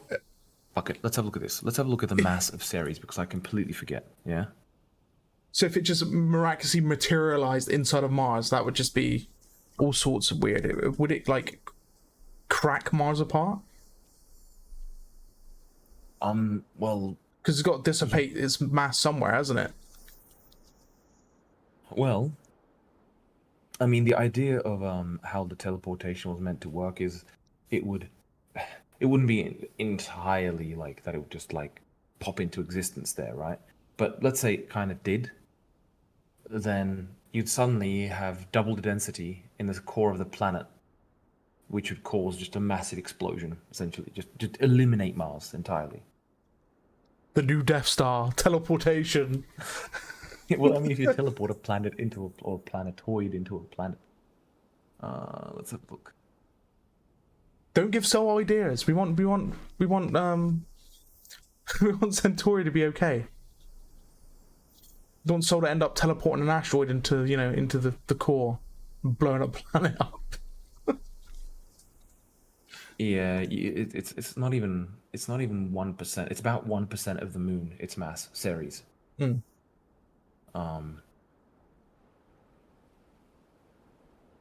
It's let's just say not entirely negligible. Its mass, right? In fact, how big was the impactor for the Hellas Basin? Let's Planitia Impactor. Yes. Yes, so 2,300 kilometers east to west. So I remember that correctly. That's good. But oh god, what was the size of the object? Piss off! I want to know when the.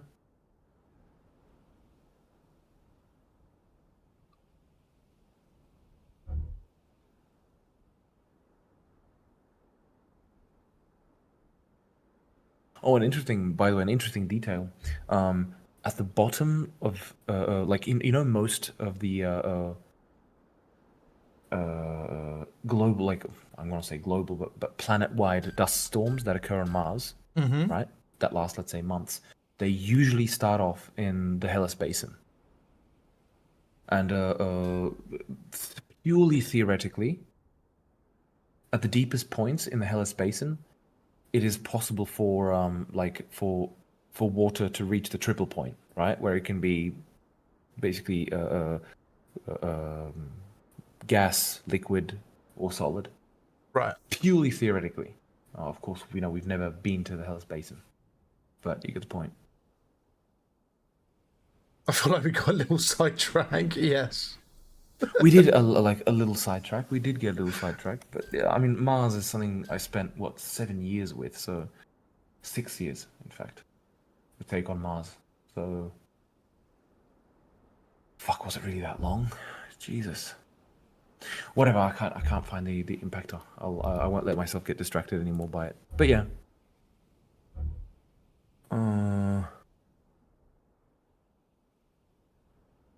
Yes. Here's a balanced unit idea. Crabs with Gatling guns. Gatling gun arms, thank you. That's a very good idea, Ty. That's a very, very good idea. I like this.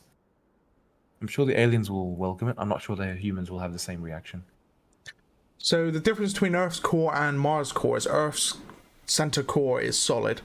So it's a solid iron core. And then of course. Mars' core is molten. That's why it's got no like magnetic pull as such, like a magnetized core in the center of Earth.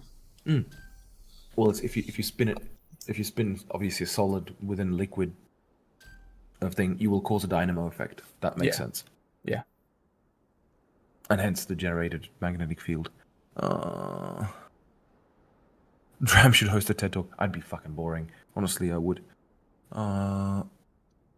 Final chaos chat. Humans just need to teleport. Yeah, that's what I said. What happens if you teleport something inside something else in Silica lore? Well, literally, you're putting atoms near other atoms. So if you look at the subatomic level, in some cases you'll get some of the protons being put into other protons. So you get the subatomic particles kind of like melding, thus exploding. Otherwise, you're putting, if you imagine, let's say I put the center, like an atomic core here and another atomic core here, and you've got all the electrons, obviously, in shells around that, then they will just violently explode and meld into, like, you wouldn't have a good time. Explosion, basically. Yeah, so no It's the same teleporting thing- humans into humans because explosion. But Yeah, blood basically. explosion. So like obviously from like a lore perspective, using teleportation to move around the battlefield is not exactly the most practical thing you could possibly do. It would be a very effective weapon. That's very true.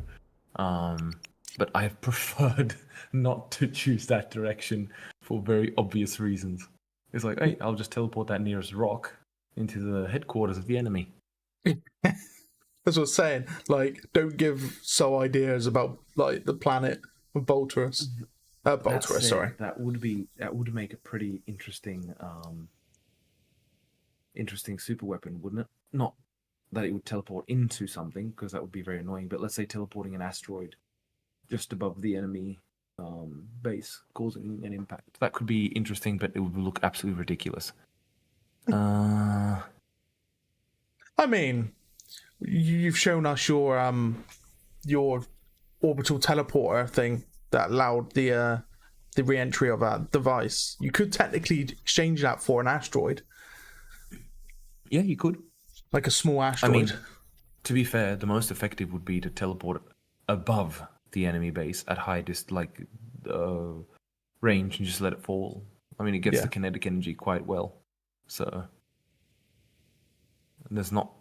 I mean, well, you could probably try and counter it, but yeah, just teleporting directly into the enemy would just be the easiest, because you don't need a big rock in that case. You just teleport Harvester into the HQ. There you go, easy. Yeah. Black hole type reactions, probably just huge energy release. Well, I mean, you probably wouldn't. I mean, because if you're putting it, if you put the they would have to literally hit directly each other, right? The subatomic particles to literally cause kind of like a micro black hole. But of course, a micro black hole would just evaporate almost instantly, so it would just cause a massive explosion. But more you'd create unstable atoms. They just fall apart and straight away, basically. MBTR, hi Dram. I feel like crabs are too expensive as an alien commander for them to be viable. Any plans on a buff? Yes, right after AI, because AI is absolutely crucial for in fact all units, right? And that's what I'm working on. Unit tactics and all this kind of stuff. So once the AI is on the level I am happy with, which will take another month or two at least, then I will be diving into balancing, because it's going to have a very heavy effect on balancing. Crabs with rocket boost. Yeah, sure, why not? That makes sense. I think it fits right into the lore, man. Or we hit black hole levels of density. Yeah, I think it's just to clarify how much you need to squeeze matter to get it to black hole levels, to infinite, right? But I mean, to the wait. Was it Rothschild limit? Oh God, what is it again? Roche limit, I believe. Roche limit, yes. No, Roche limit was where they start to break up, yes.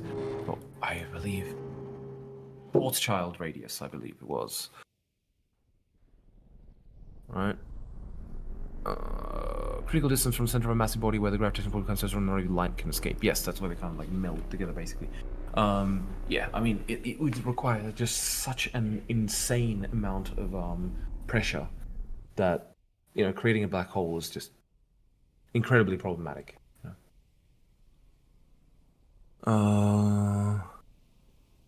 That's an orc weapon in 40k. They use it to teleport goblin-like creature in on the enemy. Fair enough. Teleporting harvester would probably fix the harvester in game. I did teleport in the past. That's true. I didn't do that. What's the progress of AI right now? Honestly, I got sidetracked by Unite, and also partially by the intro mission because, yeah, it was very important to create the intro mission and create like the possibility, like all the stuff that it required to be able to make continuations of, for example, Prospector and whatnot. But I'll get into that more on that later. But I did have to get sidetracked for that, so I lost basically what, 3 weeks maybe, roughly speaking, maybe a month in total. But yeah, otherwise, basically I'm reworking the AI base agent, and I have to do that separately to not break things, if that makes sense. What can you tell us about this first pass of AI? Oh, I guess kind of explains what I mentioned before. But essentially, what I need to do is I need to, right now, from a performance perspective, the AI base agent and the behavior trees it currently uses are just shit. Yeah, like it needs to be overhauled for multiple reasons. And I don't want to be using behavior trees for them. So once that's done, I want to do AI unit like individual unit tactics. So for example, you'll have gunships will have their own specific tactics, so where they'll kind of like, let's say, circle around an enemy, or probably not pass over the top because that has its disadvantages, right? But they'll be, let's say, circling around an enemy while using the minigun. At the same time, sometimes they'll do a rocket pass, So it's about these kind of tactics where they'll choose what they want to be actually doing. Where, for example, a bomber will do just a pass over the top, obviously with the bombs. And then individual unit tactics for infantry might be that they'll engage the target and then hide behind some cover and so on and so on. Right? That's individual unit tactics. And there's group tactics, which is obviously for infantry. That's where it's most important, where they should act like a squad, right? So kind of like some will move behind cover while the others suppress, while the others move, and so on. I'd like to have some more advanced tactics like that eventually, yeah. But that's the kind of like group level tactics, and that goes all the way up to having, for example, if I select an entire group, my entire army, and I send it, it should work as a cohesive whole, right? So something will be guarding the siege tank, while other things, they'll kind of like break up maybe into some small groups, but they'll kind of progress together, right? That's the kind of target for the AI. It's a lot of work. That's why it's going to be the next 3 months easy. Very scientific stream. Didn't know Dram was an astrophysicist.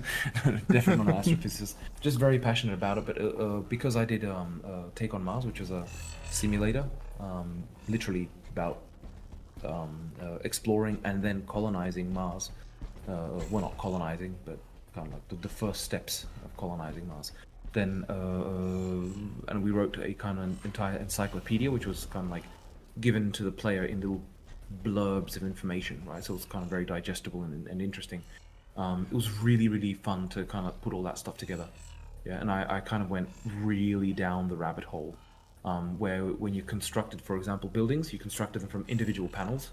To construct the panels, and once you constructed it, it calculated the actual volume of the structure, and then I calculated how much actual gas you would need to put in based on the molar mass and so on. I just went way down the rabbit hole for that shit.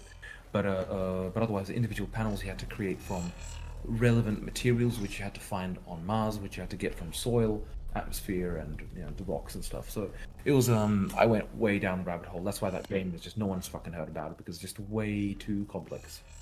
Yeah, but yeah, that's all. But on the upside, I know a lot about it, and I actually got to work with NASA for a while. Worked on like a scientific paper with them, but that was utilizing games to control real rovers on Mars. Unfortunately, that scientific, like that kind of project was not chosen. What was chosen in favor of that was Europa Clipper. So you've probably heard of that one.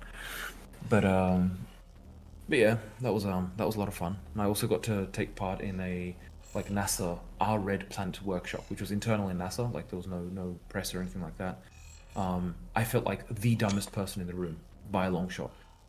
Like all of the scientists there was people there which had decades of experience of putting rovers and things onto Mars and into space, and they're like, oh yeah, just we can get, I think it was like what 1.5 tons to Mars, you know, and they were going into all the numbers and stuff. I was like, Jesus Christ, imposter syndrome, you know. But it was a lot of fun. It was a lot of fun.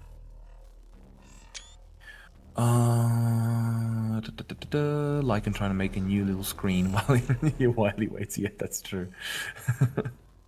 What is the base agent? Okay, so the base agent is the kind of or agent, if you want to call it that, is what kind of is AI logic, right? So if you think about yourself, your brain would kind of be the base agent, right? So you look around, you kind of take input, like what the fuck can I see, and then you think about what I can do given the situation. So if I'm hungry, you know, I need to get some food. How can I do that? You know, that gets into the higher level logic. So I'll get input. I need to get food. You know, that will come from your stomach, or like let's say your blood sugar levels and whatnot, right? And then you will think, okay, well, that'll lead to logical kind of logical things where you know you need to find food.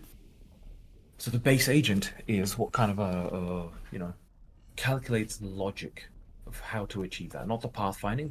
That's pathfinding itself. But the logic, you know, so to get food, I need to get, for example, I need to get a knife and I need to get a loaf of bread. Yeah, I need to get a cutting board. Or if I'm lazy, I don't need the cutting board and I'll just damage my table. You know, so it's this kind of this kind of thing. Graham, have you played Terra Genesis? It's a mobile game where you terraform Mars. I think I've seen it on there, but I completely forget if it. I avoid on mobile. I completely avoid anything with microtransactions, unless it's like a one-time pay and just no more ads or anything like that. I just avoid things which are play to win. If it is play to win, then it's something I will not be trying. Quite frankly, it's just not a fan of that kind of gameplay, man. You know, where because it's designed to kind of like force you into into spending, and I'm just not a fan of that kind of a monetization. Other people maybe, that's fine. I'm just not a fan of it. I think I've reached the bottom of the questions. No microtransactions. It's a chill game. You know what? I'm gonna have a look it up then, because that does sound interesting. So look, because I'll forget about it by tomorrow morning. Terra Genesis.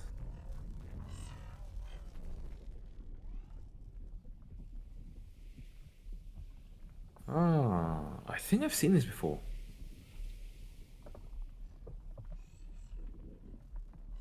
I swear I've seen this before. And so, at least when I played 2 to 3 years ago, I assume.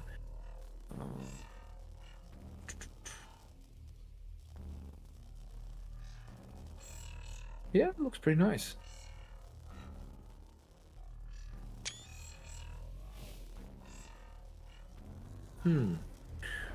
Well, and so you say, is it like a one-time payment, or is it that you gotta like keep paying?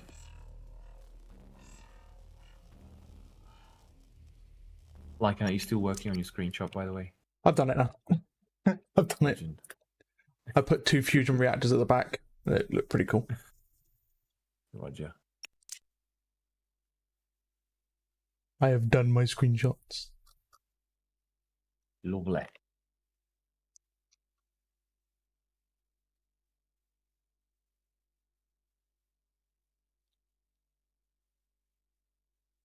Alright.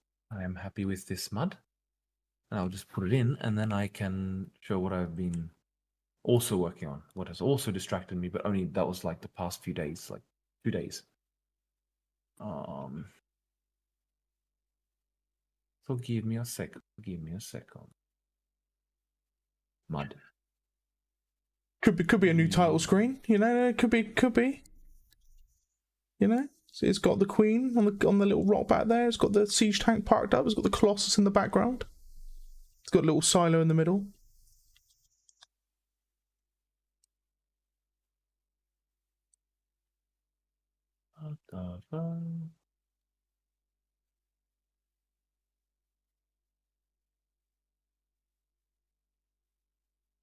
What happened to my texture?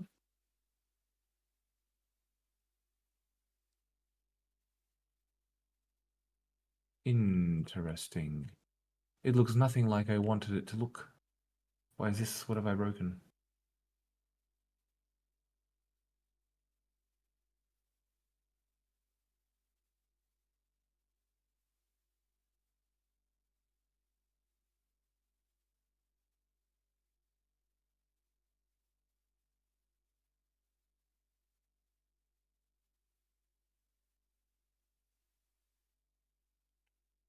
Traps broke something, chat.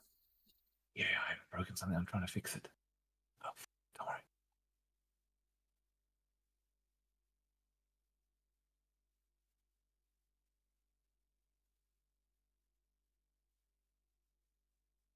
It is particularly enthralling.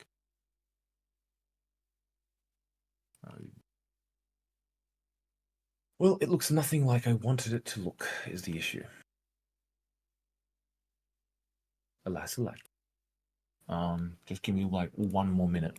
No, I'm gonna try and fix this. I believe this.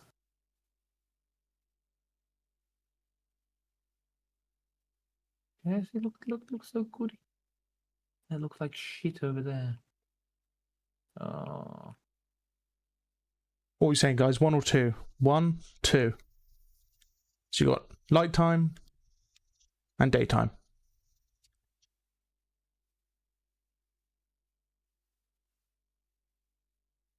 Night looks pretty awesome, man.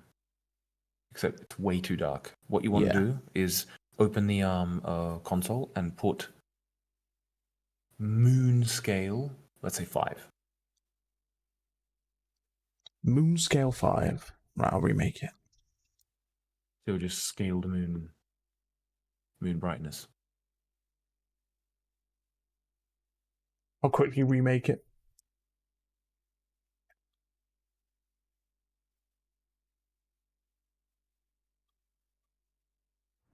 In the year 23.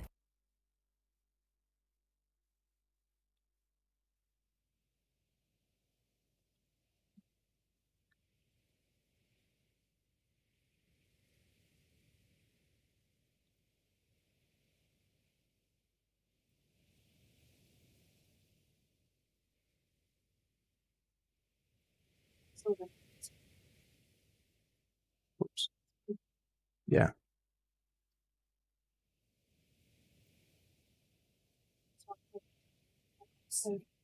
Mm-hmm.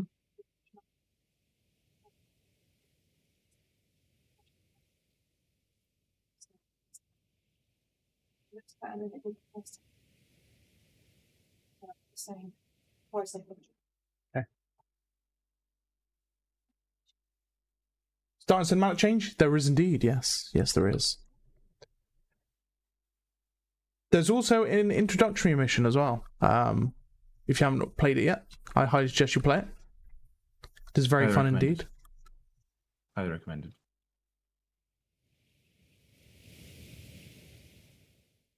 Right, so we had the siege tank, which was here.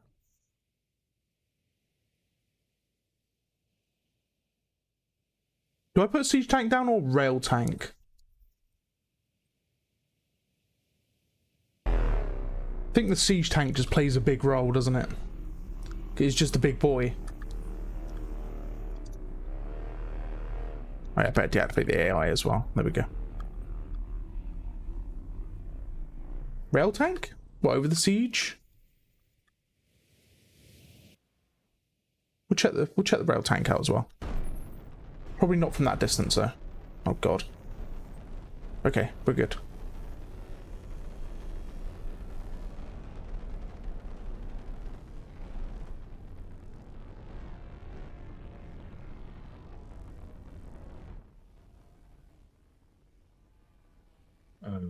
Okay, I think I am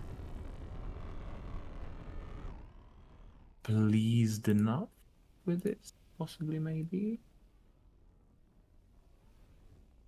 to be able to show it. Ooh.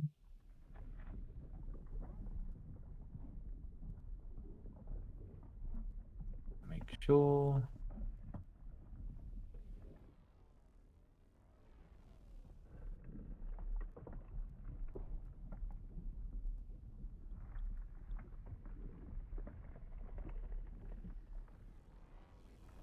Yeah.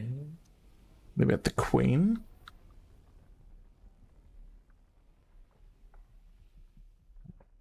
Queen is number 8. I'll have to put proper footstep sounds and stuff, but that aside.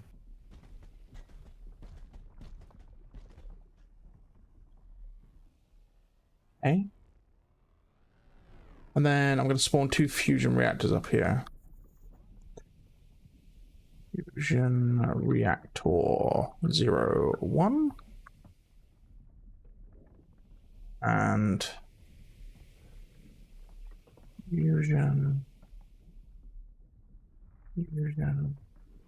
reactor 01.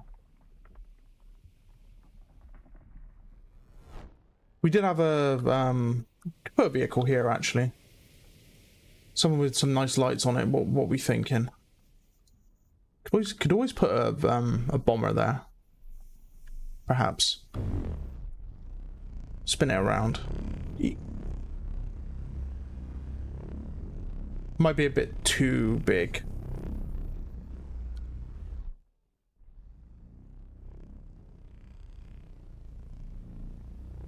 Yeah, it's not going to be in shot either. Get rid of it.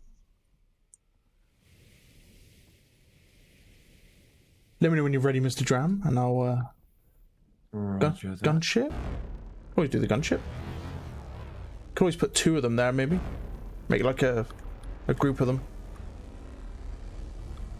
I'm just checking that everything's set up as I had intended. Yes. Yeah.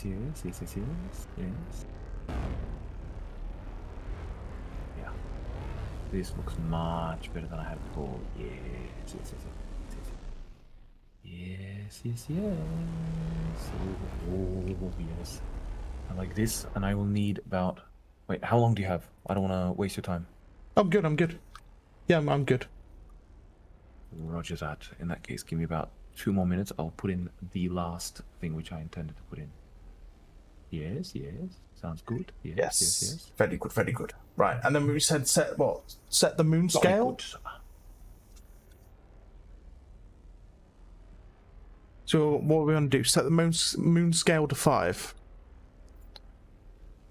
Set moon scale 5. Wait, no. What's the command for that? Moon scale? Yeah. Just type in moon. Put in moon and like 10. Just try it to see if it works. Oh, I put in 5. That's pretty light. That's pretty nice. That's how you do like for screenshots. Yeah, exactly. That's it. That's the one, man. That's the shit. I usually use like moon scale 5 for thing because you want it to be dark for nighttime, but you want it to be bright for daytime. Sorry, fuck, for screenshots. Make sense? Ambient occlusion. Shit.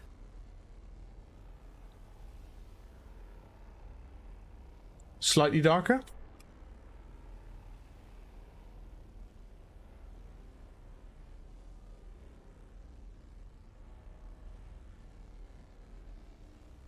What about that? Moon 2.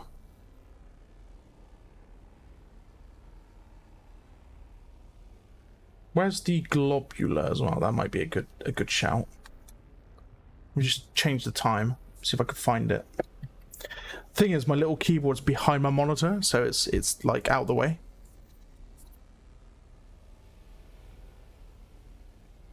What's there? But time is also moving, so I need to pause time.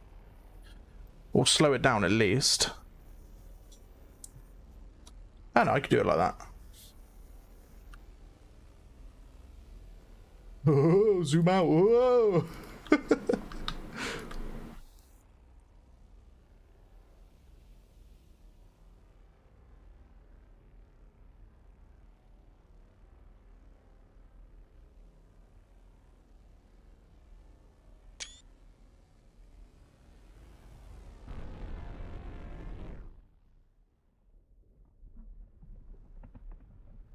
Sorry to keep you guys waiting. I will be done in a few moments. Hard at work, yeah? Right.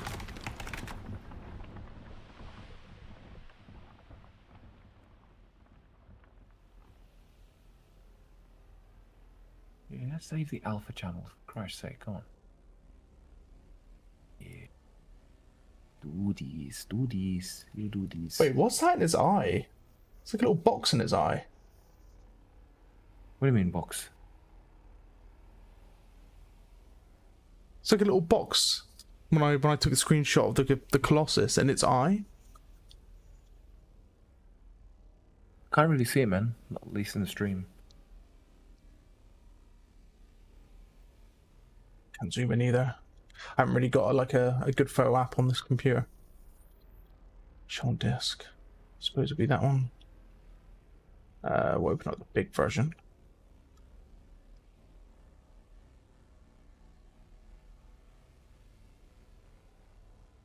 That's the projectile? What, that thing? It's not. Just the projectile is not visible. It's like a little backwards L. It's calling me a loser.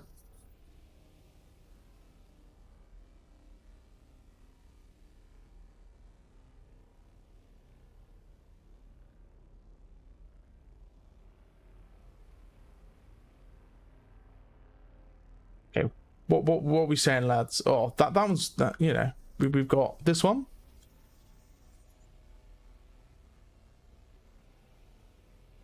Got this one. That's the one where it was very dark. That was one that was very dark as well. We had the lighting from the 2 tanks active. That's pretty cool.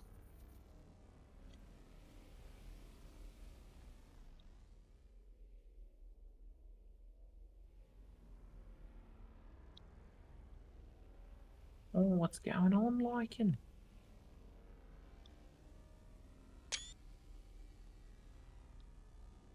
It doesn't. Oh, are you fucking serious? Uh-oh. Oh, I was just putting in like a rock texture and it doesn't tile. It does not tile. Why the f does it not tile? Ugh. So much for that, eh?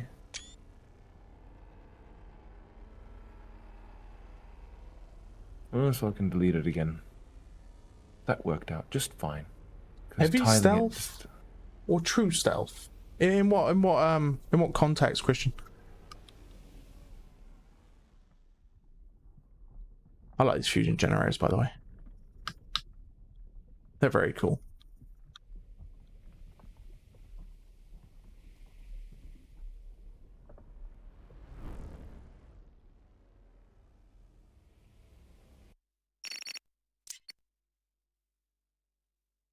What's Dram cooking? You didn't follow? I will show it. You have to wait. You have to wait. Dram is cooking. Dram, Lycan, which is your preferred style? Heavy stealth or true stealth? Personally, like, in most games, I either go full heavy or I go full stealth. So I worked on the dark mode a long time ago. And I loved Thief 2, you know, so I really love stealth games. And in almost all RPGs, I always choose like a stealth character, right? So a rogue. But otherwise, I either choose rogue or I choose Doom. So it's I'm in the opposite. In Silica I prefer guns blazing, to be perfectly honest. I'm the opposite in games like that. I try stealth, but then I get fed up and I just kill everything. I just go in. I'm the type of person that just allows chaos to take over.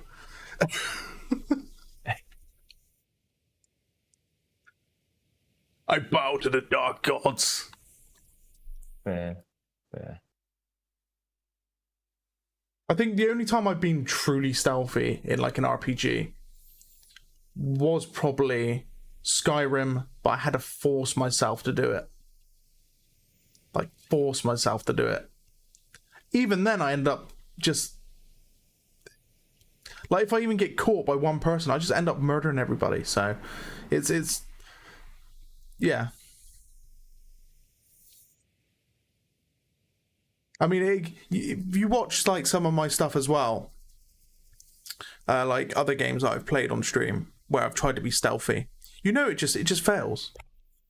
You know, like Alien Dark Descent, for example. I try to be sneaky around the aliens. Just gotta be sneaky, Charlie. I just end up just going all guns blazing, and then I end up getting punished for it because I end up losing my whole squad or something. But it, you know, it's what it is. It is what it is. What it is. But yes, I kind of like did a little inspiration to the main menu. You know, a little bit different.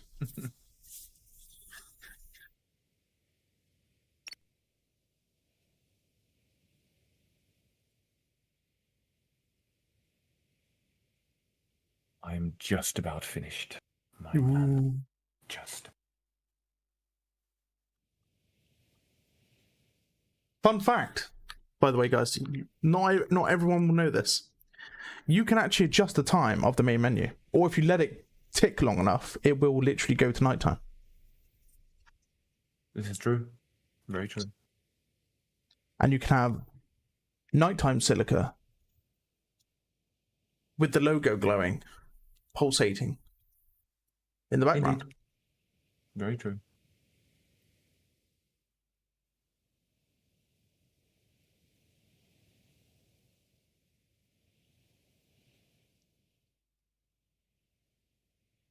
And then what I could also do is go moon. Ah. And they have a lighter version of the background.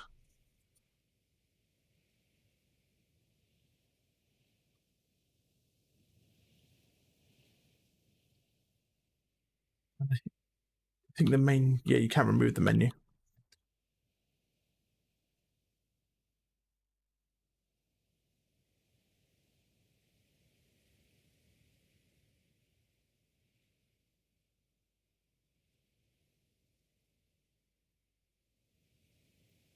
That'll hit.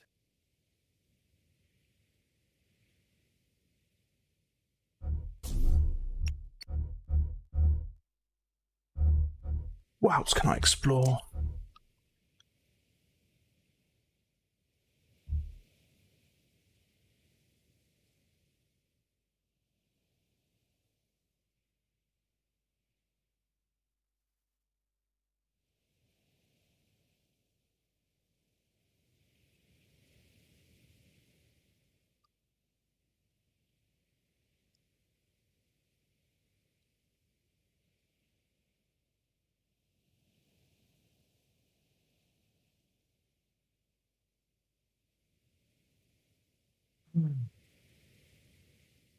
My selection is reduced.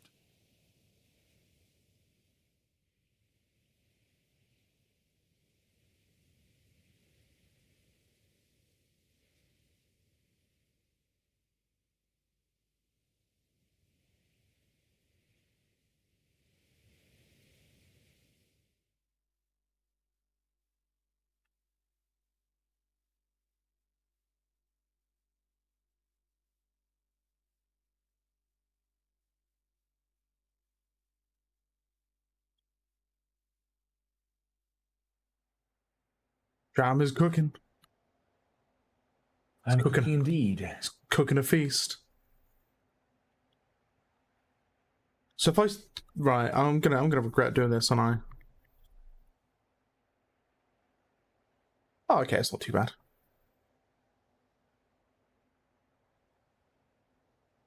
Oh, God. Oh, no. Oh, no. Oh, no. Hold on. What have you done? I set the sun scale to 10. Oh, dear God. And people complain about flashbang and you're just making it worse. Oh. I set the sun scale to -5. And it's literally just nighttime. But in a weird way.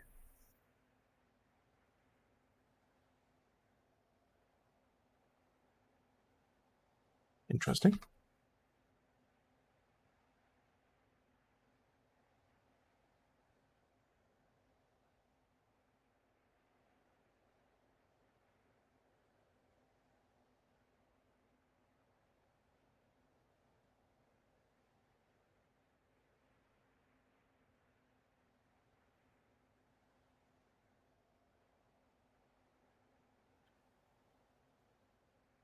Yeah, what says, oh no, the sun's too bright. Next time I'm going to turn cheats on and set it to 10 and watch everybody just die.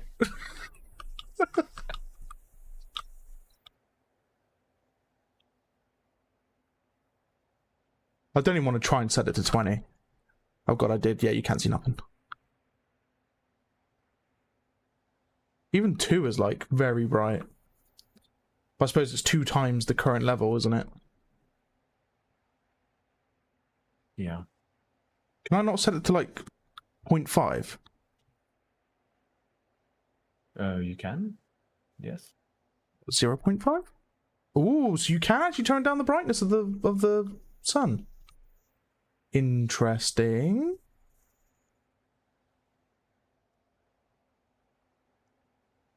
When you put it to 0, it goes dark. 0 light.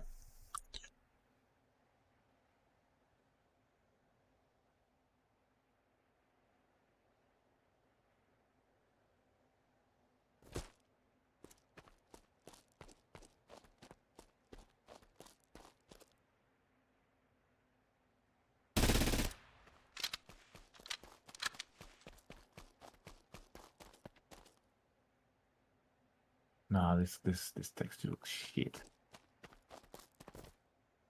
Oh,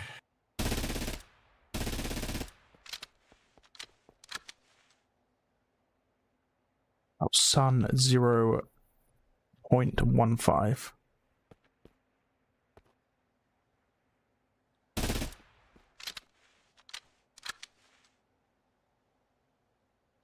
.01. Oh, that's cool.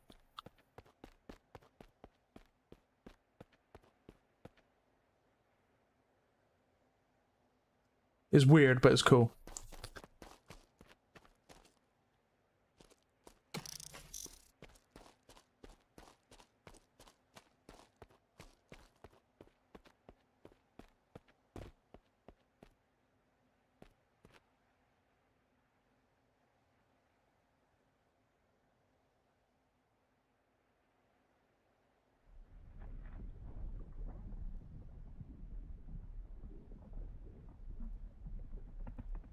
Yeah, it's like an eclipse, isn't it?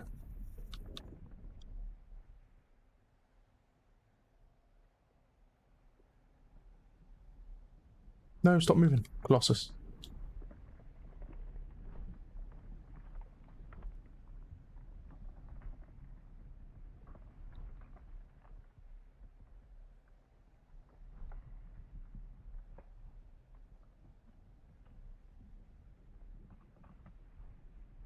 Where's he going? Oh, it was up too high, that's why. Alrighty, so...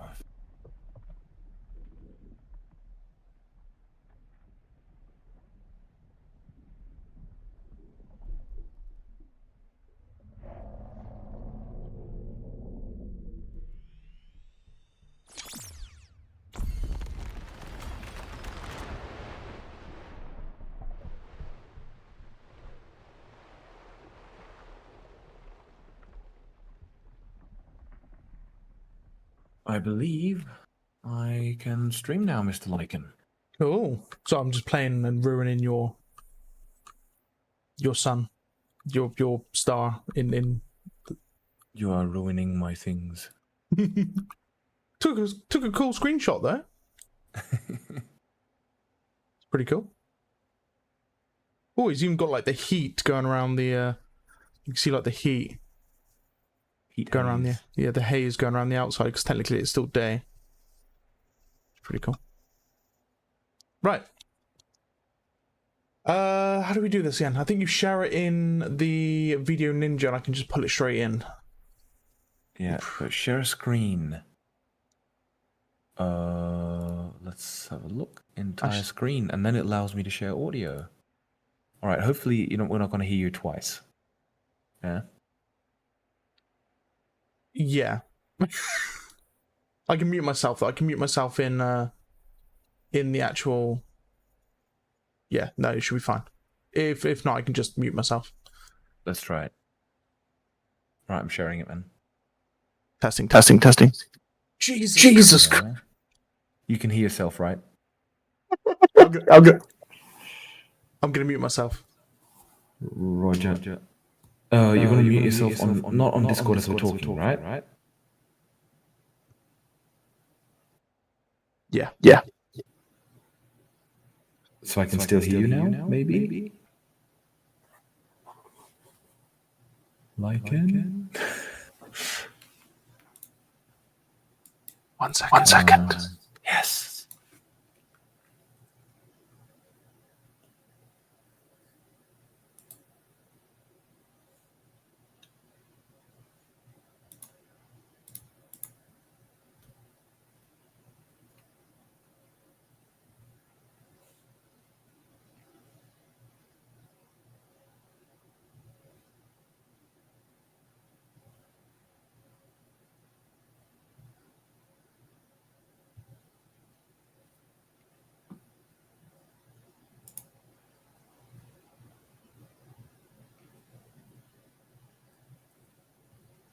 Double tram. Can you guys still hear me double?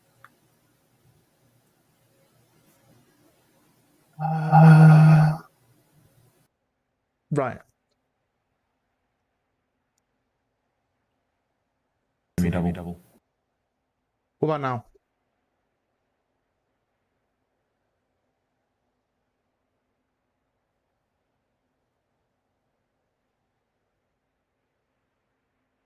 Okay. Yeah, I've muted the...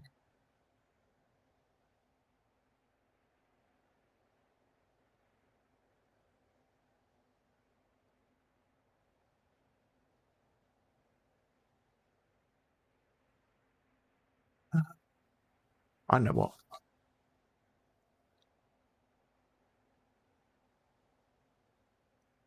So I deafen this. Then I'll mute this. What about now? Right. Can you speak, Dram? Oh, wait, hold on. I've muted myself, haven't I? Right. Hold on, I need to...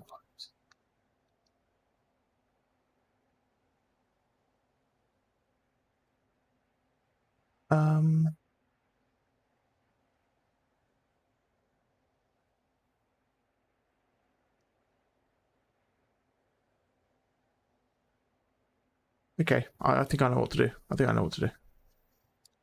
Right. Can you hear me?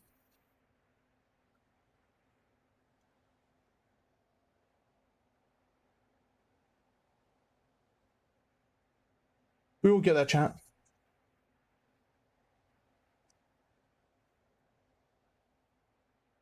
We will get there.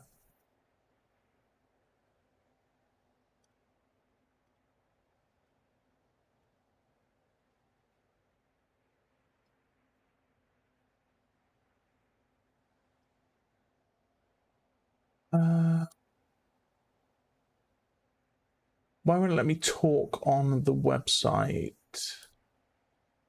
Okay, it's fine.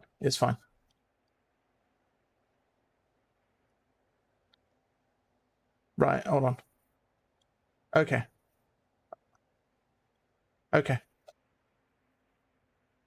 It's fine. I'll need to mute myself. On Discord, yeah. I'll try and get it working on the website.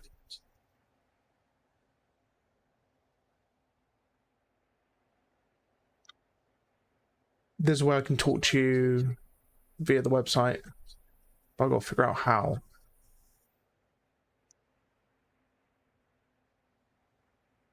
Oh, I've got it here.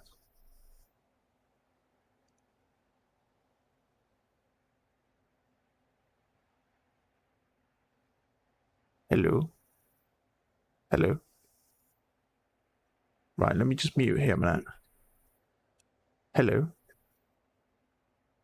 You still hear me? Yes, I think you can. Hold on. Right. Hello. Yeah, you can hear me? Cool.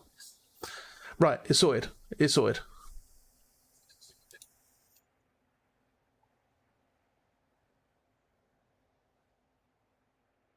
It sounds different. It sounds different because we're going through another source. No dram sounds. You can't hear a dram at all. Is that because it's not coming through here? What about now? Did you speak, mate, dram?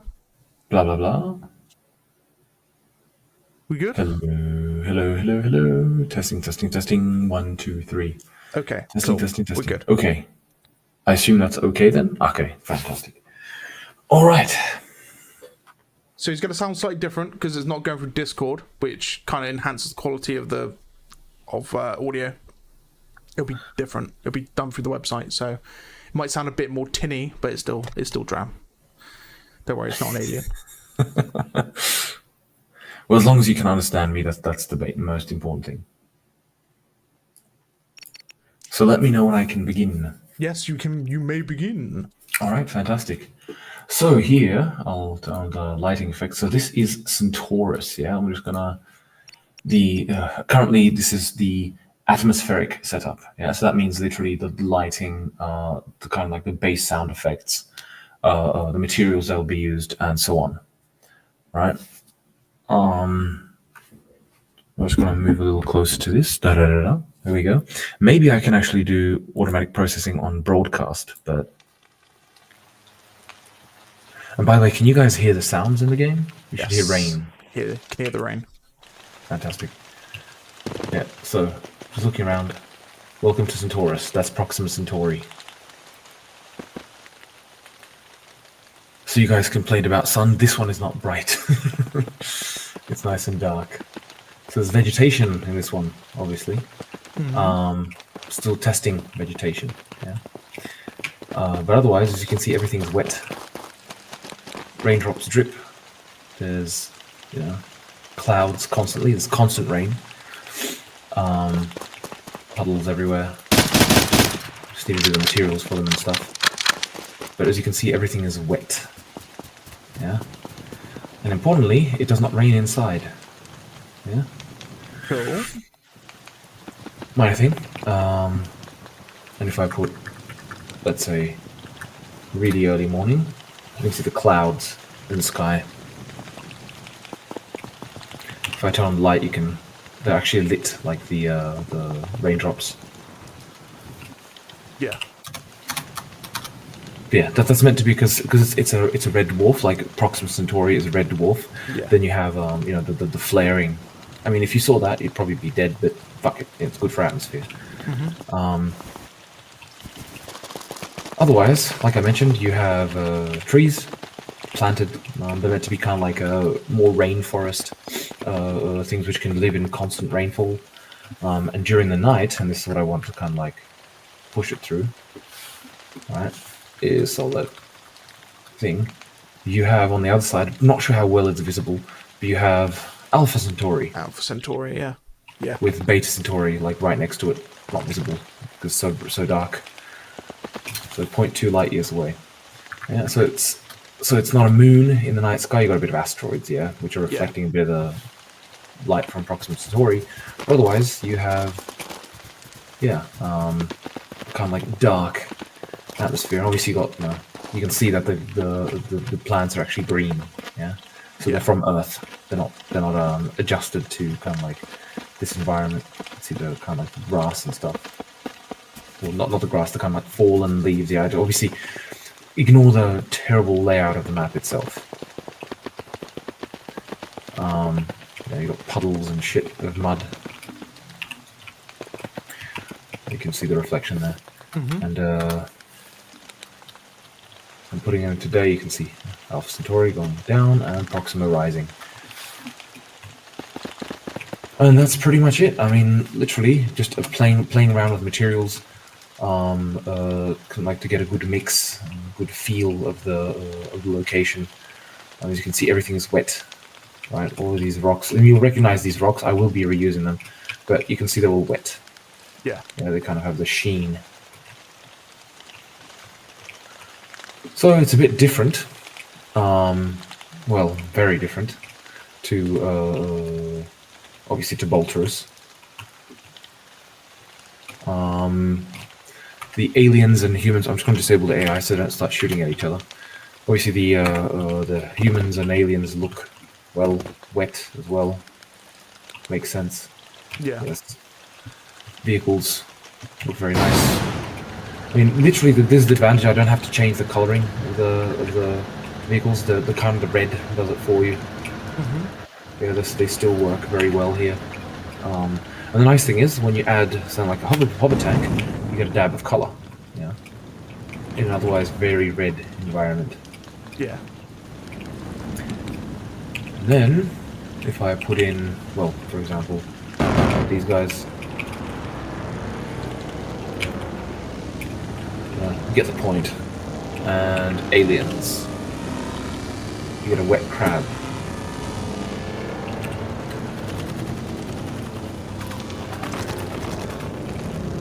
So now the queen have wet tentacles. Oh my god, Rex, don't. I'm not going there. I'm not going there. But yes.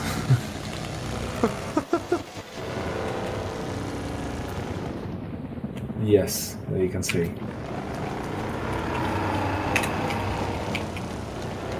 Yeah, but anyway, yeah, so she has wet tentacles.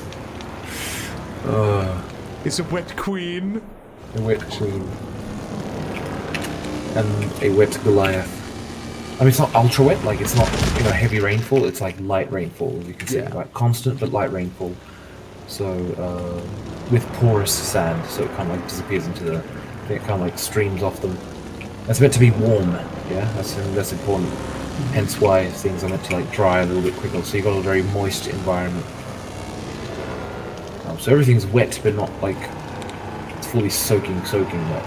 Yeah.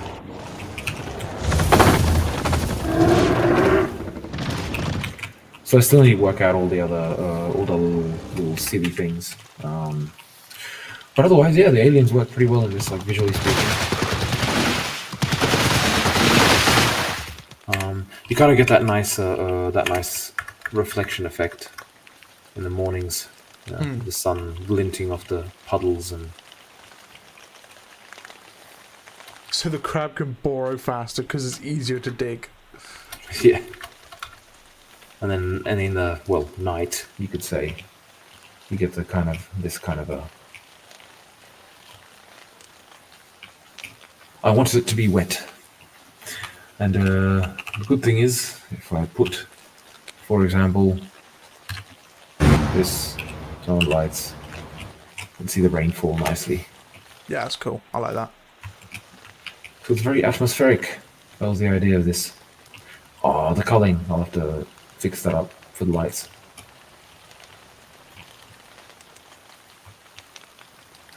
To be fair, the raindrops are much larger than they should be, but it works well for the atmosphere. Yeah, yeah. So, what does everyone think?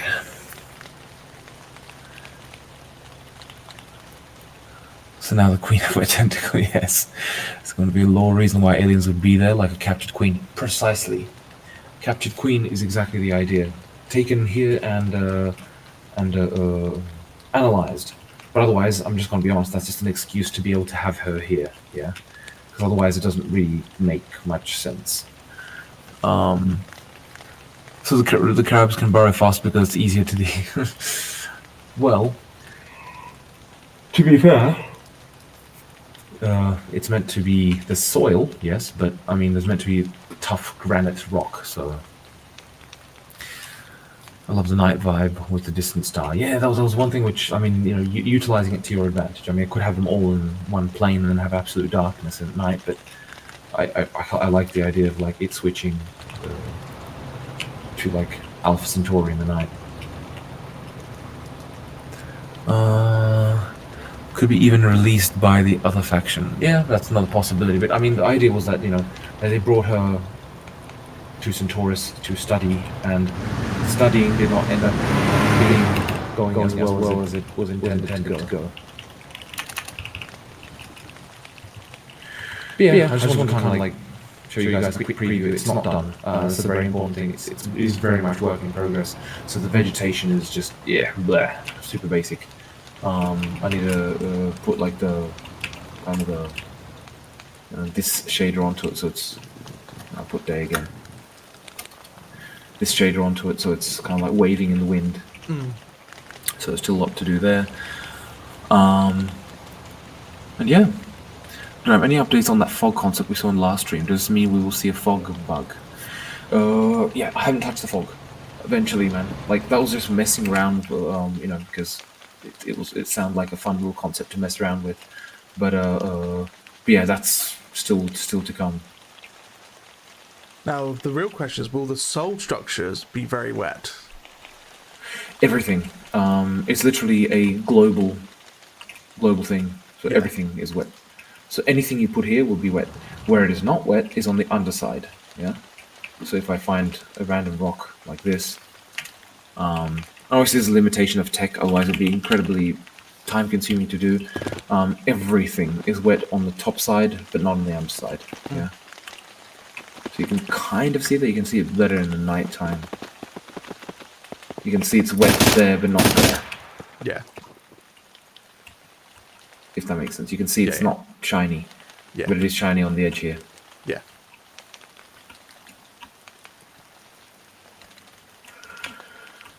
But yeah, so that's what that's a little distraction, because I wanted to have like new locations. I want to put Springbok and Bleatman onto like locations, so we can get, you know, additional locations. I want to do Centaurus, since that's quite definitive for the game. Yeah. And, you know, Sol will come eventually as well.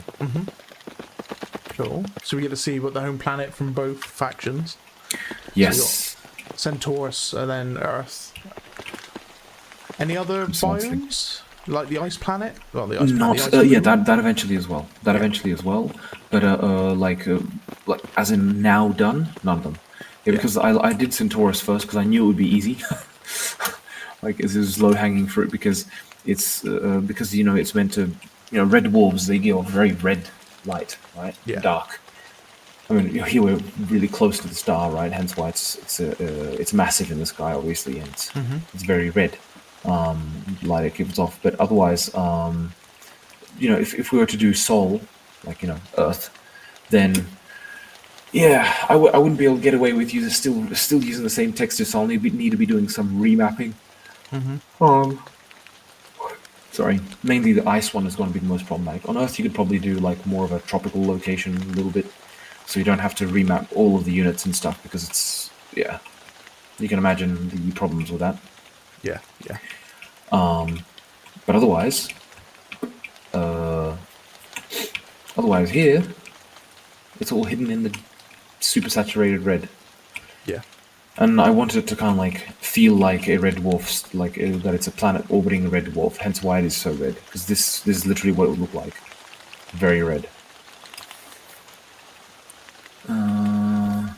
Cheers, guys. I'm happy you guys like it. Have they not learned from the movie? Never take the weird alien on your planet. Yes, this is very true. This is very true. Never take the queen. Never take any sort of Xeno home with you. But importantly, like, the vegetation obviously adds, you know, concealment but not cover. Yeah. Yeah. So you'll be able to hide in it. And obviously, the advanced weaponry fits right in here. Yeah.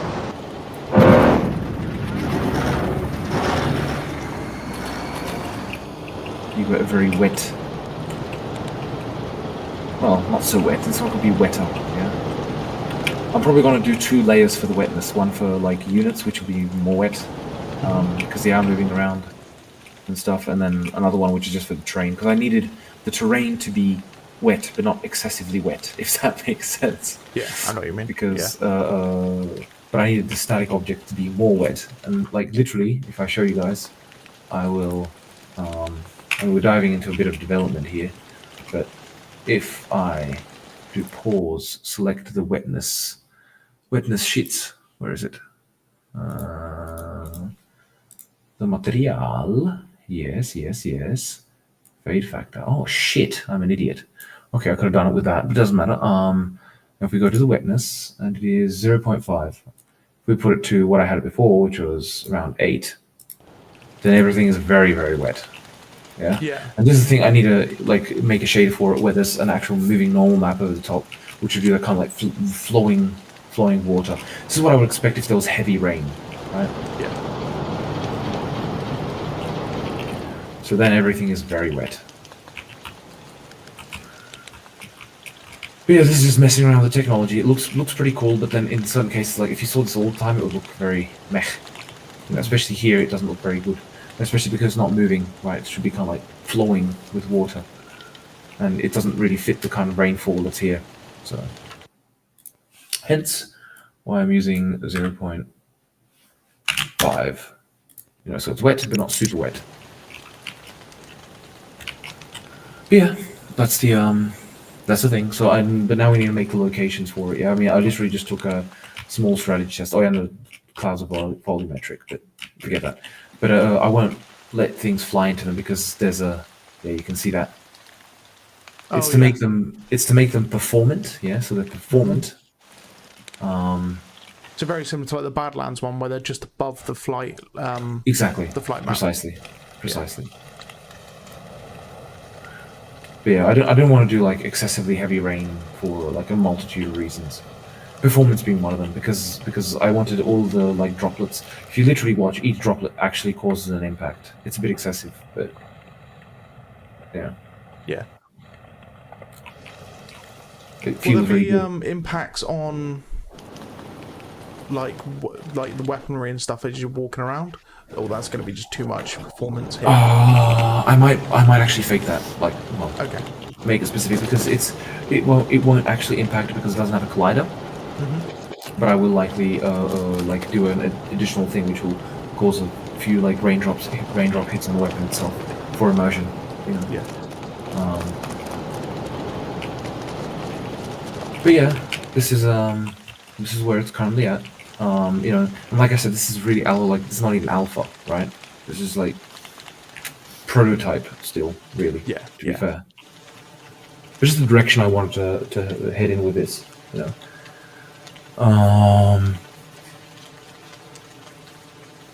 If you want to study, do it in space. This is true. This is very true. Because then it re-enters the atmosphere and just burns up on its own. Well, maybe the Queen could survive. No, probably not.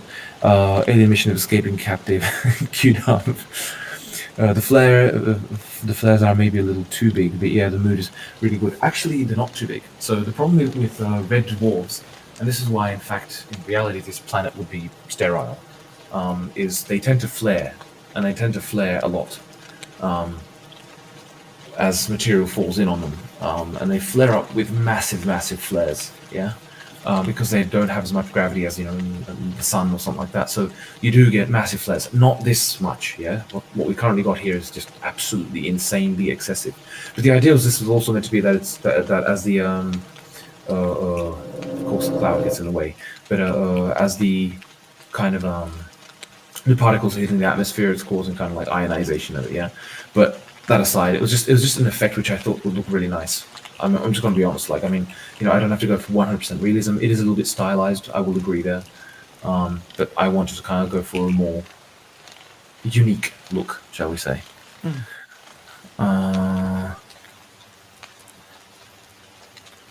Love the day and night vibe with the rain and everything. Glad to hear it, man. Glad to hear it. So as for vegetation, it'll be in like because the vegetation is not natural to the planet. Yeah, the planet was literally, well, okay, this is with vegetation. This, yeah, mud, rocks, rain. Yeah, no life at all. So life was added by people, you know, introduced to create what's it called? Obviously for saying there'll be rice, so there'll be rice fields, but not the rice fields like on things, more like dispersed, because just, you know, on Earth you need to put them into what's it called, terraces, because they need to be, you know, in constant water, right? Whereas like, so they kind of like keep water. Here, because it's raining constantly, you don't need to do that. So there'll be fields of rice, like you would find fields of corn, for example, on Earth. And that's what I wanted to have here, like, you know, signs of civilization. Yeah. So it's obviously, you know, on Volturus it's a very dead planet. Here it should not be a dead planet. So you'll find settlements and stuff. What you will not find is Volturium. Yeah, that's a very important point. And that leads me to the balancing problem of how do I do mining here? So there was two options here. One was to have destroyed harvesters, destroyed silos, and it just spilled all over the place, so you kind of like lap it up, right? That was one option. Another option is you don't like the resources you get, because on Bolterus you don't get resources from like you don't use the Bolterium, right? The idea is you mine the Bolterium, and you get from command, you get funds that you can spend in essence, right? You don't use the Bolterium on site. You in fact ship that off, right? So you never actually use the Bolterium. So the idea here could be literally something similar, that that instead of having a harvester here, you wouldn't actually use a refinery. You'd use something else, right? So you might build fields, for example, right? For resources to kind of like feed the troops and stuff. Something that I will have to kind of like look into a little bit, right? Because it does change the dynamic a little. But other than that, yeah, just currently experimenting with it. And before this gets into like an actual playable, properly playable map, it will take some time. Yeah. I mean, probably the easiest way to do it would be to replace Bolterium with like some other resource that needs to be mined here to keep, you know, the machine grinding on, in quotations. Could be rare minerals, maybe. Yeah, it could just be like rare minerals. I mean, it could literally just be, I don't know, you know, I'll have to think something. But otherwise, yeah, it won't be Bolterium. Yeah, Bolterium obviously it just does not occur here. So, as for how much vegetation, I think I mentioned before, there'll be rice fields, there will be patches of forest. So the forest is, you know, it should. The whole idea is that it's in the process of terraforming.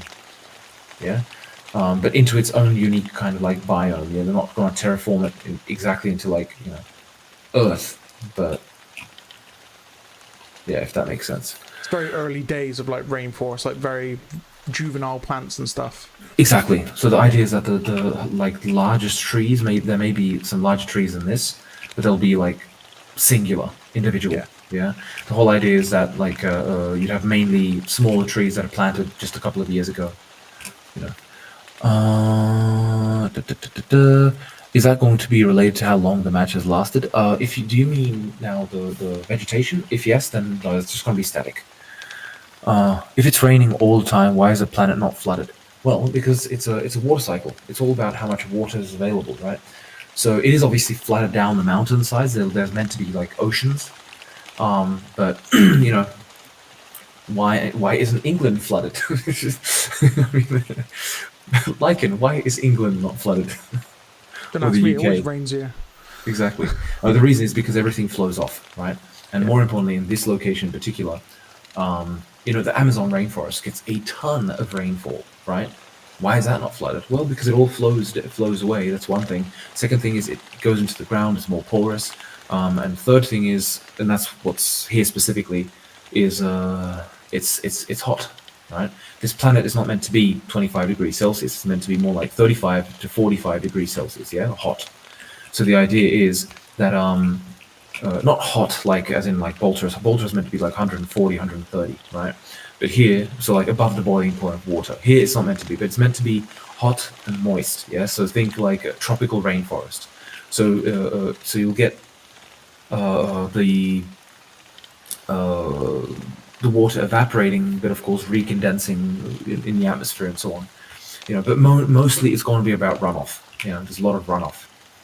But things like this is like the rocks and stuff. They'll get heated by direct heating. You know, because obviously like the sunlight, if you want to call it sun, well, it is a sun, right? So the sunlight gets absorbed by the rocks and stuff, and then obviously irradiates that, like heats the water which lands on it, evaporating it.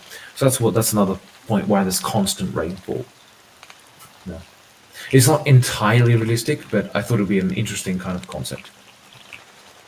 I mean, what would be pretty cool, I mean, to be fair, this is just mainly just for now. Eventually what I would like to do is so there would be like small, like once I finish a weather system, that might be post 1.0 though, realistically speaking, because there's so much stuff I still need to finish.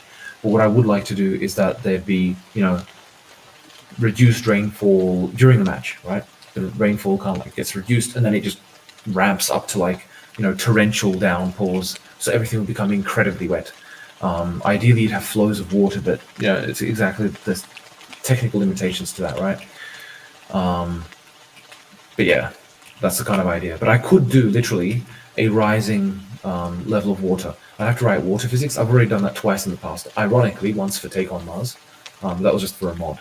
And then once again for like an internal project. I actually wrote like water physics for Armor Forger.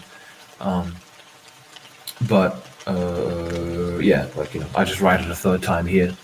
And I could just literally do a kind of like rising water level in that case. But it's just feature creep, because that's what screams from that. But yeah, so that's what I've kind of like messing around with at the moment.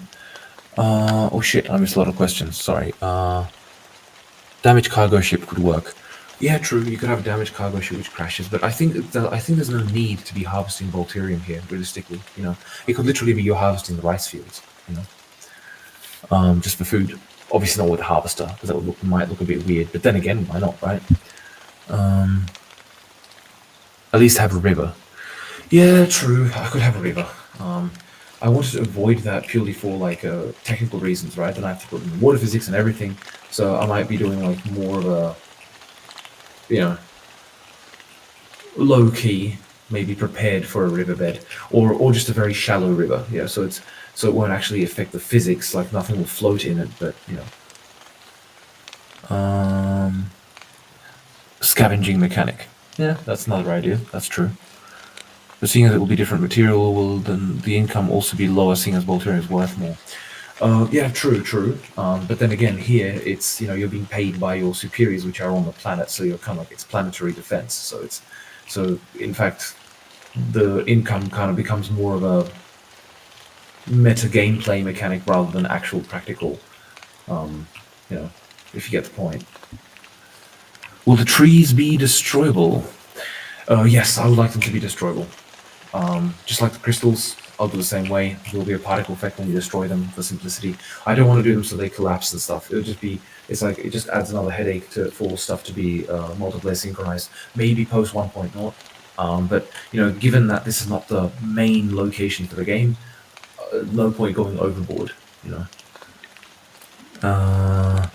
15 minutes moderately wet, and 30 minutes super wet. I see. So it's like during the match that it becomes like more wet and wet. It would be an interesting mechanic, but I think it might be a bit excessive. Over engineering for something which is not going to be the primary play area, if you get what I mean. Hot and moist, worst combo ever.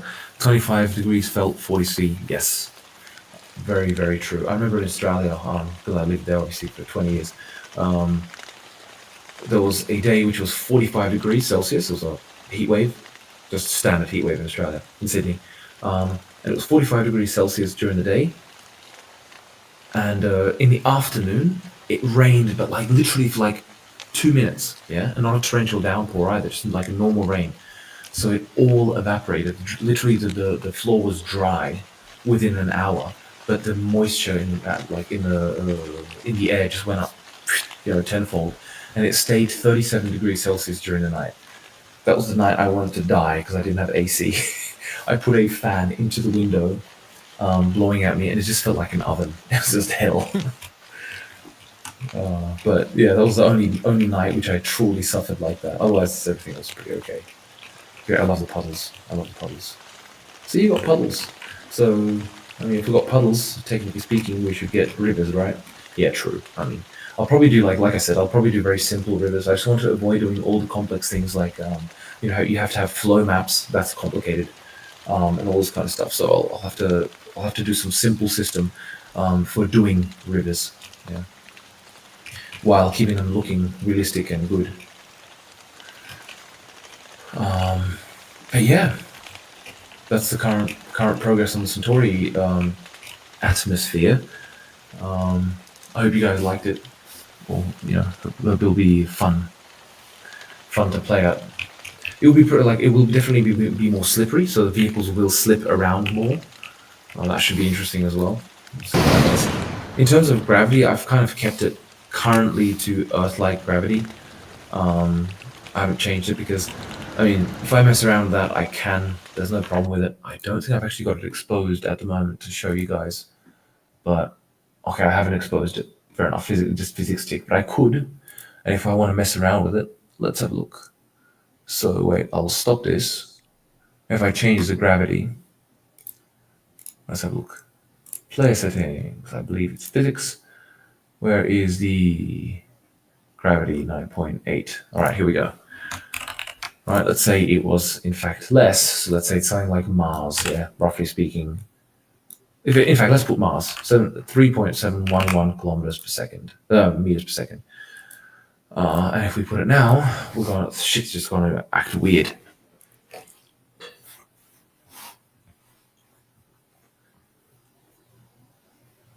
Yeah, so the main thing is don't look at this location as like, you don't look for mountains and things like that. Obviously, this is meant to be just setting up the materials, which will be used in whole terrain, and atmosphere, you know, like the day-night cycle and stuff. That's the most important because that kind of like really defines what you do. So let's have a look what happens there. Oh god, yes, this is Take on Mars all over again. Sleepy slip, ready? Yeah, everyone complained about Take on Mars physics being wrong. Look what happens when you drive up onto. Oh god, it's exactly like Take on Mars. Oh god. The low gravity just is just PTSD.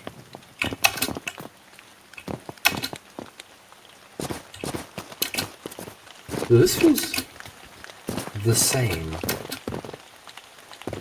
Wait, no, this is different. Yeah, this is Mars. This is Mars. For sure, this is Mars. Oh god. PTSD. Back to Mars. Change it back. Wait, physics. Let's put it to the moon. That's 1.6, roughly speaking. I forget. Something like that. So, and then you got Earth's gravity. Well, I had Earth gravity there. 9.8. 9.811. But, well, depending on where you are. Like above, obviously, Mount Everest, you got slightly higher gravity, very slightly. So we should see a slow falling vehicle. Nah, it's getting set somewhere, man. I swear to God, this is just normal, like, Earth gravity.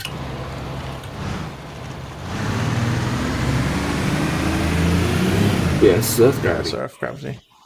What's going on? It must be setting it somewhere. Yeah, this is Earth gravity. Alright. I must be setting it somewhere. I must have done something. I swear I must have done something. I bet I did. Where'd I put it? Physics. So I'll put that back to how it was. We'll look in the code. Close your eyes. Prepare for a shock. Lines upon lines upon lines. Nonsense text. So what is this? World light. Alright. I'll look into the entire solution. 9.8. That should be a very simple way to find it. Ah. Do I literally apply this somewhere?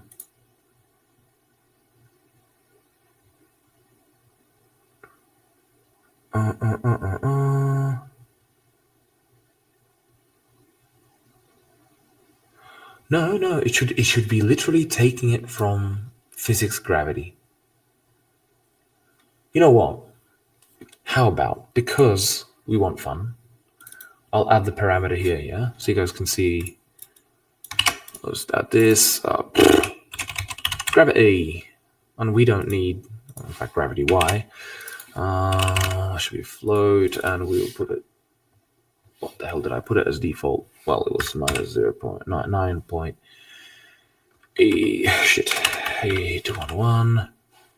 It's a float, and we'll put it from 0 to, I don't know, 100. I mean, that's insane, but fair enough. Force, gravitational acceleration in y-axis. in meters a second. Meters a second squared. There we go. What we do is we apply this in game level, and we should apply this in our game manager on init. Init, awake instances, start. This is where I want to be applying it. Yes. All right, so what we do is we do it here. So, is it? Oh shit, where do I apply it from? In game, okay. Is that private? Oh, it's public. Okay, cool, so I can change it. Lovely. Oh shit. All right, there's a bunch of stuff I calculate on it, but it should be fine. It'll be fine. So we do game gravity, no. Gravity y equals, in fact, gravity y. And in fact, this one, I mean, this is what you can literally do. This is also possible in C, but no, I'm not going to do that. Okay, fine. Vector 3 up times gravity y, and we'll apply the same in awake just to ensure. In fact, probably best to put it there. Just to put it there, just to make sure nothing gets applied beforehand, and apply that shit. Sorry for derailing your stream, Lycan. Don't want to derail. This is what Dram goes through every day, by the way. He's like, oh yeah, this is simple. Then he sees something else. He's like, ah shit. He changes it and he goes, okay, we're good. Yeah. Then he sees something else. He's like, ah shit. He changes it. Oh, literally, this is literally what it's about. And I'll have another slider up here now. So, and we'll just mess around and put it to, I don't know, the moon. I mean, if I put 0G, then we'll just fly off. Fly to the star, to the dwarf. Come on. You can do it. All right. -1. Shit, I'm an idiot. Okay. Minor adjustment. Minor adjustment required. Needs to go from -100 to 100, right? Technically speaking to 0, but whatever. The whole point is you want to be able to. It's negative, and I clamped it at positive, so obviously we'd be flying into space. Default space program. Why build a rocket ship when you can just fly to space on your legs? Yes. If it's broken, it's a feature. Exactly.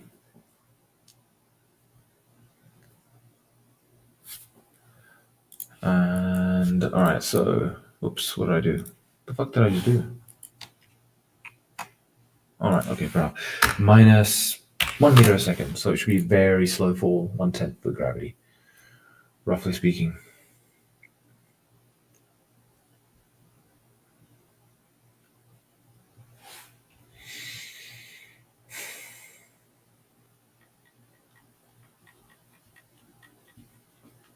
The weight. Here we go. Will it work? Yes, it does. It literally works. Oh dear God, this is painful. Fuck. Oh, even the bullets are also affected. So they'll just fly off to infinity and beyond. What else has a? Oh God, siege tank. The distance it can shoot to now. Yeah, see. Look, guys, the siege tank is back where it was. But wait, that means that also this dude. Oh God, suddenly your tits, Jesus Christ. Oh my God. What about what if you use the hover tank and boost? Oh dear God. Yes. Oh no, that's right. I took the gravity into account. I take the gravity into account so that I can have any gravity level. So it just applies the force of gravity. Right. But if I take a whole bike, as was mentioned, oh no, they go to sleep in midair. All right.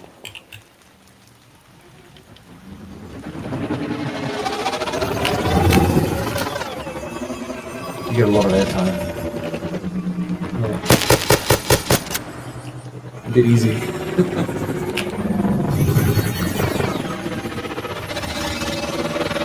I mean, if I go and have airtime over there, off the headquarters, it's like, look.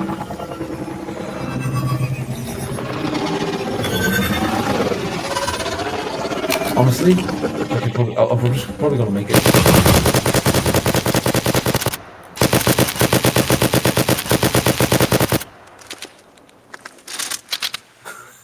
So as you can see, low gravity.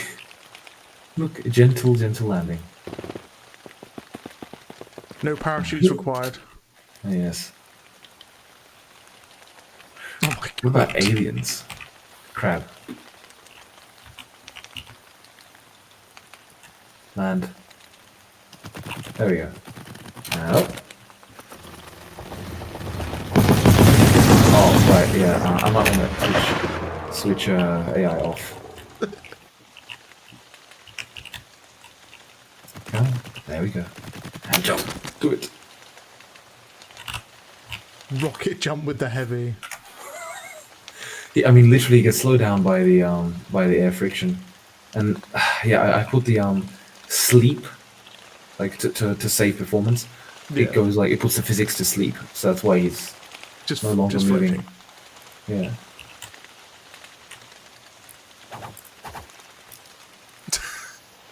Yeah, it's ridiculous, isn't it? What else can we do that's fun? I mean, you could probably fall from like infinite heights. A harvester. Let's drop a harvester.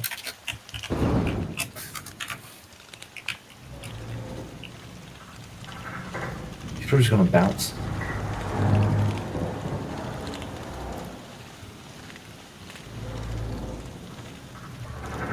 That was particularly boring. It's a soft landing. It was indeed. Alright, fine. Siege tank.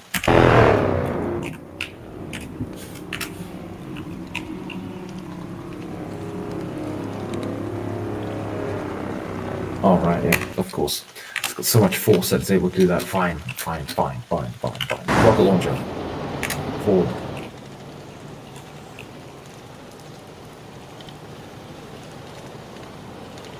Yes, do it. There we go. But you can see that the springiness of the stuff. Now it's trying to actually like put upright itself. Yeah. So it's kind of like battling between the forces of that and. But yeah, rocket jump with heavy. Oh shit, that's probably gonna. I'll disable damage so I don't die. Damage. Rocket truck backflip.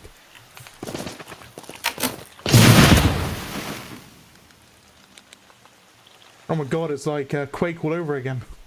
It is. Literally, if I run, clearly theoretically, that's the most effective transportation ever. Jesus Christ! Right. Fuck. Okay, that's pretty good.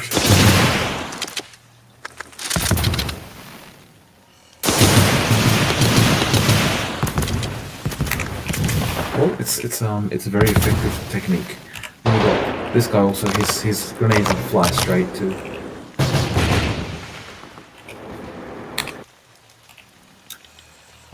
What else we got? I think that's pretty much it. Like, of the things. But yeah, I just want to say...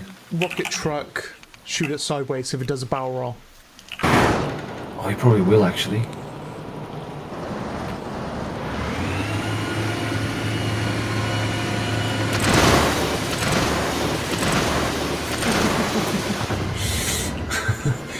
Oh shit, maybe even the hover tank will do the same if I jump. The hover tank is boring.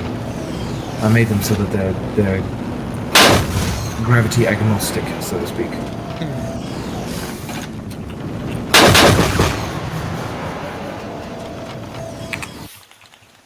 What else we got that's got a lot of force behind it? Rail, maybe?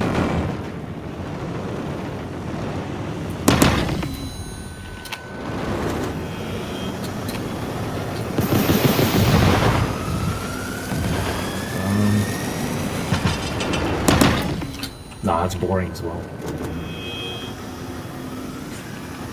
But yeah, I mean... How would the aircraft react in this gravity? The aircraft, for simplicity and stuff, they're just going to fly without problem. If I'm able to not be useless, I'll try and damage again.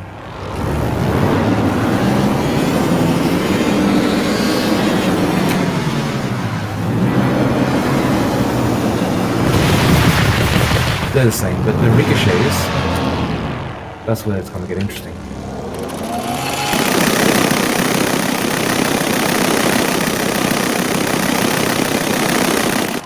You get much higher jumping bullets. If I put it so we can see the bullets, I'll speed up time.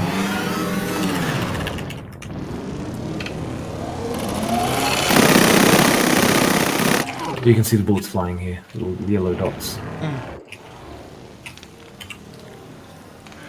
But yeah, that's the gravity. So I just added a new feature. You can change gravity now. Probably useful, eventually anyway. So was worthwhile putting it in. But yeah, obviously, like, I'm not sure which one to put. The problem is, like, because if you put anything other than, and this is just experience with Take on Mars, if you put anything other than Earth gravity, people tend to blame physics for things acting weird, right? In fact, I'll just to demonstrate what I mean by that is, if I go back, I will put it again to, let's say, 1.7 or whatever, and I'll put a big block in the way. Yeah, literally just a block, literally just just a sphere. All right, there we go. Yeah, glowing sphere so we can see it. Red. Default red. All right, so we can see the sphere nicely, know where it is, and can make our car bounce off it. Yeah. And this is exactly what people do not like. Though here I do kind of like mess with the actual forces on the vehicles themselves to make them a bit more stable, because otherwise they'd be spinning out all the time due to the forces. Yeah. But otherwise, in Take on Mars, I didn't do that, and the vehicles would literally spin out a lot because of low gravity, because you get very low downforce, right? So what happens when I go over this? You can see it spinning out already. See that? This is what would happen. This is what happened in Take on Mars all the time. It was a lot of fun, yeah, for people. That's why people didn't like that. Understandably, it's not something we're used to. If I try and go fast over it, yeah, there you go. Just gonna flick.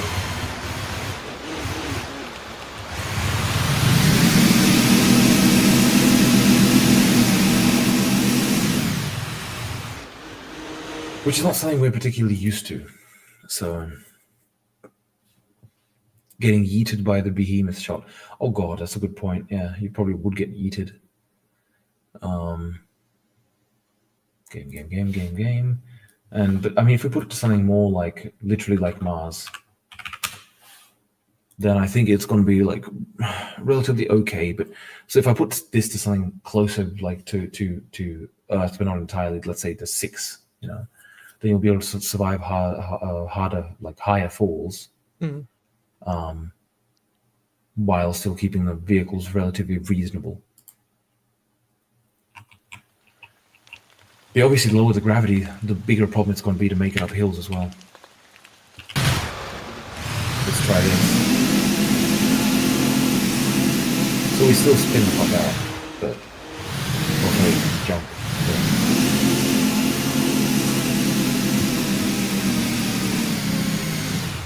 A lot of sliding happening with low gravity.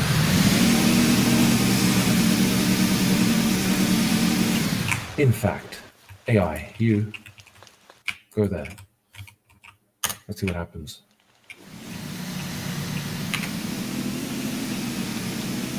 Well, he's doing pretty well, actually.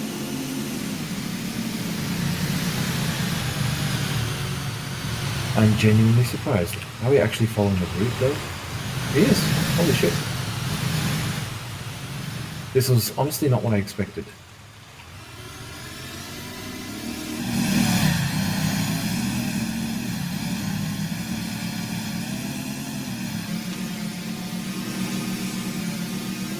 That's amazing. It's actually there we able go. to. That's way off.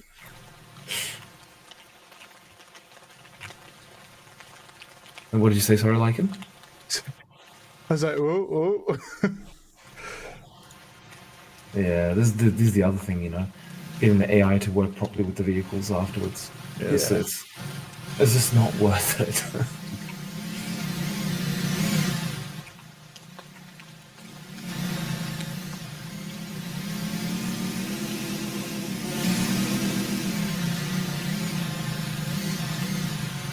Seems to be doing relatively okay though. Yeah, I think it was doing pretty well. It's the fast vehicles which have the most problem. The slow ones will be much better off. Yeah. You know, so if I take, for example, the Harvester, I'm not even going to test it. And I know that one's going to be fine, but also depending on the angle, you know, the set.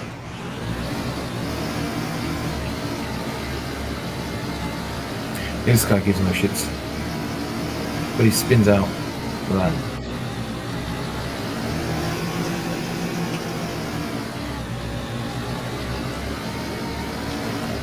That's physics for you.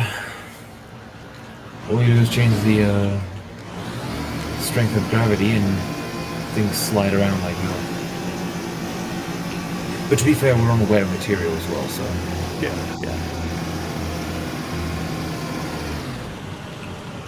Yeah, literally every little turn.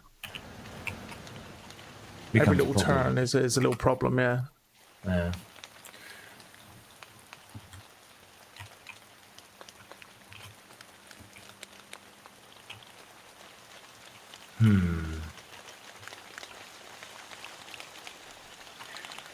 I mean, obviously I'll mess around with this eventually, you know. But while I'm at it, I might as well do one other thing as well. I'll put a second decal. This one is for wetness. Yes. This one's just for terrain only. And the other one's no terrain. This is just so that I can distinguish between like how wet things are on the terrain as well as the thing. No terrain. Shit, I don't think actually... Alright. In fact, it'll be better to do it like this. Wetness 2, yeah? And that'll be with... I think it's good at 0.8. So here, we don't do that. We duplicate this. There you go, conveniently named. And we apply this one to only dynamic. Wait. No, this one is, in fact, just to terrain. So this shit should be dry. And it pretty much is. This, I think, is the default shininess. Right? Yes. So if I put onto everything, yes, it becomes more wet. Right, so if we put it nothing, this is the terrain with no wetness. Yeah. It's still a little bit wettish, but not wet. So put it to terrain. Okay. Good. And then the second one, we put it to wetness 2. Oh, that's right. That's why. Because, okay, now it's correct. There we go. This goes only to... Oh, that's right. It goes to everything. Shite. I'll have to work out how to do this. This will be a bit more complicated than I hoped. A bit more complicated. Wait, then again. Never mind. I can probably just do this. And it is applied to only dynamic, not static. Crap. Okay, it's going to be more problematic than I hoped. I'll have to make another decal layer. Is another shit moment? Like, I got it. Shit. Yeah, I realized. It's not going to be so simple. Alas, it is so. But never mind. I'll put it back to how it was. Yeah. But yeah. I don't want to derail the stream for any more. I think I'll safely put this back to what it was before. Currently.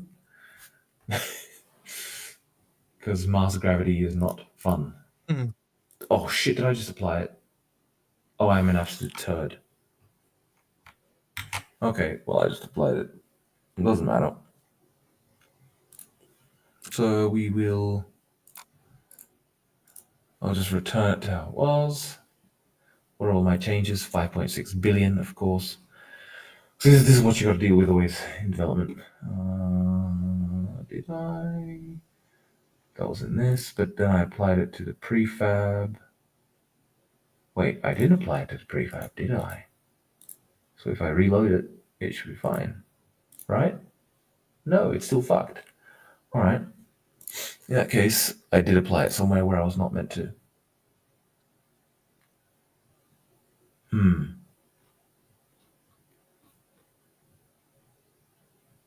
Why is it like this? Oh shit, alright, there we go. That's where it's going to be. Yeah, default gravity. There we go. Just about that. Done. Go back here. It'll reload it and it'll be back to 9.8. There we go. Done. But yeah, so still a ton of work left to do on this, but I hope you guys like what it looks like. Yeah. Yeah, I think it's really interesting. I can't wait to see it. Like, I like the atmosphere of the map, and I'm a big fan of the rain. A big fan of the rain. Being able to drive through, especially like in the night cycle when you're driving through and it's raining, and you can just see it in the headlights of the vehicles and stuff. Yeah, I have to bring back headlights. The only reason headlights are off right now is because of performance, due to let's pull out my USB stick. Because they cast shadows. Yeah. If they didn't cast shadows, it would look weird. Right, so... What's nice is in this map, because everything is red, when you turn on the lights, you kind of get the actual color. That was what's really interesting about Mars. It's the same thing. Yeah. See, I mean, it would look really strange if there was no shadow behind this. Yeah. Yeah, yeah. And this is what's beautiful about it. I mean, this literally looks very legit. They got the whole shadow casting. But I can, of course, switch it off at a certain distance. Yeah. But it still doesn't solve the problem if you have a lot of vehicles in the same spot, etc. You know. Where'd the rain go? Where did the rain go? Oh, there it is. Okay. Why did it disappear for a sec? Well, whatever. But what I want to show is if I select the vehicle and attachments, light source, shadow. All right, that's just a thing. Light. And these are the two lights, and if I disable their shadows, then it looks like this. It's still within the realms of acceptability, but watch the frame rate difference. Yeah. So right now we've got 105. Yeah. Yeah. And if we put the inspector, so we can change it here, all right, with the inspector, so it's fair, because the inspector always slows things down, right? 100 and about 2 or 5, something like that, within the realm of like that. If I turn it on, we stay at the same value. There's no change. But it's because it's also dependent on the complexity of shit. Yeah, I mean, if I aim it here, then it's going to be worse. Yeah. And most importantly, if I put multiple,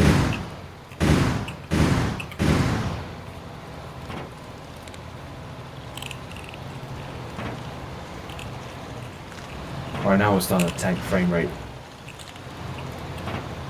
Yes, it's casting. It's trying to cast shadows from multiple sources, right? Exactly. I mean, what I'll have to do an advanced system where when there's a lot of light sources, I'll just disable the shadows entirely, because it's like, you know, I'll blend them out and like disable them, so that that way it's like there's a lot of light. So, you know, so I mean, I see, look at that. That's awesome. See how it disappears. Anyway, ignore that.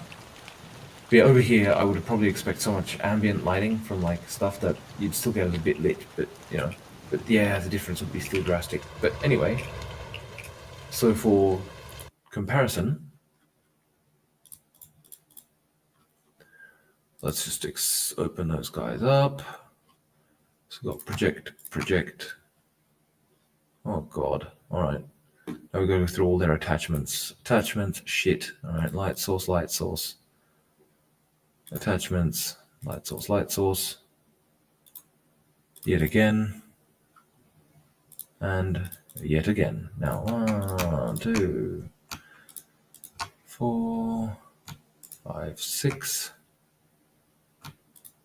8, 9, 10. So we've got 10, yes? Is that correct? We have 5. We do indeed. So if we unpause and we bring up the inspector. Alright, so right now we are getting... It's worse when you move around, where it has to recalculate in the screen space, but let's say if we don't move it, we get 65, roughly speaking.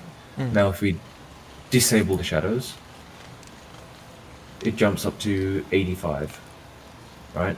Now, just to clarify, that's a 30, I've got a 3070 here, yeah? So on an old graphics card, it's even worse. But yeah, you get the point, it's just... It's a massive performance hit.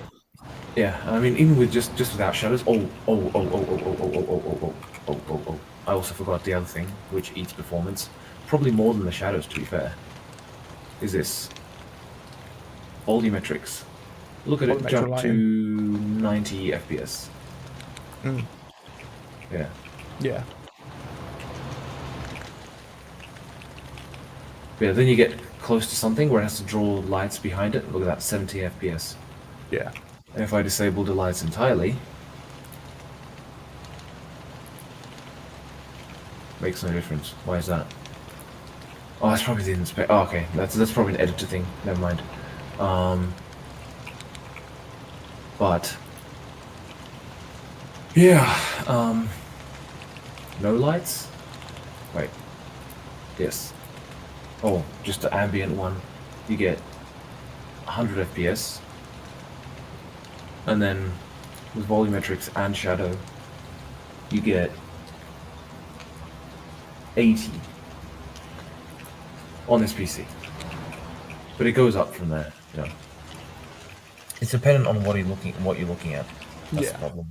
Yeah. And this is a very simple scene.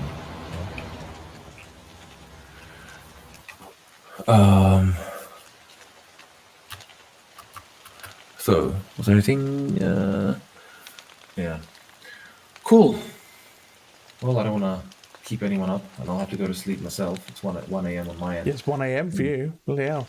Yeah, it's midnight for you too. I don't want to keep you up either.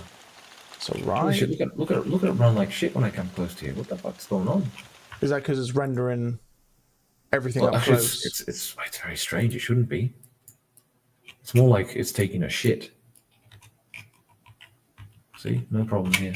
Moth just flew straight past my eyes, and I was like, "Oh shit!" I haven't even got my window open. Where did that come from? Oh, whatever. Cat will get it later.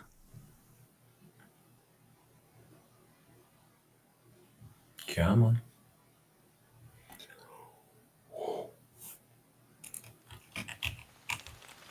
Yeah, see, now it's fine. Weird. Just Whatever. inspector, was it? Yeah, probably to do with the inspector or something. Yeah. You really took a dump. But yeah, from the Unite conference, there's a lot of good things coming for like Unity 6. So I'll be upgrading it to Unity 6. So that we should see even better performance in some cases. Okay, cool. And yeah, there's a couple of other features which are in the long future list. So those should be interesting. Yeah. More technical ones. But yeah. Anyway, I do not want to keep you up, man, and I do not want to keep the people up, so they're not bored as hell. Brian just asked the question, can you migrate to Unity 6? Literally just talking about it. Yeah, I can. I do want to migrate to Unity 6. I'll just see what it involves, because if it just proves too problematic, then I'll have to avoid doing that. But I mean, theoretically, it should work. So we'll have to give it a shot. Is it relatively easy then to, well, in theory, to migrate an engine to a newer engine? Yeah, yes and no. It really depends on how many changes will be required to reach the same functionality. Sometimes you'll get like if a lot of API has changed. Sorry. You'll have to go and rewrite parts of your code. Sometimes if it's, let's say, some base API has changed, or something which you've relied on, you have to completely replace, then that can take much longer. Yeah. And obviously from the graphics side of things, that can be really fucking painful. But we'll see. I mean, sometimes, I've upgraded in the past, and like the one I did the largest change, that was from Unity 2019 to Unity 2020. Then that one was, I think, 1 day of work. That was really quick. But then from Unity 2020 to Unity 2021, that was, I think, like a week of work. Mainly because a lot of API had changed, and most importantly, a lot of graphic stuff changed. So it was really painful. Like the crystals suddenly look completely different with the same shader. I was like, oh shit. Yeah. But I assume in the end, the newer versions have more for you to work with, making it like a lot nicer on your end of things. Yeah, like quality of life changes and stuff. Yeah, exactly. I mean, you do want to switch. Yeah. But I mean, it can be prohibitive if it just causes too many problems, or if I run into something which just cannot, requires the old version, then I'll have to stick to the old version. But I prefer not to. I prefer to upgrade. Yeah. Okay. They prefer I upgrade as well. Yeah, of course. Please use our newest engine. Yes, please, yes. Basically. Now, these look pretty good when they're wet. No, when they're partially wet. Might increase the wetness a little bit, because it does look a little bit not wet enough.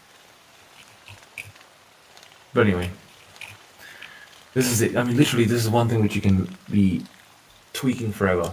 The wetness. Lewis missed the whole thing. Lewis. No, you didn't. Oh no, Lewis. Wait, when was the last time Lewis said something? Lewis didn't say anything until before you started showing off Centaurus. No, I think you saw it. No? Did you see Centaurus? I missed an epic deathmatch in Rift Basin. Damn. I was gonna put you guys on a test map, but I thought maybe leave you guys to slaughter each other in the Great Erg. Well, no, it wasn't. It was the Narakasi. Lewis, have you seen Centaurus? Yeah, he did. He wrote, I did see Centaurus. Oh, you did see it. Okay. He says, now I see a structure surrounded by vehicles. What? Wait, how far behind are you? Wait, hold on. That don't make sense, because I'm talking to you at the same time, Lewis. Fusion setting in.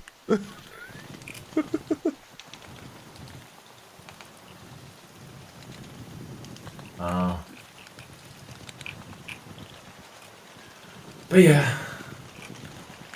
So this is what it currently looks like, ladies and gentlemen.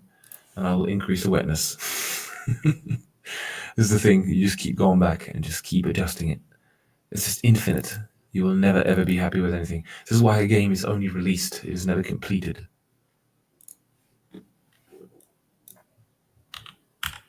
Oh, yeah, this I feel much better now. Yes, this feels more correct. But now it's too wet. Oh shit. I think this is my problem. These rocks right here. They feel a bit too wet.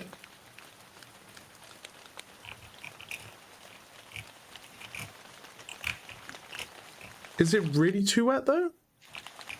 Well, from an infantry standpoint, because that's the most important one. Because from an infantry standpoint, like this feels pretty okay. Yeah, because from a player perspective, they're not going to be zooming straight into the floor, are they? Unless you're me, because I like to zoom in there. Yeah, see here it feels a bit. Yeah, I see what you mean now. Yeah. This is why I want a different wetness value for the terrain and the. Yeah, see, I like that. That's really cool. Like the puddling and the grass texture and. Yeah.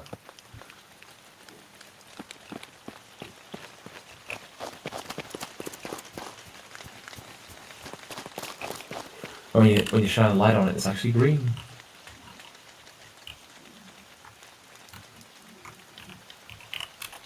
Oop. Fuck, where'd I go? Oh, there we go. See, look, it's all green. It's funny how, like, you get used to the red palette and you don't see it as fully red anymore until you see, like, a burst of color and you realize how different it is. Yeah. During the night.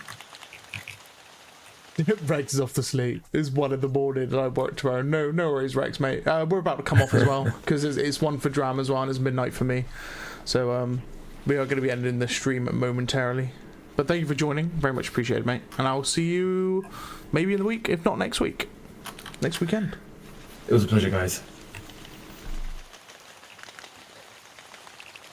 Look like him. He has wet gloves. Yeah, with this wetness, I think the thing is this wetness is better because everything looks more wet. Yeah, like if I put, I don't know, railgun paint. Yeah, looks more wet. Yeah, it does, yeah. Could be even more wet though. Yeah, because it's moving, isn't it? So it's gonna. Yeah. Well, it's metallic as well, you know. Yeah. This looks much better at this wetness level. Maybe a little bit too much. Wet crabs? Yes, very wet crabs. Yeah, look.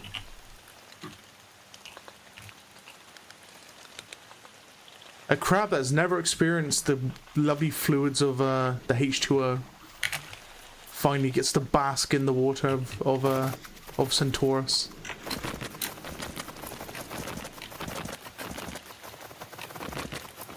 Whoa, what the hell? Oh, wow. The clouds are interfering with your UI. Yeah, that's hilarious. Wait. So if you put a barracks down, look at the buying terminal on the barracks. Yeah, I know, that messes with and then crouch and then look up. I know. Oh shit, wait, that's a good point. Let's look.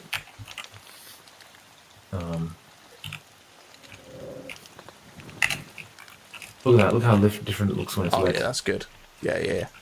Only one problem. It's inside. What the fuck did I just do? Oh shit. Oh, there's an outpost in the barracks. Alright, let's try again.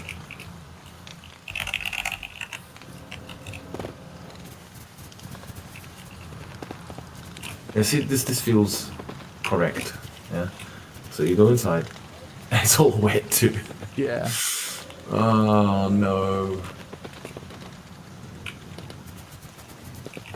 But there I would solve it by putting, like, disabling the decal layer for the interior parts. So I know how to do it.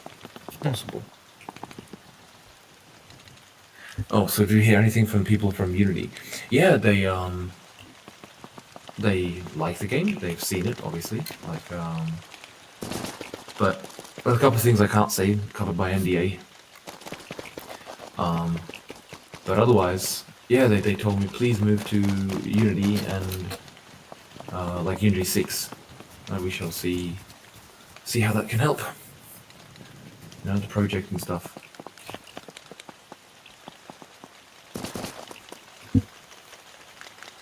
A little wet inside? Yeah, probably in the entrance, I reckon. Yeah, but I mean, the problem is it's going to be, for example, wet in, well, even, I'll show you. Yeah. Let's say, I don't know. Heavy factory, maybe? Yes, heavy factory.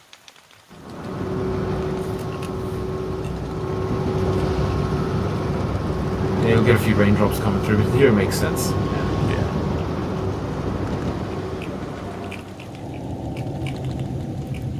So this one's not that bad. What about ultra heavy? That's, I think, where it's going to be the biggest problem. Yeah, look at that. Oh, fair enough. That's open as well. Okay, so it's not so much of a problem, but I guess it's more of a problem with the soul structures, since they're more closed. Speaking of the soul structures, will they have like, you know, with because their buildings are very fair, aren't they? They're almost like limestone, looking in manufacture. So will the rain, say, wet half the building as it runs down, or will it just blanket the whole thing? Well, currently it's literally kind of like just a overlay effect. Yeah.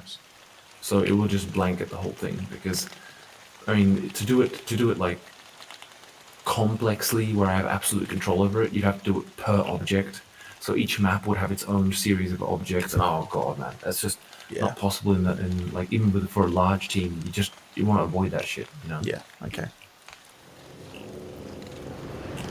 But I mean, in general, it's not much of a problem. I mean, you got like if you go inside, you're gonna have the problem of like you know, still the sky is red, so when you have red inside, you know, so could be worse. It's minor. I mean, you don't spend all that much time inside, yeah. So it's like there's no point over engineering a problem, which is not much of a problem. You know? I mean, even the fact that the rain, it doesn't like here, right? It rains a little bit here and there. Yeah, that's fine. Let's be honest. Who cares? It drips through, yeah. Drip, drip. There you go. Fuck it. But you can see here, like you know, most of them stop here. Oh, this looks gorgeous at night. Ready? Yeah, it looks awesome. That looks sick.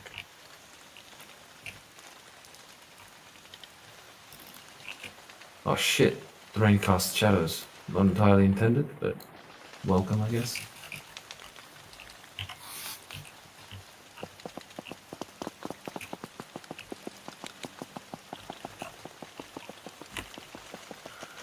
But yeah,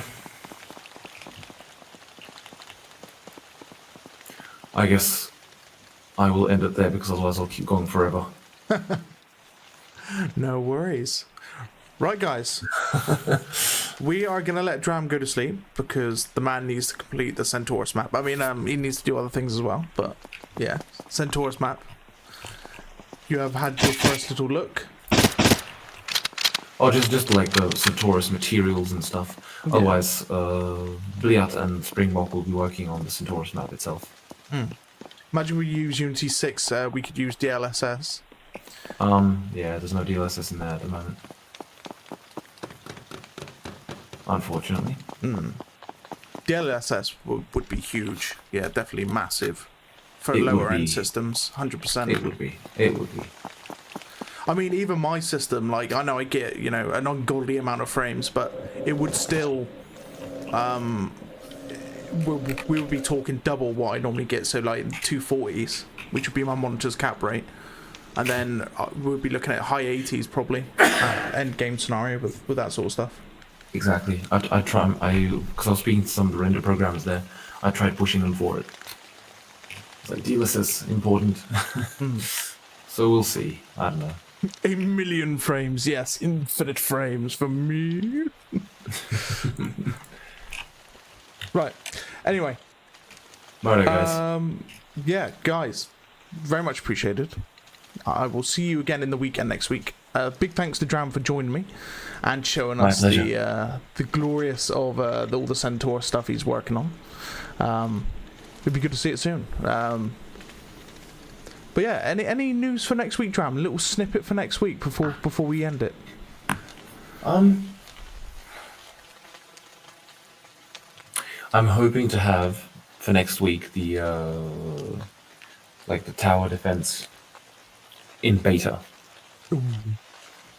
Yeah, not in release. Yeah. But in beta. That'll be nice. Cool. Yeah, that's something we could play as well. Not just on Sunday. I may even stream it. Say if it's out on the normal cycle, then I may you may see me go live with it. So we'll have to see. But yeah, thank you for joining us, Dram. Very much appreciated as always. Roger that. And it was a pleasure. Thank you, guys. Thank you for joining. And yeah, keep an eye out. See you next week. Roger that, guys. Take care.